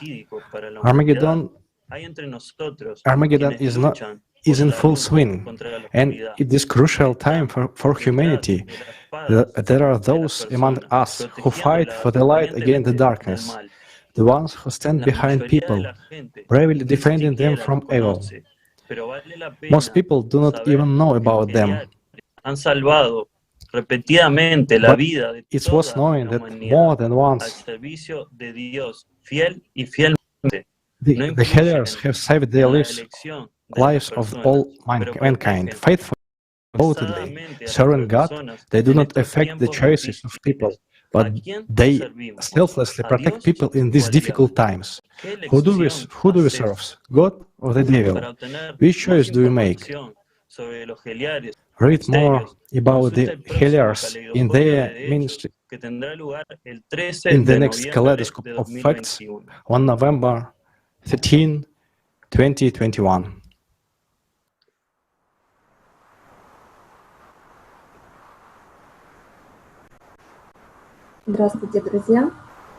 Greetings. Nowadays, we perceive the prophets as something incomprehensible and sublime compared to an ordinary person, because we understand their life only at the level of the mind, not the spirit, and this stops a person on the way to development. The example of life of our prophets shows us what each person can achieve in life. There are examples of the life prophets in our history, such as Krishna, Zarathustra, Buddha, Jesus, and Muhammad. If you look at Buddha, by his example, he showed people what a person can achieve by overcoming his animal nature. He did really a lot of good for the spiritual development of humankind. So did the rest of our favorite prophets. Separating oneself from the influence of Matrix, getting out from it, and defeating this world of illusion is the key moment in knowing oneself. Here is an example from the Pali Canon. Just as a blue, red, or white lotus flower, though born in the water and grown up in the water, rises above the water and stands unsoiled by the water. Even so, though born in the world and grown up in the world, I have overcome the world and dwell unsoiled by the world. Remember me, Brahmin, as a Buddha. Nowadays, many people think that attaining this state Buddhahood is the destiny of the elected people. However, the Buddha himself said that all people are capable of achieving the same thing, that all can become Buddhas. It is possible because each of us has the knowledge and the capacity to do so. The prophets also said that the only real reality is the reality of God, and urged us not to be seduced by the images and pictures that the human mind throws up. The prophet said that worldly life was only an illusion and was given as a test, and always urged us to love God and love each other. Each of the prophets showed people by their example and their action that the most important thing is love. The prophets are examples of love, mercy, compassion, humanness, selflessness, respect, and tolerance, and they equally helped all people. About this, the Prophet Muhammad, peace be upon him, said, "It is Abu Huraira, may Allah be pleased with him, said, the Messenger of Allah, peace and blessings Allah be upon him, said, by the one in whose hand is my soul, you will not enter paradise until you believe, and you will not believe until you love one another. Shall I inform you about a matter which if you do it, then you will love one another." Also, Jesus always said that one can only be saved through love. Quoting, "Beloved, if God so loved us, we also ought to love one another." Jesus drew our attention to the fact that a person must be free from the influence of the mind within. Quoting, "For you, brethren, have been called to liberty. Only do not use liberty as an opportunity for the flesh, but through love serve one another." Jesus said to her, "I am the resurrection and the life. He who believes in me, though he may die, he shall live." It is clear from this quote that life does not end with the death of the body. All the prophets called us to attain love, to develop this beautiful feeling in ourselves, to show love to other people who surround us, because we all come from the spiritual world. This is the unified formula of life that has been handed down to us in different eras of our history. Buddhism says this: "May all beings be happy and safe. May they have happy minds." Just as a mother would protect her only child with her life, even so let one cultivate a boundless love towards all beings. Above all, we must believe that our Buddha nature is within us, like gold hidden in a dirty bag or a lotus flower growing from the muddy bottom of a pond. The state of being a Buddha in all manifestations of earthly life is the following: the need to share the truth he has learned with others, a charity that rejects the extremes of both asceticism and attachment, a comprehensive wisdom through which this world, for all its complexity, can be understood and embraced. Any person who awakens to an understanding of the fundamental truth of life can be called a Buddha. When we constantly reinforce the Buddha state in our lives, we become less and less susceptible to selfishness, or greed, anger, and stupidity, what Buddhism calls the three poisons. When this inner Buddha state is strengthened, we also develop a resilience that enables us to ride out even the most violent storms. Thus, our true self blossoms, and we discover tremendous resources of courage, compassion, wisdom, and energy, or vitality within us. We feel ourselves becoming more active and feel a deep inner freedom. And as we experience a growing sense of oneness with the universe, the isolation and alienation that cause so much suffering disappear, and only through a sincere and deep feeling of love can a person establish a connection with God, with the spiritual world. That is only when a person feels love and he loves, does he begin to emerge from illusion, begins to emerge from the matrix into true reality, into the world of God. Thus, one achieves the state of Buddha in life and enters the eternal spiritual world as an equal angel. And this is available to everyone if working with diligence on oneself every day. Later in the conference, you may learn more about work on yourself and what tools do you need for it from our speakers. And now, let us watch an excerpt from the video Thought is Material Proved. Thank you.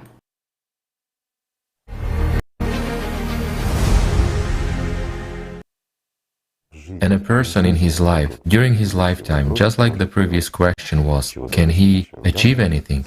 Yes, he can become absolutely free spiritually and pass through all the 72 dimensions, that is, become a Buddha. Well, I would. In human understanding, Buddha means something, right? Well, I would say compared to earthly values, he's a doctor of sciences. That's who Buddha is, a doctor of spiritual sciences, right? Only in the literal sense, not on paper, but in real life. Why? Because he put a lot of effort, time and attention into his spiritual development. And additionally, he worked to ensure that people around would become spiritual, that is, he served the spiritual world, honestly, sincerely, and maturely, without playing around, but truly and for real. And this kind of path leads to such enlightenment as Gautama's and other people. So everything is possible.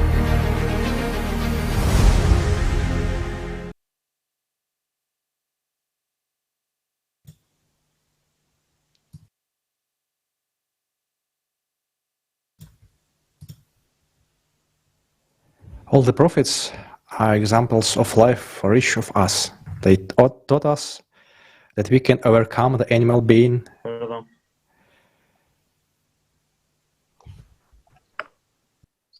Todos los profetas todos los profetas son un ejemplo de vida para cada uno de nosotros. Yeah, all the prophets are examples of life for each of us. They taught us that we can overcome the animal being, as each of us has the potential for spiritual development in our lives. They have really done humanity a lot of good by allowing people to understand how to get out of this matrix. They have taught us that real life is right next to God, and that we shouldn't listen to images that come to us from the mind. And finally, the most important thing, that they taught us to love each other. And now our next speaker will talk about the opportunities on the spiritual path. You have the floor, Renat. Thank you so much. Hello, dear friends. Many people are interested in the issue of the meaning of life. Why do I live? How to live life in order to achieve its goal? After all, everyone knows that a human is a guest in this world. With what he has borne, with that he lives, without taking anything from its material treasures. We may hasten in life to increase in ourselves the spiritual and moral wealth, that imperishable treasure which opens the way for personality, for true immortality. Let me talk today about the spiritual path. What is it? What its essence is? Because the spiritual path is not destiny. Let's watch a video with the esteemed Igor Mikhailovich Danilov from the Sign Video on ALLATRA TV.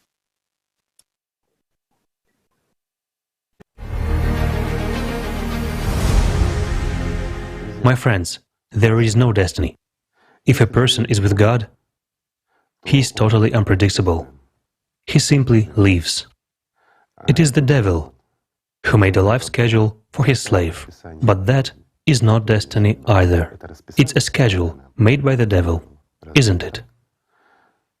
It is enough for a person to stop playing with his shaitan and really start loving God, and everything will change, literally everything. And life will change.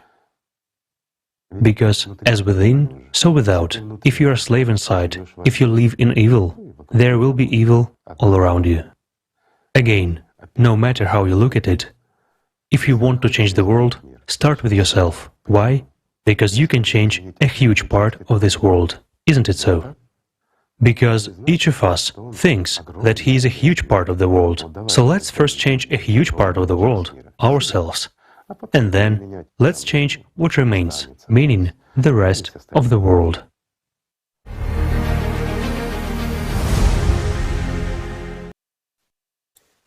Thank you, Igor Mikhailovich, for the knowledge. Someone may think that the spiritual path is something difficult. It's probably not for me, it's for someone else, and I have a family, work, and in general, I have a lot to do. I have a lot to do.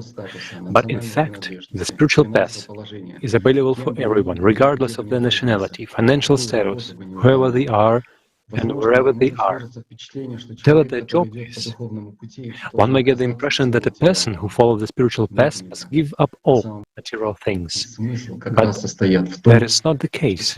In fact, the essence and meaning is precisely that one must become independent of material positions, of excess and consumption. A person understands the true value of his attention, and that is the essence. That's human choice. The choice in what to invest his attention is in every second of our life. This choice is made not in the language of three-dimensionality, that express in words, but in the language of the heart, that express in the feeling of love.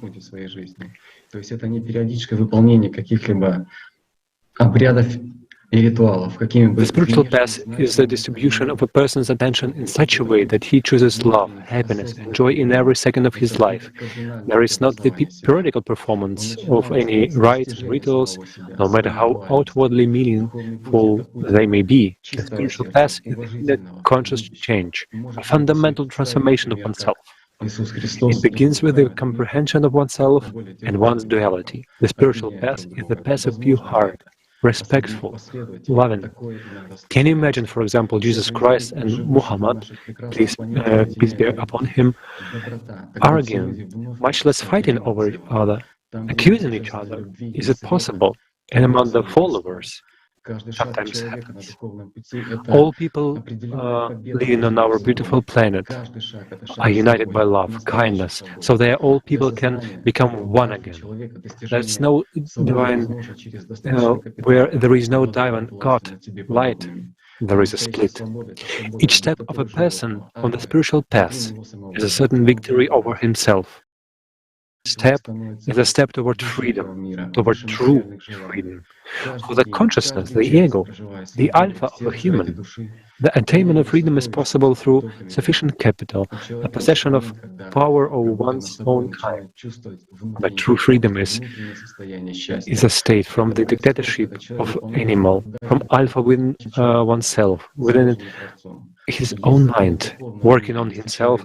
Human becomes higher than this world, higher than material desires, every day, every hour living with love in his heart for the sake of the soul, replenishing his treasury with good deeds. A person has a moment when working on oneself, he begins to feel inner comfort, in a state of happiness. This happens when a human fulfills those tasks which are initially put in him by the Creator. There are laws of the spiritual world, and if a human lives by them, that these inner laws are honor and conscious, then this happens to him. It's very important to work on oneself spiritually during our life. A little time when a person has a chance using this choice to reach the shore of eternity. Thank you.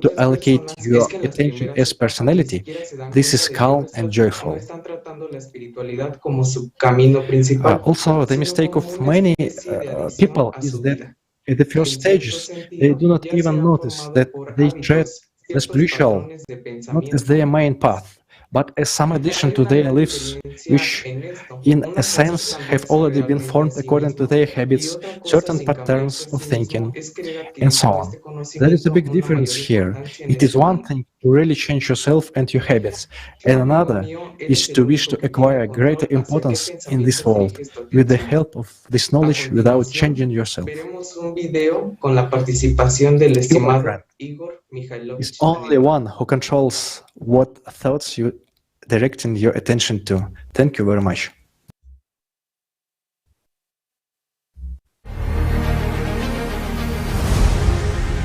Behind this whole process, there stands personality. When you are, that's where the very first moments, very first steps on the spiritual path begin.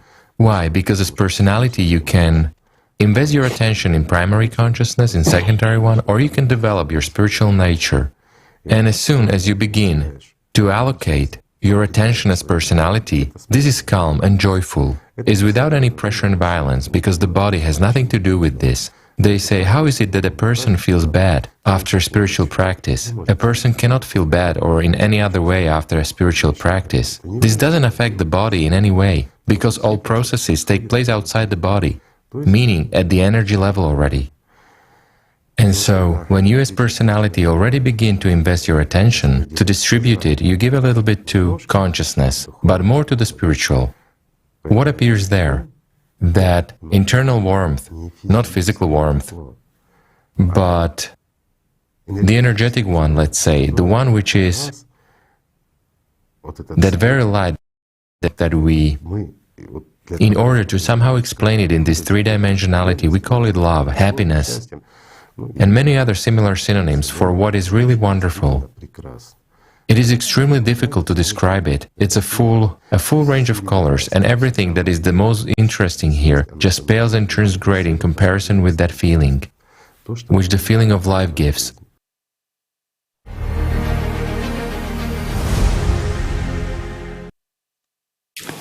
Здравствуйте, дорогие друзья. Hello, dear friends.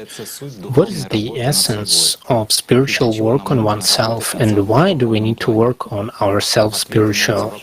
The answers to these questions can be found when we clearly see the main goal of ourselves as personality.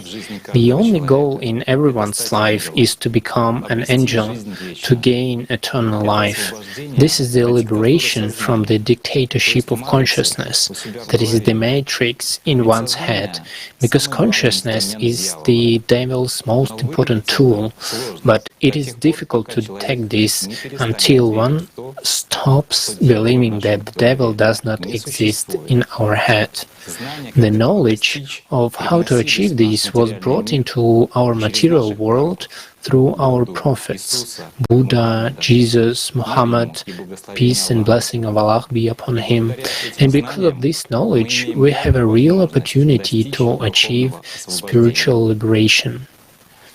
And as it is remarkably stated in the Alatra book, no one will save your soul for you, and no one other then you will do the spiritual work. Spiritual self-work is being in constant contact with the spiritual world, as well as tracking and controlling the thought images that come into one's mind. To do this, one uses tools such as body relaxation, autogenic training, meditative and spiritual practices. Another important tool is a daily diary. We will not dwell on all the practices, since this is a vast topic, so anyone interested can learn about them in the books by Anastasia Novych and in the programs with the participation of Igor Mikhailovich Danilov. But let's analyze in more detail the control of thoughts, relaxation of the body, keeping a diary, and sensory perception of the spiritual world. Using clear examples. Let's start with such a tool as keeping a diary. Keeping a diary is a very effective way to study your consciousness, to separate from it, to see the pictures and thoughts that come into your head from the outside. And there come 60 thoughts per second, like a swarm. So you take a pen and a notebook, and you write down the dictation as you hear it, without embellishing anything, without making any evaluation or conclusions. That is, you just write it. As a rule, the dictation is not large, and you see that all thoughts are repeated like a broken record. It also helps to trace the behavior in this or that situation. You observe the pattern on habitual reactions of your consciousness that prevent you from being in a good positive mood, in a state of love, joy and happiness.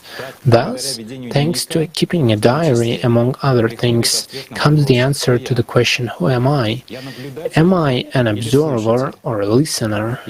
And when you clearly realize that all these thoughts, pictures don't belong to you, but are imposed from outside, the answer becomes obvious. I am an observer, a personality, and you already consciously choose what to pay attention to. You have a choice to agree with the system's suggestion, to react with negative emotions, or to switch your attention and remain in a good mood, simply ignoring the negative thoughts. You just have to shift your attention to something else. It can be work, cleaning the house, or any positive activity.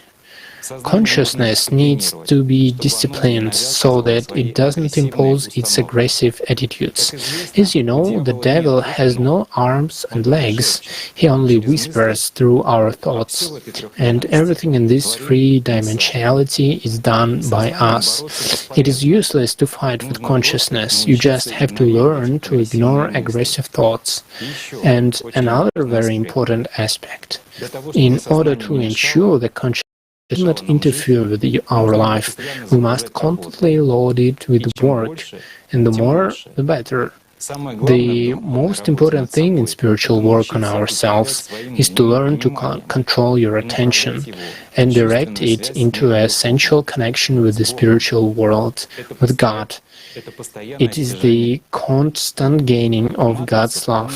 Matrix can be changed. Let's watch an interesting video on this topic.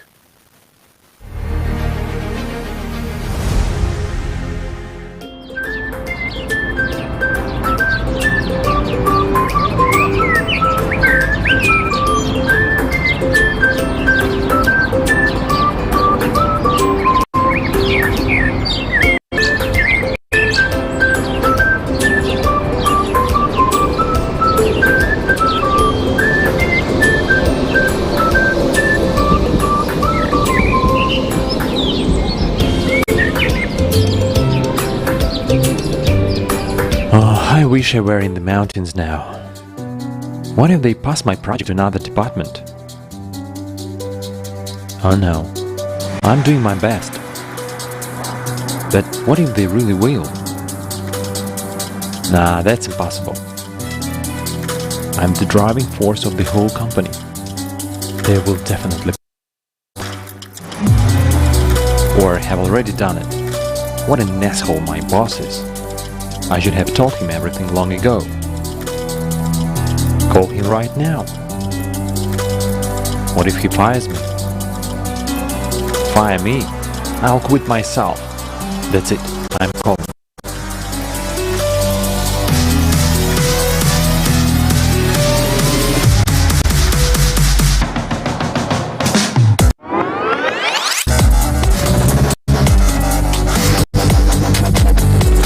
That's it, I'm calling. Stop. This is definitely inappropriate.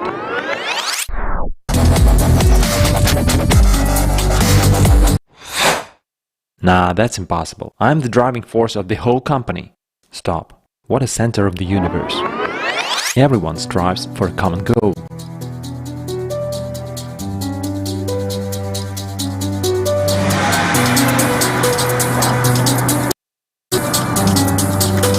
I wish I were in the mountains now. What if they pass my project to another department? Nah, it's not for sure. But even if they do, I'll finally have more time for my family. At any stage, you can change the Matrix scenario and get out of its game. The choice is up to you.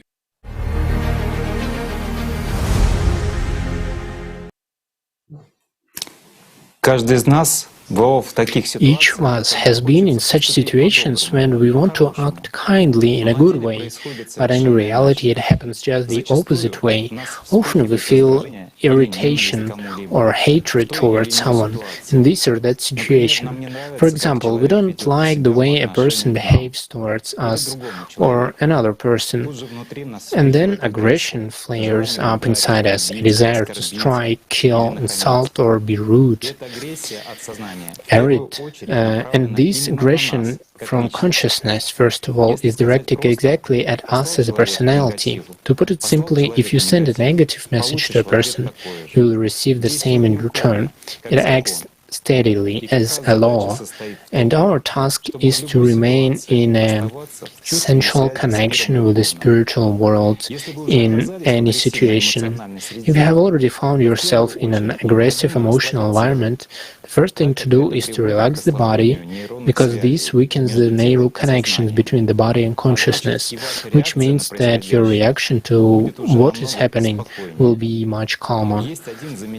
There is one effective way to escape the aggressive attack of consciousness. This is to decide for yourself. Any negative thought is a reminder that you need to direct your attention to God. That is, in this moment, we choose joy, happiness, and love by switching our attention from the thoughts flow to the sensual flow. There are always two flows, thoughts in the mind and feelings of love and joy in the soul. We are where our attention is. It is never to lose the sensual contact with the spiritual world, with the world of It gives an understanding of what true freedom and real happiness are. One becomes internally independent from the attitude of consciousness and from the aggressive influence of the surrounding material world. This happens only when he is responsibly engaged in the development of the spiritual practices, systematically monitors and controls his thoughts, implements good deeds in the outer world, that is, throughoutly works on himself and accumulates the baggage of good deeds, thoughts, and feelings. In human, the purity of inner revelation before himself is important, since he is never alone. God is always with him. From the book Alatra. Thank you, friends. And now I would like you to watch the video Pure Knowledge.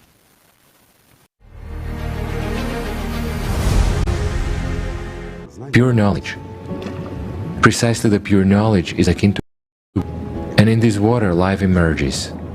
This is really the true temple, the temple built on the knowledge. However, when they alter this knowledge and try to cram their stones in and build of them their temple, then, excuse me, it cannot be built on water. The stone sinks. Hence what did they do? They covered it with sand. They covered the true knowledge with sand of their fantasies, aspirations, and desires. The truth was distorted by this sand, coming from egoists and proudlings, and already on that they built their heavy temples of stone. Yet, the more sand there was, and the heavier the temples were, the less beneath them there was water, the true knowledge.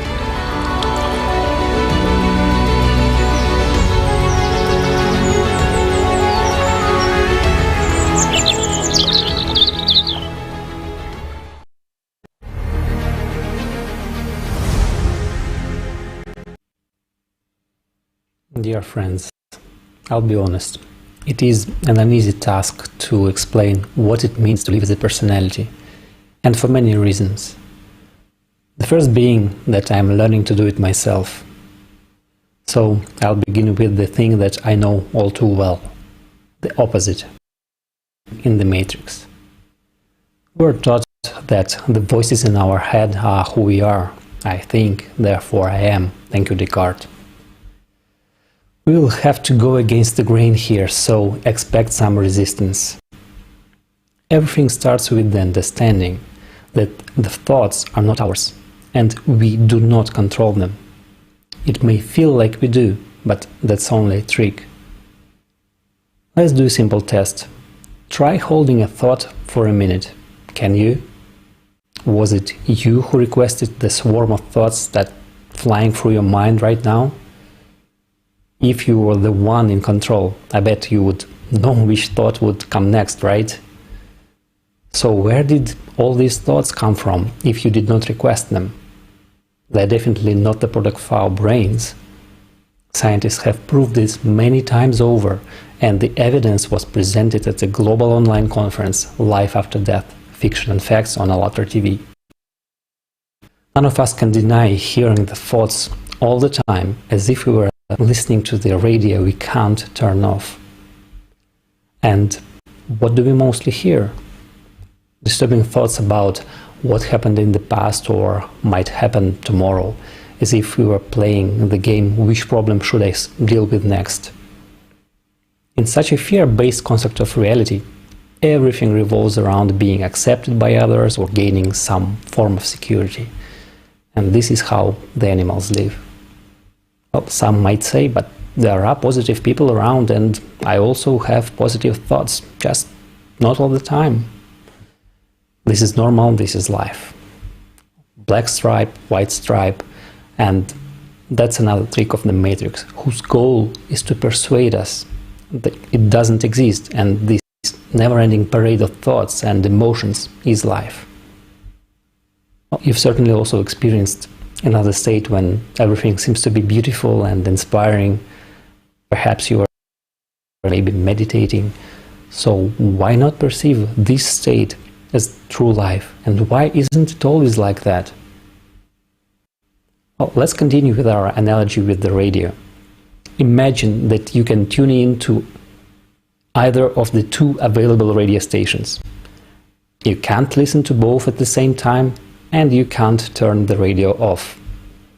The more you listen to the station of your choice, the more you become in tune with its frequency and the more you become like its content. Well, the Matrix, or our consciousness, is constantly broadcasting a stream of pictures like notifications on our phones, trying to find those that will get our attention. And we already know that the force of our attention is the energy, without which nothing would exist in this three-dimensional world. The energy that feeds the system, and it is the only thing it is ruthlessly hunting for. Well, these stations are very different.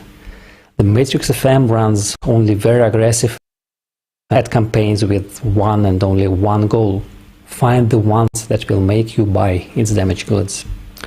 And the more we pay attention to this, the more energy we give to this station of our choice.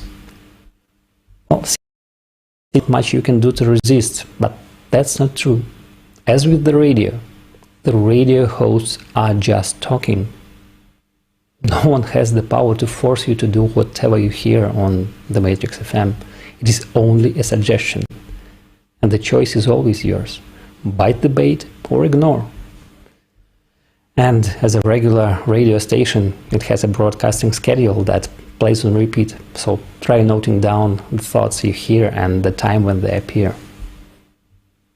I almost hear the question, what's the other station then?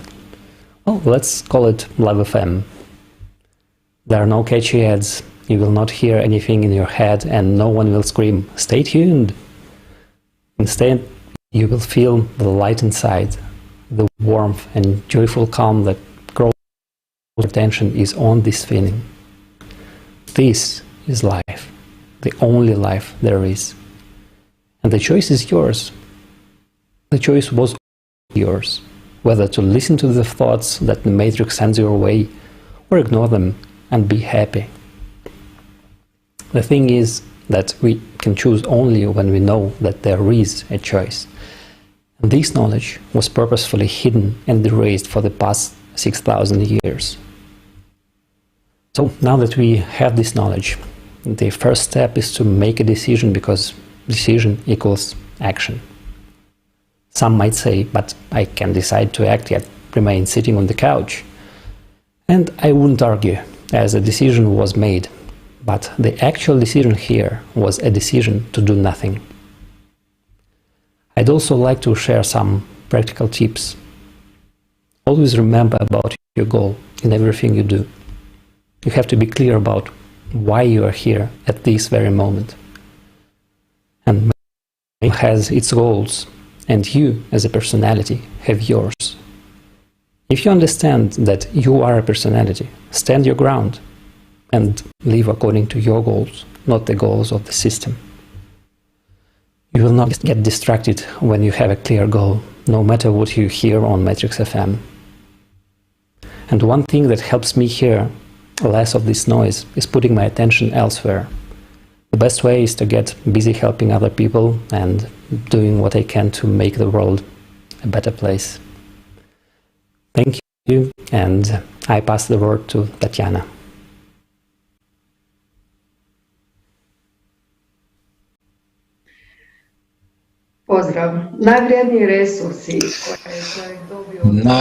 The most valuable resource human beings receive from God. Alat je kreativna sila, moć Božja. Alat is the creative force of the power of God. It creates the material world, and without Alat, there would be nothing.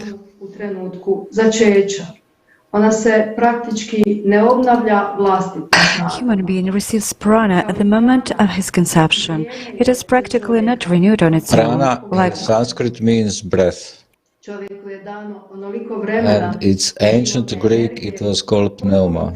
The human being receives prana at the moment of his conception. It is practically not renewed on its own. Before we consider the issue of value of time and human attentions, we offer to you viewing a fragment of the program precedent with the participation of Igor Mikhailovich.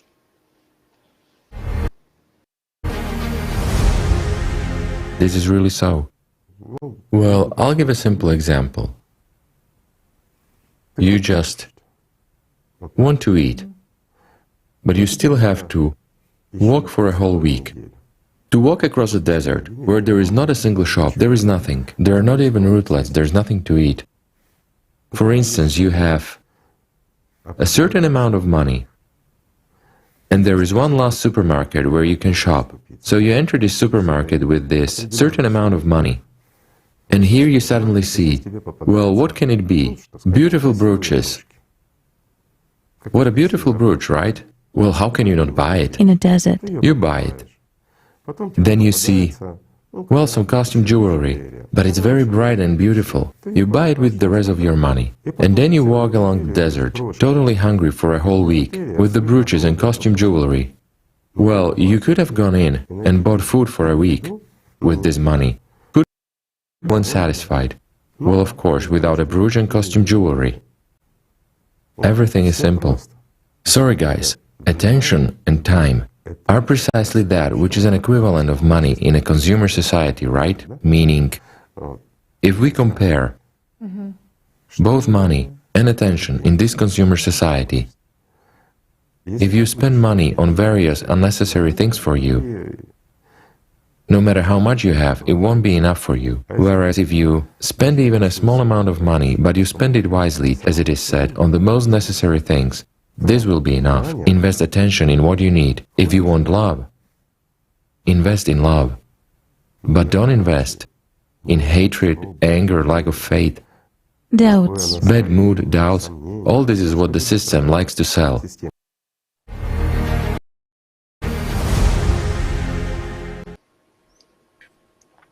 One can say that time is a measure of the intensity with which a human being personality identifies himself that offer the system. When we do something that interests us, then we distribute a greater amount of attention, a lot, and subjectively the time passes faster for us.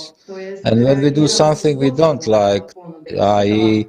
we react with boredom to offer from the system, then we distribute less attention, a lot, so it seems like time is passing slower.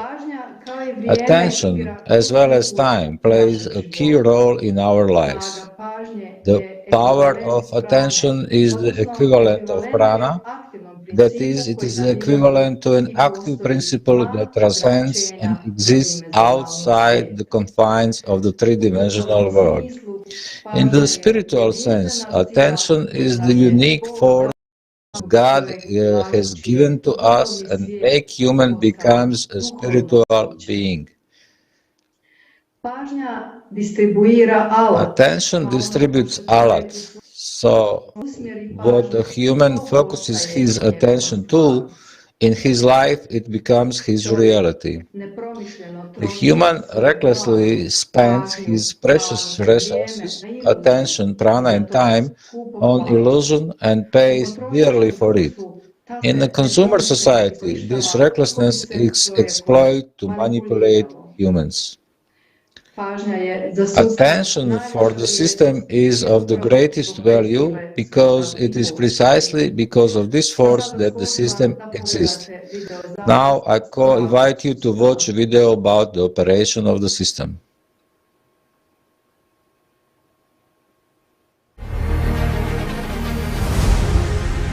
How does the system work?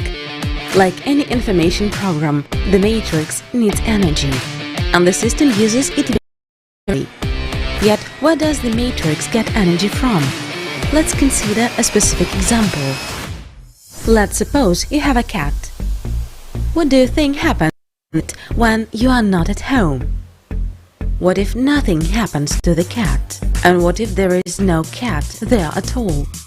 Of course, there is a cat, but not in the form you are accustomed to think.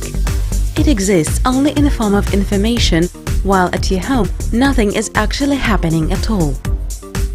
You come home and see a cat eating food, possibly scratched wallpaper or dirty floor. The thing is that when you were not at home, this picture existed only in the form of information, but when you returned, the matrix instantly manifested it to evoke emotions in you. For the matrix, a human is only valuable as a source of energy. The system receives energy from human attention. The more attention is invested, the stronger the emotion, and therefore the more it feeds the matrix. After all, the power of attention is like electricity, the power source for the system. Why, when you are not at home, does it exist only as information and not as an object? All this relates to your attention. The system is very thrifty and rational. Materialization of a visible picture of the world consumes its energy. The matrix would not manifest those objects and situations in which a person doesn't invest attention. This happens in the same way as in video games, in which only the area where a player acts through his avatar is detailed. Therefore, the matrix would not manifest a cat if a person does not observe it. A cat will not be mischievous if it doesn't attract a person's attention. This is energy consuming and does not comply with the system's principle to invest a little and to gain a lot. A cat will only exist as an information wave. Does your cat exist when not at home?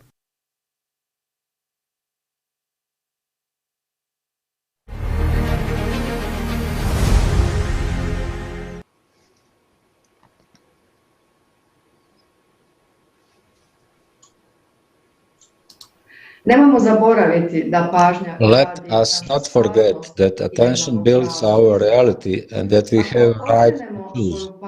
If we turn our attention to the material, the power, the strength, wealth, fame, and all that is temporary, then this stuff becomes our reality and we block our way to the spiritual world. Time and prana are spent and we become subpersonalities. But if we turn our attention to the God and the spiritual world, and if we cultivate love and gratitude, sebi put u vječnost, pa poput leptira izlazimo iz šahure materijalnog svijeta i postajemo anđelom. And like a butterfly, we go out of the spiritual world and we become this angel. And coming to this world, God gave us attention, prana, and time as precious resources so that we could get out of the matrix. So let us not use these precious resources just in vain, on illusion. Let us direct these resources in a proper way so as to come home to God. Give the word back to Renat. Thank you very much. Life is sometimes very unpredictable, and there are situations when everyone, even those who consider themselves atheists, turns to God. People turn to the Creator with all their hearts. Probably it is just a few words coming from the depth of their hearts, because prayer is something that is turned to God inside a man. All prophets have taught and explained the easiest way for a person to turn to God. In every religion there is a way to directly address the Almighty. It is prayer, which is an important integral part of the spiritual life of every believer. Namaz is the greatest kind of worship in Islam, one of the 5 pillars. In Farsi, namaz means prayer. Prayer is not a mechanical repetition of memorized phrases. It is the music of an open heart. Prayer is certainly not a duty. It is such a great experience in which there is a need to say so much, to say without words, because they are so small, and the heart wants to say something very important, and it is impossible to express words. How can you analyze prayer or show it to someone? Prayer is a call to eternity, the call of a helpless child, his mother, a foretaste of unity, a thirst for God. Is it possible to ask for material things in such a state? Namaz, prayer, is not a ritual or a rite.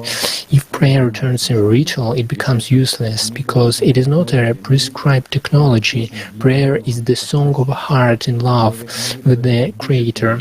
A person of prayer breathes with it throughout the day. It is not an hymn, but he is in prayer. A person lives in it, interacts with the world through this love and gratitude, out of which it grows. When a person is sincerely immersed in a gratitude and love, the Almighty is manifested in the life of such a person. Through prayer, a person can feel and experience His presence, no matter what religion he belongs to, because God, Allah, is one, and communication with Him is possible in for everyone, the language of prayer, the language of deep feelings. Vladimir, now I give the floor to you. Good evening. Yeah, thank you, Renat. In the same way, the basis of Christianity is not just a sum of knowledge, but a living experience of communicating with God. Prayer helps and establishes the relation with God. For the essence of prayer is an opportunity to immerse oneself in a special, deep, sensual state. It is a human immersion into oneself, a comprehension of one's present self, and as a result, contact with God. That is true prayer. In such prayer, a person does not ask the Heavenly Father for anything earthly, but only for salvation and gaining eternal life. He thanks God with love, rejoicing in unity with Him. For the language of deep feelings, as Renat has shared with us, is love. It is said in the book Birds and Stone by Anastasia. In the spiritual practice, to achieve this sensitivity state, they use an ancient inward prayer called in Christianity the incessant prayer, the sensual prayer, or the heartly prayer, but it's more famous as prayer of Jesus.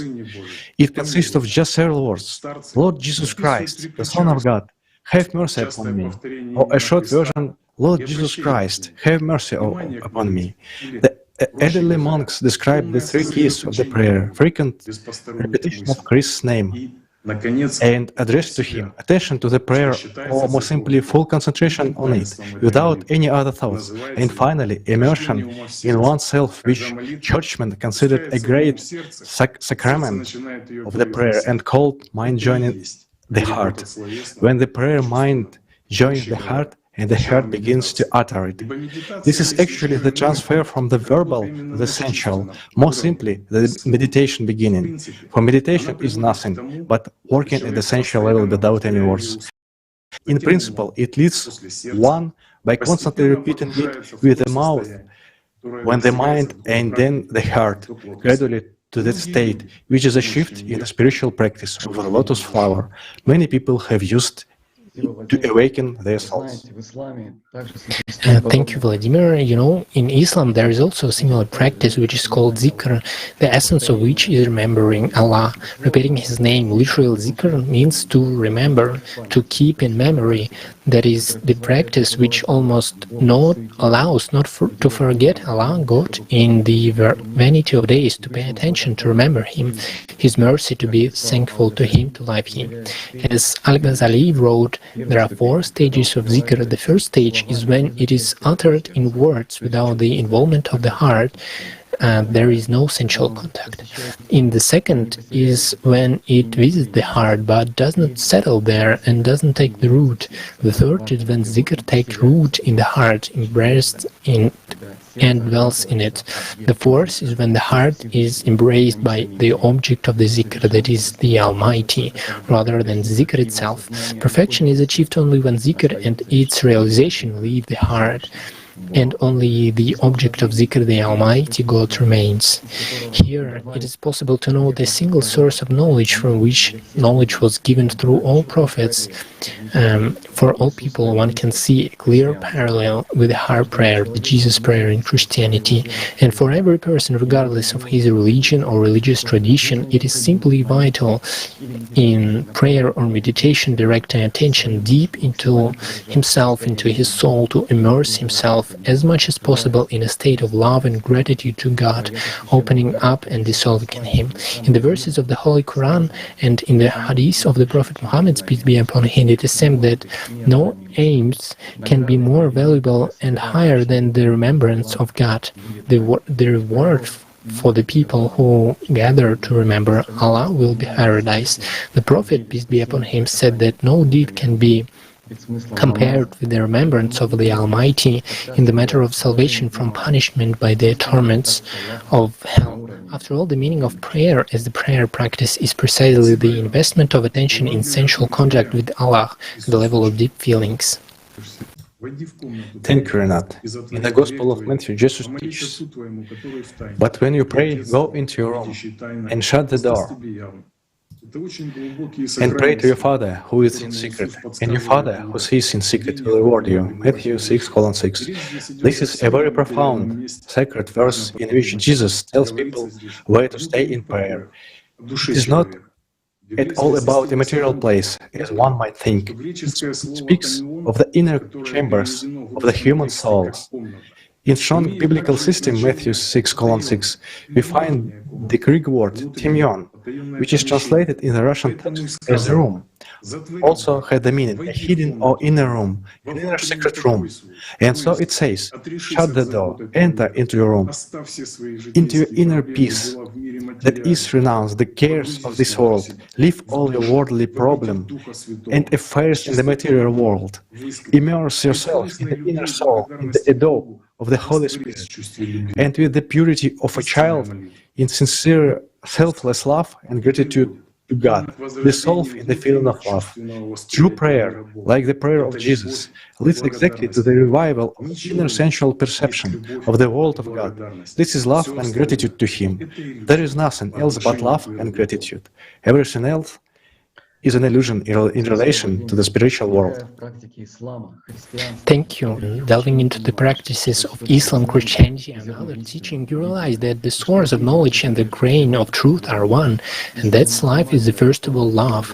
A true Muslim is one who loves Allah, and a true Christian is one who loves God. The Almighty has many names, but the essence is the same, love, therefore difference. Let us love God and love one another, because it is through love that we come closer to God and be united with Him. Thank you. And about the spiritual practices and their meaning in the spiritual life of a person, Alexander will tell us. The floor goes to you, Alexander. Спасибо, Ренат. Thank you, Renat. Spiritual practices, the dialogue between personality and the God, which through sense perception. Human express his love and gratitude to God in a common language, the language of the spiritual world, the language of deep feelings. To feel and understand it, you need your sincerity, your openness to God. You just need to walk toward the light of the soul, no matter what.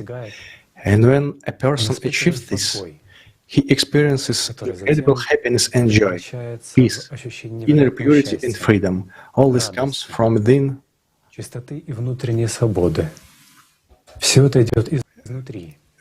All this comes from within, from the depths. It is completely different from the usual state of consciousness perception. It is a volumetric knowledge of the world and understanding of the whole chain of actions in totality and the finished result. It requires no proof. This experience has been around for centuries. Ancient yogis, Sufis, shamans, sages and elders of various religions and spiritual teachings. This way of perception is available to anyone. That is, it has been practiced by people at all times. It is spoken about in many scriptures of different people. It is interesting that in modern world, if people penetrate deeply enough into the laws of physics, they can come in a scientific way to the real proof of the premise of the spiritual world and the secondary nature of the material world. Consequently, this will change the quality and meaning of people's lives and open another way to the truth through science. But having understood this, a person needs to make his own efforts to follow the spiritual path. In order for a person to come to this essential dialogue that I spoke, a person can use in modern terms the following tools: autogenic training, meditation, spiritual practice. These are described in detail in live talk. The film Consciousness and Personality, from the inevitably dead to the eternally alive. Let's now talk in detail about the spiritual practice. It is, as I've already said, it's performed by real, deep feelings, which originate from the inner well of the infinite, from the soul.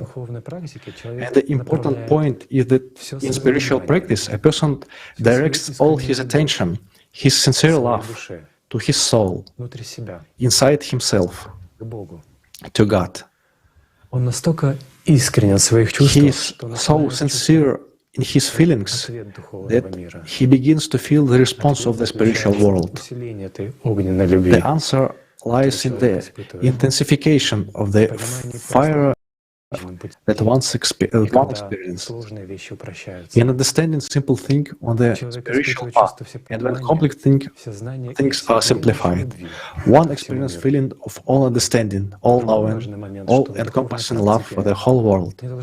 Another important point is that in spiritual practice there should be no words, thoughts and images, because this is work of the mind. Images only attract the attention of man, and a man should be interested in feelings, in knowing himself. in his own sensual world. This is how a person understands who he truly is. In deep spiritual practice, the person goes beyond the limits at which consciousness can function. But it is not a disconnection of consciousness.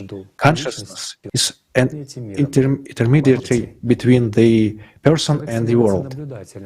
Man becomes an observer from the spiritual beginning. This becomes his life. That is, he lives by that world, spiritual world. But for now, he is temporarily in this material world. Consciousness does not interfere with the person. As the person acquires the skill to ignore these intrusive thoughts and images. So, like, you remember, in the example with mirror, so it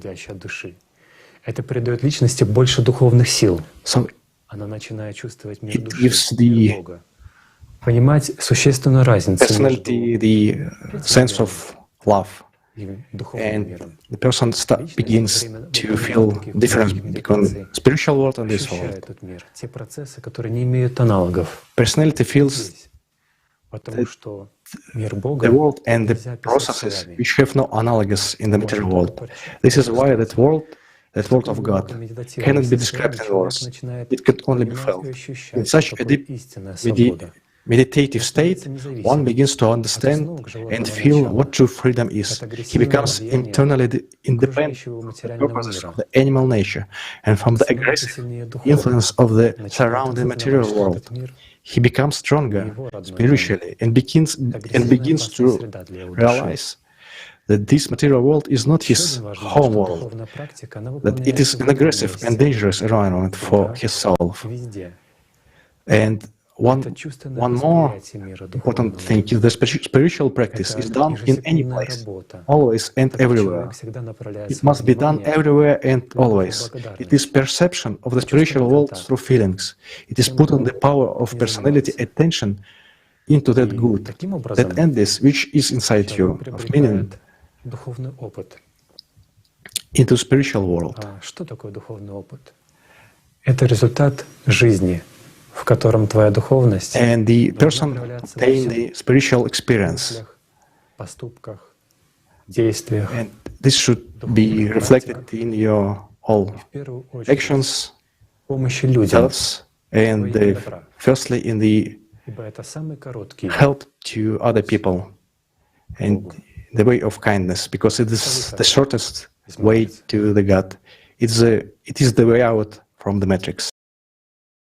Thank you. Я передаю слово следующему спикеру. I'm passing the word to the next speaker.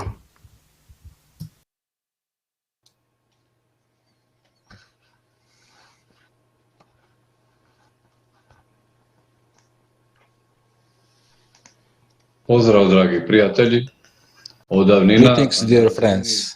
Since ancient time, there have been many spiritual practices in earth with the help of which man strives to know God and get out of the matrix. But what has been lost in the knowledge that there is a fundamental practice from which all the others originate? It is the lotus flower, but no matter how the matrix seeks to destroy all information about it, to that day in the history and religious philosophical sources, the knowledge about it is preserved.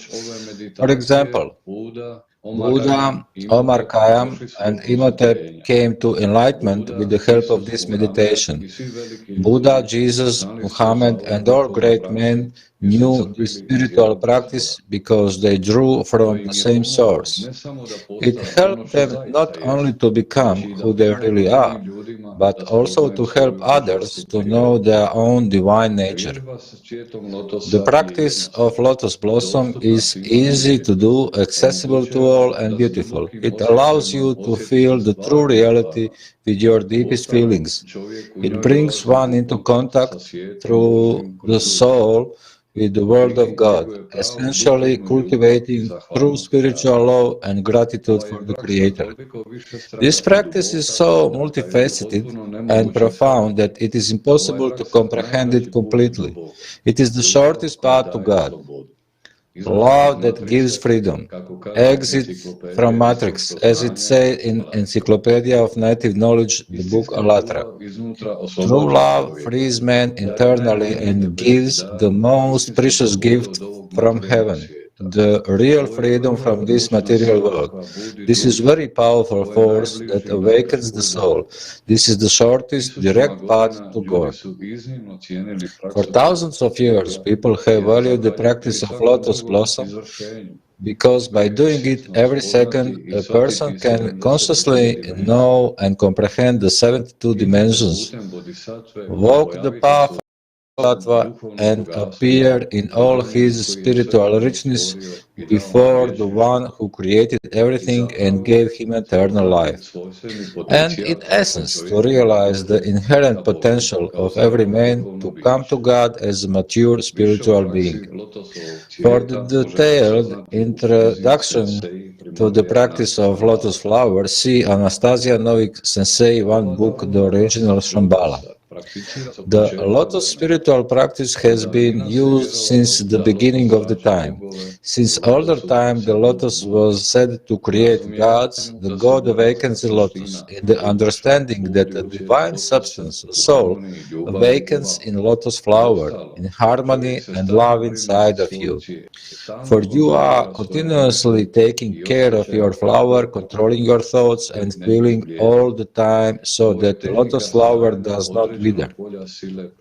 This practice is about creating a certain force field by your positive thoughts and feeling of love, which in turn affects the real world around you, and on the other hand, it changes the internal frequency of the perception of your mind. Thank you. I give floor to Jennifer.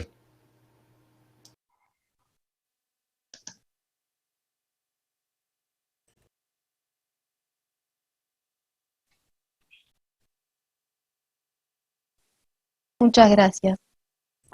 Thank you so much. Have you ever felt tired of interacting with people? There is a saying, I feel like a squeezed lemon, and it is really so. People feel it both at home and at work, various provocations, discussions, visits to crowded places, it all leaves a mark on a person. Many people feel unwell after visiting crowded places. As we have heard in other speeches, in the system matrix, constant struggle for a person's attention, his energy. The redistribution of energy is a simple physical law, but how to live a life so as not to be a donor of the system and not to waste vital energy to feed that soulless program. The first rule is to know that thoughts do not belong to us. Our thoughts are generated by our consciousness, and consciousness is a part of the system. Consciousness behaves like a constantly hungry beast, so it does everything it can do to seize a person's most precious resource, his attention, without rest or weekend, offering its thoughts, images, and creating various events in the life of a person. But how can we protect ourselves from this beast? Since ancient times, there has been such a notion as gaining a shield. It is not an external weapon, but an internal protection. Various religions speak of putting on the armor of God in order to be able to resist the devil, as well as the so-called weapons of righteousness. For example, in the Christian Bible, in Ephesians chapter 6, in all circumstances, take up the shield of faith, with which you can extinguish all the flaming darts of the evil one, and take the helmet of salvation and the sword of the Spirit, which is the word of God. Thus, the first thing one learns is self-identification or self-personality. Understanding that we are in a matrix, everything that happens around us is not a reality, but only an imposed illusion. Everything around us is constructed in such a way that one completely forgets oneself and only invests one's attention in an endless stream of information, of changing events, which follow one after another. But examining the stream of thoughts that goes permanently, we begin to understand that it does not belong to us, and I cannot be that. A person begins to see as if the same racket is playing his life, but with different life events and different people around him, and he's able to reject an aggressive and imposed program, which means to become freer. This is reflected in a change of the person's actions, because he understands that previously he did actions not of his own free will, and as a result, this affects the quality of his life, relationships at home, at work, because when we examine how consciousness works in ourselves, we realize that it works the same way in other people around us, and you stop wasting energy on insults, condemnation of others, you stop defending the thoughts imposed on you, supposedly your correct opinion. But is it really your own opinion? Have you got it at all? Let us take a real example. A queue. Just imagine a queue. Time and patience are lost, and then a person appears who begins to provoke a quarrel, is indignant, aggressive towards others, and now, seconds, and the whole crowd begins to resent a quarrel among themselves. And there is a huge outburst of emotions at a time when the system is eating people alive, taking away their vital energy. But do you already understand that the main enemy is the system, not the people, who unwittingly become hostages of the program? After all, they are just as susceptible to attacks of negative thoughts, images as you are. You no longer allow yourself to be a toy in the hands of the system, knowing that the stake of that game is your life. In the future, abandoning negative programs, a person begins to understand that consciousness is a tool, and it performs those tasks in which he, himself as a person, is free to invest attention. In other words, you realize what you are paying for, and since the resource belongs to you, you think well where to invest your attention and what tasks to assign to your consciousness. In a person, an additional source of energy appears, a spiritual surge, because he does not waste it on nothing. But having received a spiritual surge, people are faced with the fact that consciousness is not interested in it. It starts to deny it, it provokes emotions, doubts, physiological disorders. There be unfavorable circumstances in life. And here the important point is not to retreat, not to succumb to the provocations of a system that opposes in every possible way and tries to regain its dominance over a person. It is necessary to move forward, to constantly evolve. Having acquired a shield, a person first of all strives to gain spiritual freedom from a dictator in his head. He studies what consciousness is, how it works, how it deceives, that one should not succumb to the temptations of the system and intimidation. If a person does not control consciousness, then consciousness controls a person. And here it is important to know the main tool for gaining a shield or internal support and protection. This is the comprehension of love. To understand and always remember the true purpose of human existence in the matrix, spiritual transformation, which is achieved by separating and cutting off the unnecessary aggressive program and cultivating the true and sincere inner love. And every rituals will help in this case, but it all starts with gaining the shield. The system throws up the desire to get an instant result, the desire for a miracle. It must be understood that no one owes anything to anyone. The shield is acquired only when a person works hard on himself every day. If a person really strives for the spiritual, the system will not hold him. It simply does not have power over a person, only offers an illusion. Any material problems have an end. Earthly life is very short and ends quickly, but when a person acquires life, it is eternal. Thank you so much. Give the floor back to this next speaker. Well, what is the shield precisely? It is freedom from the influence of consciousness. If a person is truly spiritually developed, if he is free as personality, then whether he is in a crowd or somewhere else, he sees how something alien enters him. That is, alien influence trespasses on his territory. He perceives a thought as a necessary or an unnecessary one. What does it mean necessary? Well, something has to be done. We all live in this world. We have to live, to communicate, to get dressed, well, and to take a lot of other natural actions. Naturally, this is accompanied by thoughts, to choose what shirt to put on, for example, right? No problem. You can listen to consciousness as well, what it will recommend. However, when it says something stupid, you have to distinguish it easily, meaning any thought that might have a certain consequences for you as personality. And this very understanding and knowledge of this process, easy rejection of everything unnecessary, and better, even total prevention of its entry of everything unnecessary and aggressive, of that which manipulates, which gorges on your life, of such pilferers, let's say. This is exactly possession of a shield.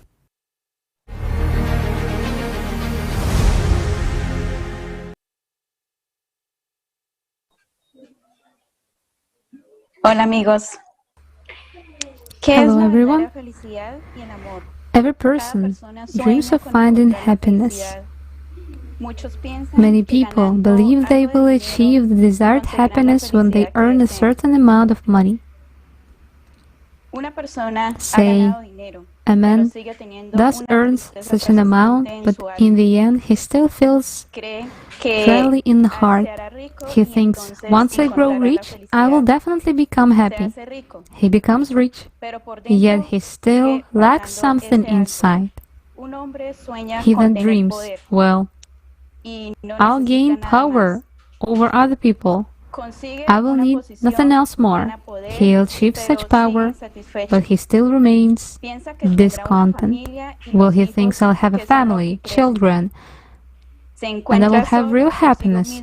But they grow up and the person stays alone with the same lack of happiness problems. He understands that all he endeavors have been in vain. Nothing on the past way has brought him to the long-awaited happiness. He understands that he has not done something very important in his life. For some reason, in modern society, it is believed that happiness cannot be permanent. In this world, no matter what a person has achieved, he understands that all this is mortal and temporary. Acquiring material achievements, he is afraid to lose them. And this is fear. Where there is a fear, there is no happiness. And in fact, what is he afraid of losing?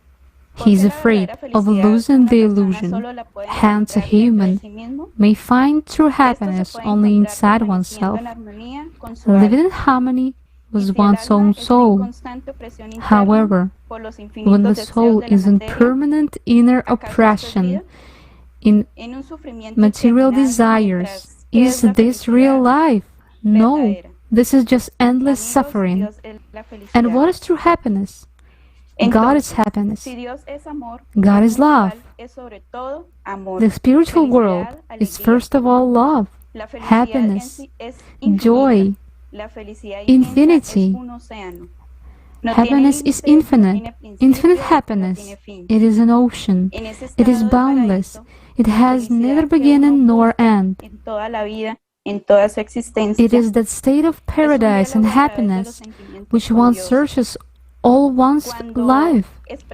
It is a sensual dialogue with God when you give sincere love and gratefulness, when you direct your love towards God, when you are grateful that there is such an opportunity to obtain eternal life. This is the first step. When you treat with the spiritual world with gratitude and love, and you feel that you are loved in return. You feel the fullness of life, the joy of life. You share this happiness with people. True happiness is when a person is completely freed from prejudice, when one finds God within oneself. Loving God, a person finds true self, his eternal happiness, in no comparison with earthly pleasures, and then a person will never trade 1 hour, a minute, or a second of this blissful state of life in God for material pleasures and enjoyment. Even if all power over the world belongs to one, real happiness, real life, is when one lives the spiritual life. When he becomes into contact with the truth, such a person lives by spirit, and it is a spirit that creates joys within, the Holy Spirit, that holiday within ourselves. What can be better?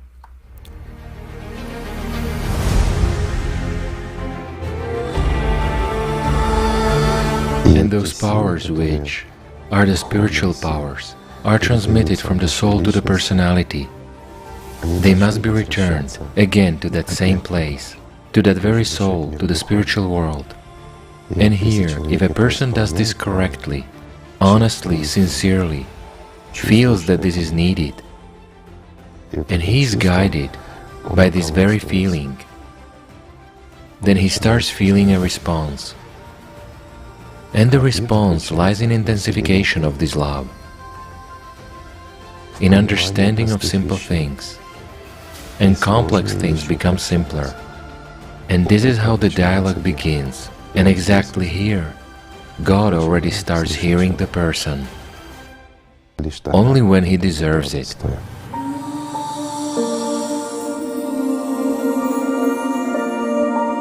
In reality, a person himself is a creator of his future, and this life is given to a person in order for him to make a choice, for him to build life eternal for himself, or to dig a grave for himself.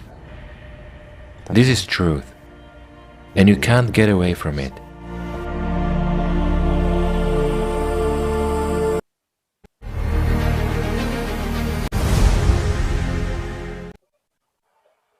Realmente un video muy inspirador. Muchísimas gracias, querida Cristina, por tu exposición. Y también It's very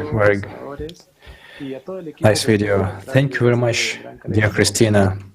We also thank all the speakers and most of all you, dear viewers.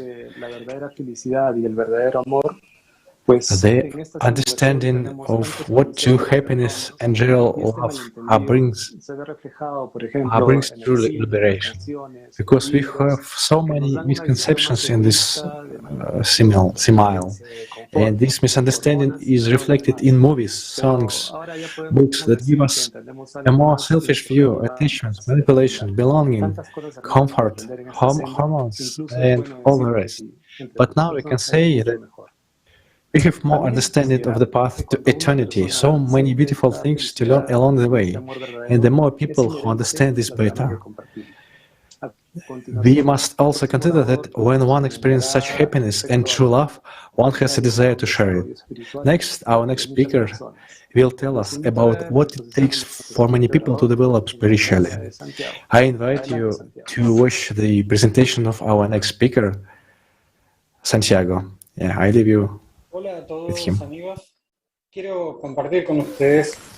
Hello friends, I want to share with you the beautiful future that awaits us, that is already among us. It is called the Creative Society. Recently we have been intensively developing technologically, but we have not developed as human beings, so we must focus on building a creative society, to focus on developing us as human beings. I think that if we are looking for intelligent life on other planets or looking for traces of higher knowledge in ancient civilizations of other times, then we should find more answers to evolve. It is even a duty before ourselves. Human life has the highest value. Any person's life must be protected as our own. The purpose of society is to ensure and guarantee the value of every person's life. There is and can be nothing more valuable than the life of one person. If one person is valuable, then all people are valuable. Every person in the creative society has the right to full development and fulfillment. Education should be free and equally accessible to all, creating conditions and expanding opportunities for the realization of a person's creative abilities and talents. And is not this, my friends, characteristic of an advanced, progressive civilization? This is, my friend, is the renaissance of a human, a victory over inequality, selfishness, tyranny, division, and obviously self-destruction. A creative society is a return to the essence, to the Eden. We have created ourselves, choosing human life, love and happiness as our highest priorities. It is already among us and it is growing more and more. Day by day, more and more people are joining this society because this is the reality and desire of people who are already going in this direction, already living in this youth era that requires us to change. And now that we know this is reality, we want to be a part of it because new era is approaching that requires us to evolve equality. We are all one. Thank you very much.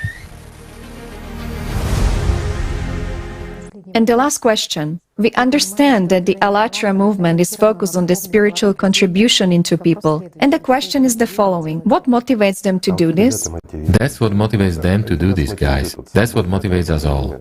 We've gathered here together in our spare time, and we are trying to talk to you. We don't need fame. We don't need your money. We don't need anything from you at all. But we need a different world. We need a world in which we would like to live, from which we will not want to leave, even to the spiritual world, because it should be equal in love, in joy, in that sincere inner happiness, so that to communicate with each other here will be the same as to communicate with an angel there, and so that there will be no difference between those worlds, the world eternal and this world, even though it is material, even though temporary residing here, but angels. And let us together strive towards this, my friends, to make this world similar to the spiritual world, and not the one it is now, and everything depends on us.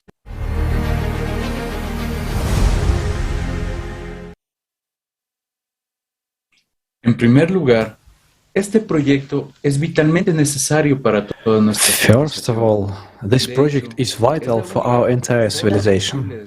In fact, this is the only possible way out of the egoistic, consumerist dead end of self-destruction in which humanity now finds itself.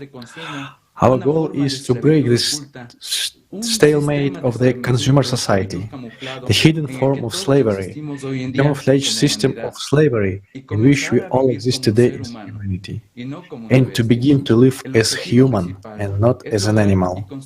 The main goal is to achieve and build an ideal society of spiritually free people, a society that guarantees our future generation a life of dignity, spiritual and moral well-being and prosperity, a society of love and humanity, or Eden, as it is called in various religions, a society of the future that is always changing and in action and filling your life with high meaning. The creative society is only an intermediate stage in the evolution of the humanity from a feudal slave system to a completely new form of social life, the ideal society. Creative society is a transitional stage without which it is impossible to reach the highest goal, the ideal society of spiritual free people. But for everyone to get out of the matrix, to find spiritual liberation, we should unite and build all together a creative society. It is the creative society that will form all conditions for this, so that the spiritual world will receive as many angels as possible. And now, let's watch a video called The Enemy of Humanity. Humanity has one enemy. It is Satan. There is no other. He is the one who lives in the human head, who dictates how to act and what to do. He is the one who instigates a person to do foolish things, the one who forces a person to be an animal instead of a human. And that's why society should also, if it eventually decides to establish a creative and constructive society, it should establish it in such a way that there would be as little of Satan's power as possible. Or even better, there would be no Satan's power at all. While it won't be possible to eliminate it, the material world is his world, but it's possible at least to limit his capabilities. And it's realistic to give spiritual freedom to people. However, again for this you have to make an effort. You have to roll up your sleeves and act, instead of sitting idle, dreaming and shifting responsibility to someone else who would come and do that for you. They won't come and won't do. Well, they might come, but you'll be doing that yourself. And if you don't do it, it's your choice. You have the right.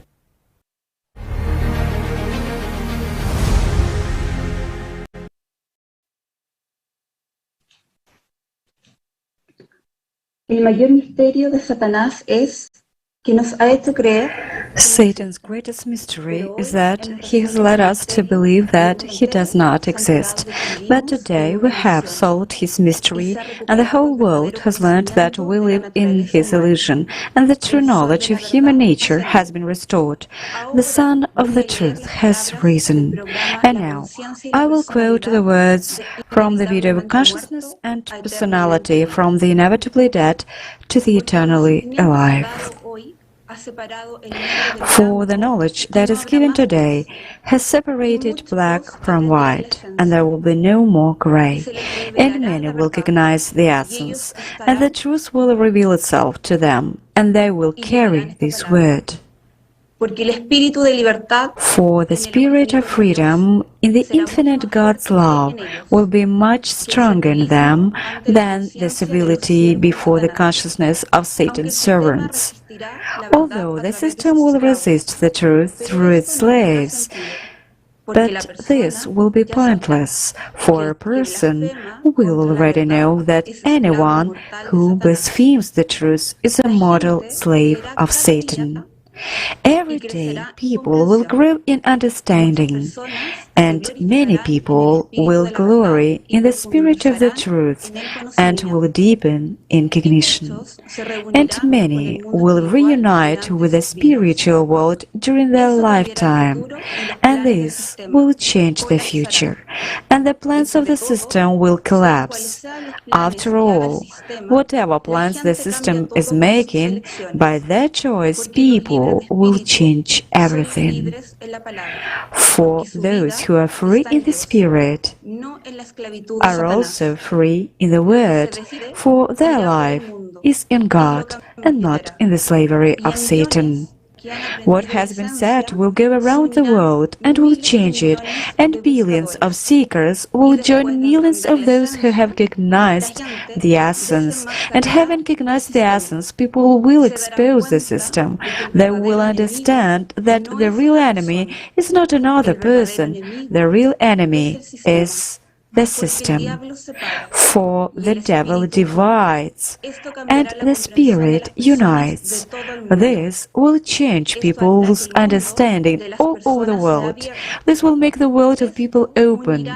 This will unite nations into one big family, and freedom of the spirit will reign among them. This is the end of the devil's rule over people and the beginning of the spiritual future of the humanity. This is the end of the darkness of consciousness. People will unite in the name of spiritual freedom, love, and the truth. This will really lead to world peace, no matter how much the system resists. And the darkness will dissipate, and the sign will shine at the peak of the world, the sign that has returned the truth to people, the sign that dispels the darkness of consciousness, the sign that represents the union of a human being with God. And then people will know that a human's enemy is defeated, and the spirit of unity of the spiritual world will reign in everyone who acquires it, and people will attain peace in themselves, peace in God, and everyone will become a witness of a new understanding, and this will change everything. Humanity still has to get through a lot, but it no longer matters. When you live in God's love, the illusion of the system has no power over you, for God lives in you. In conclusion, we suggest you the following video with the esteemed Igor Mikhailovich Danilov.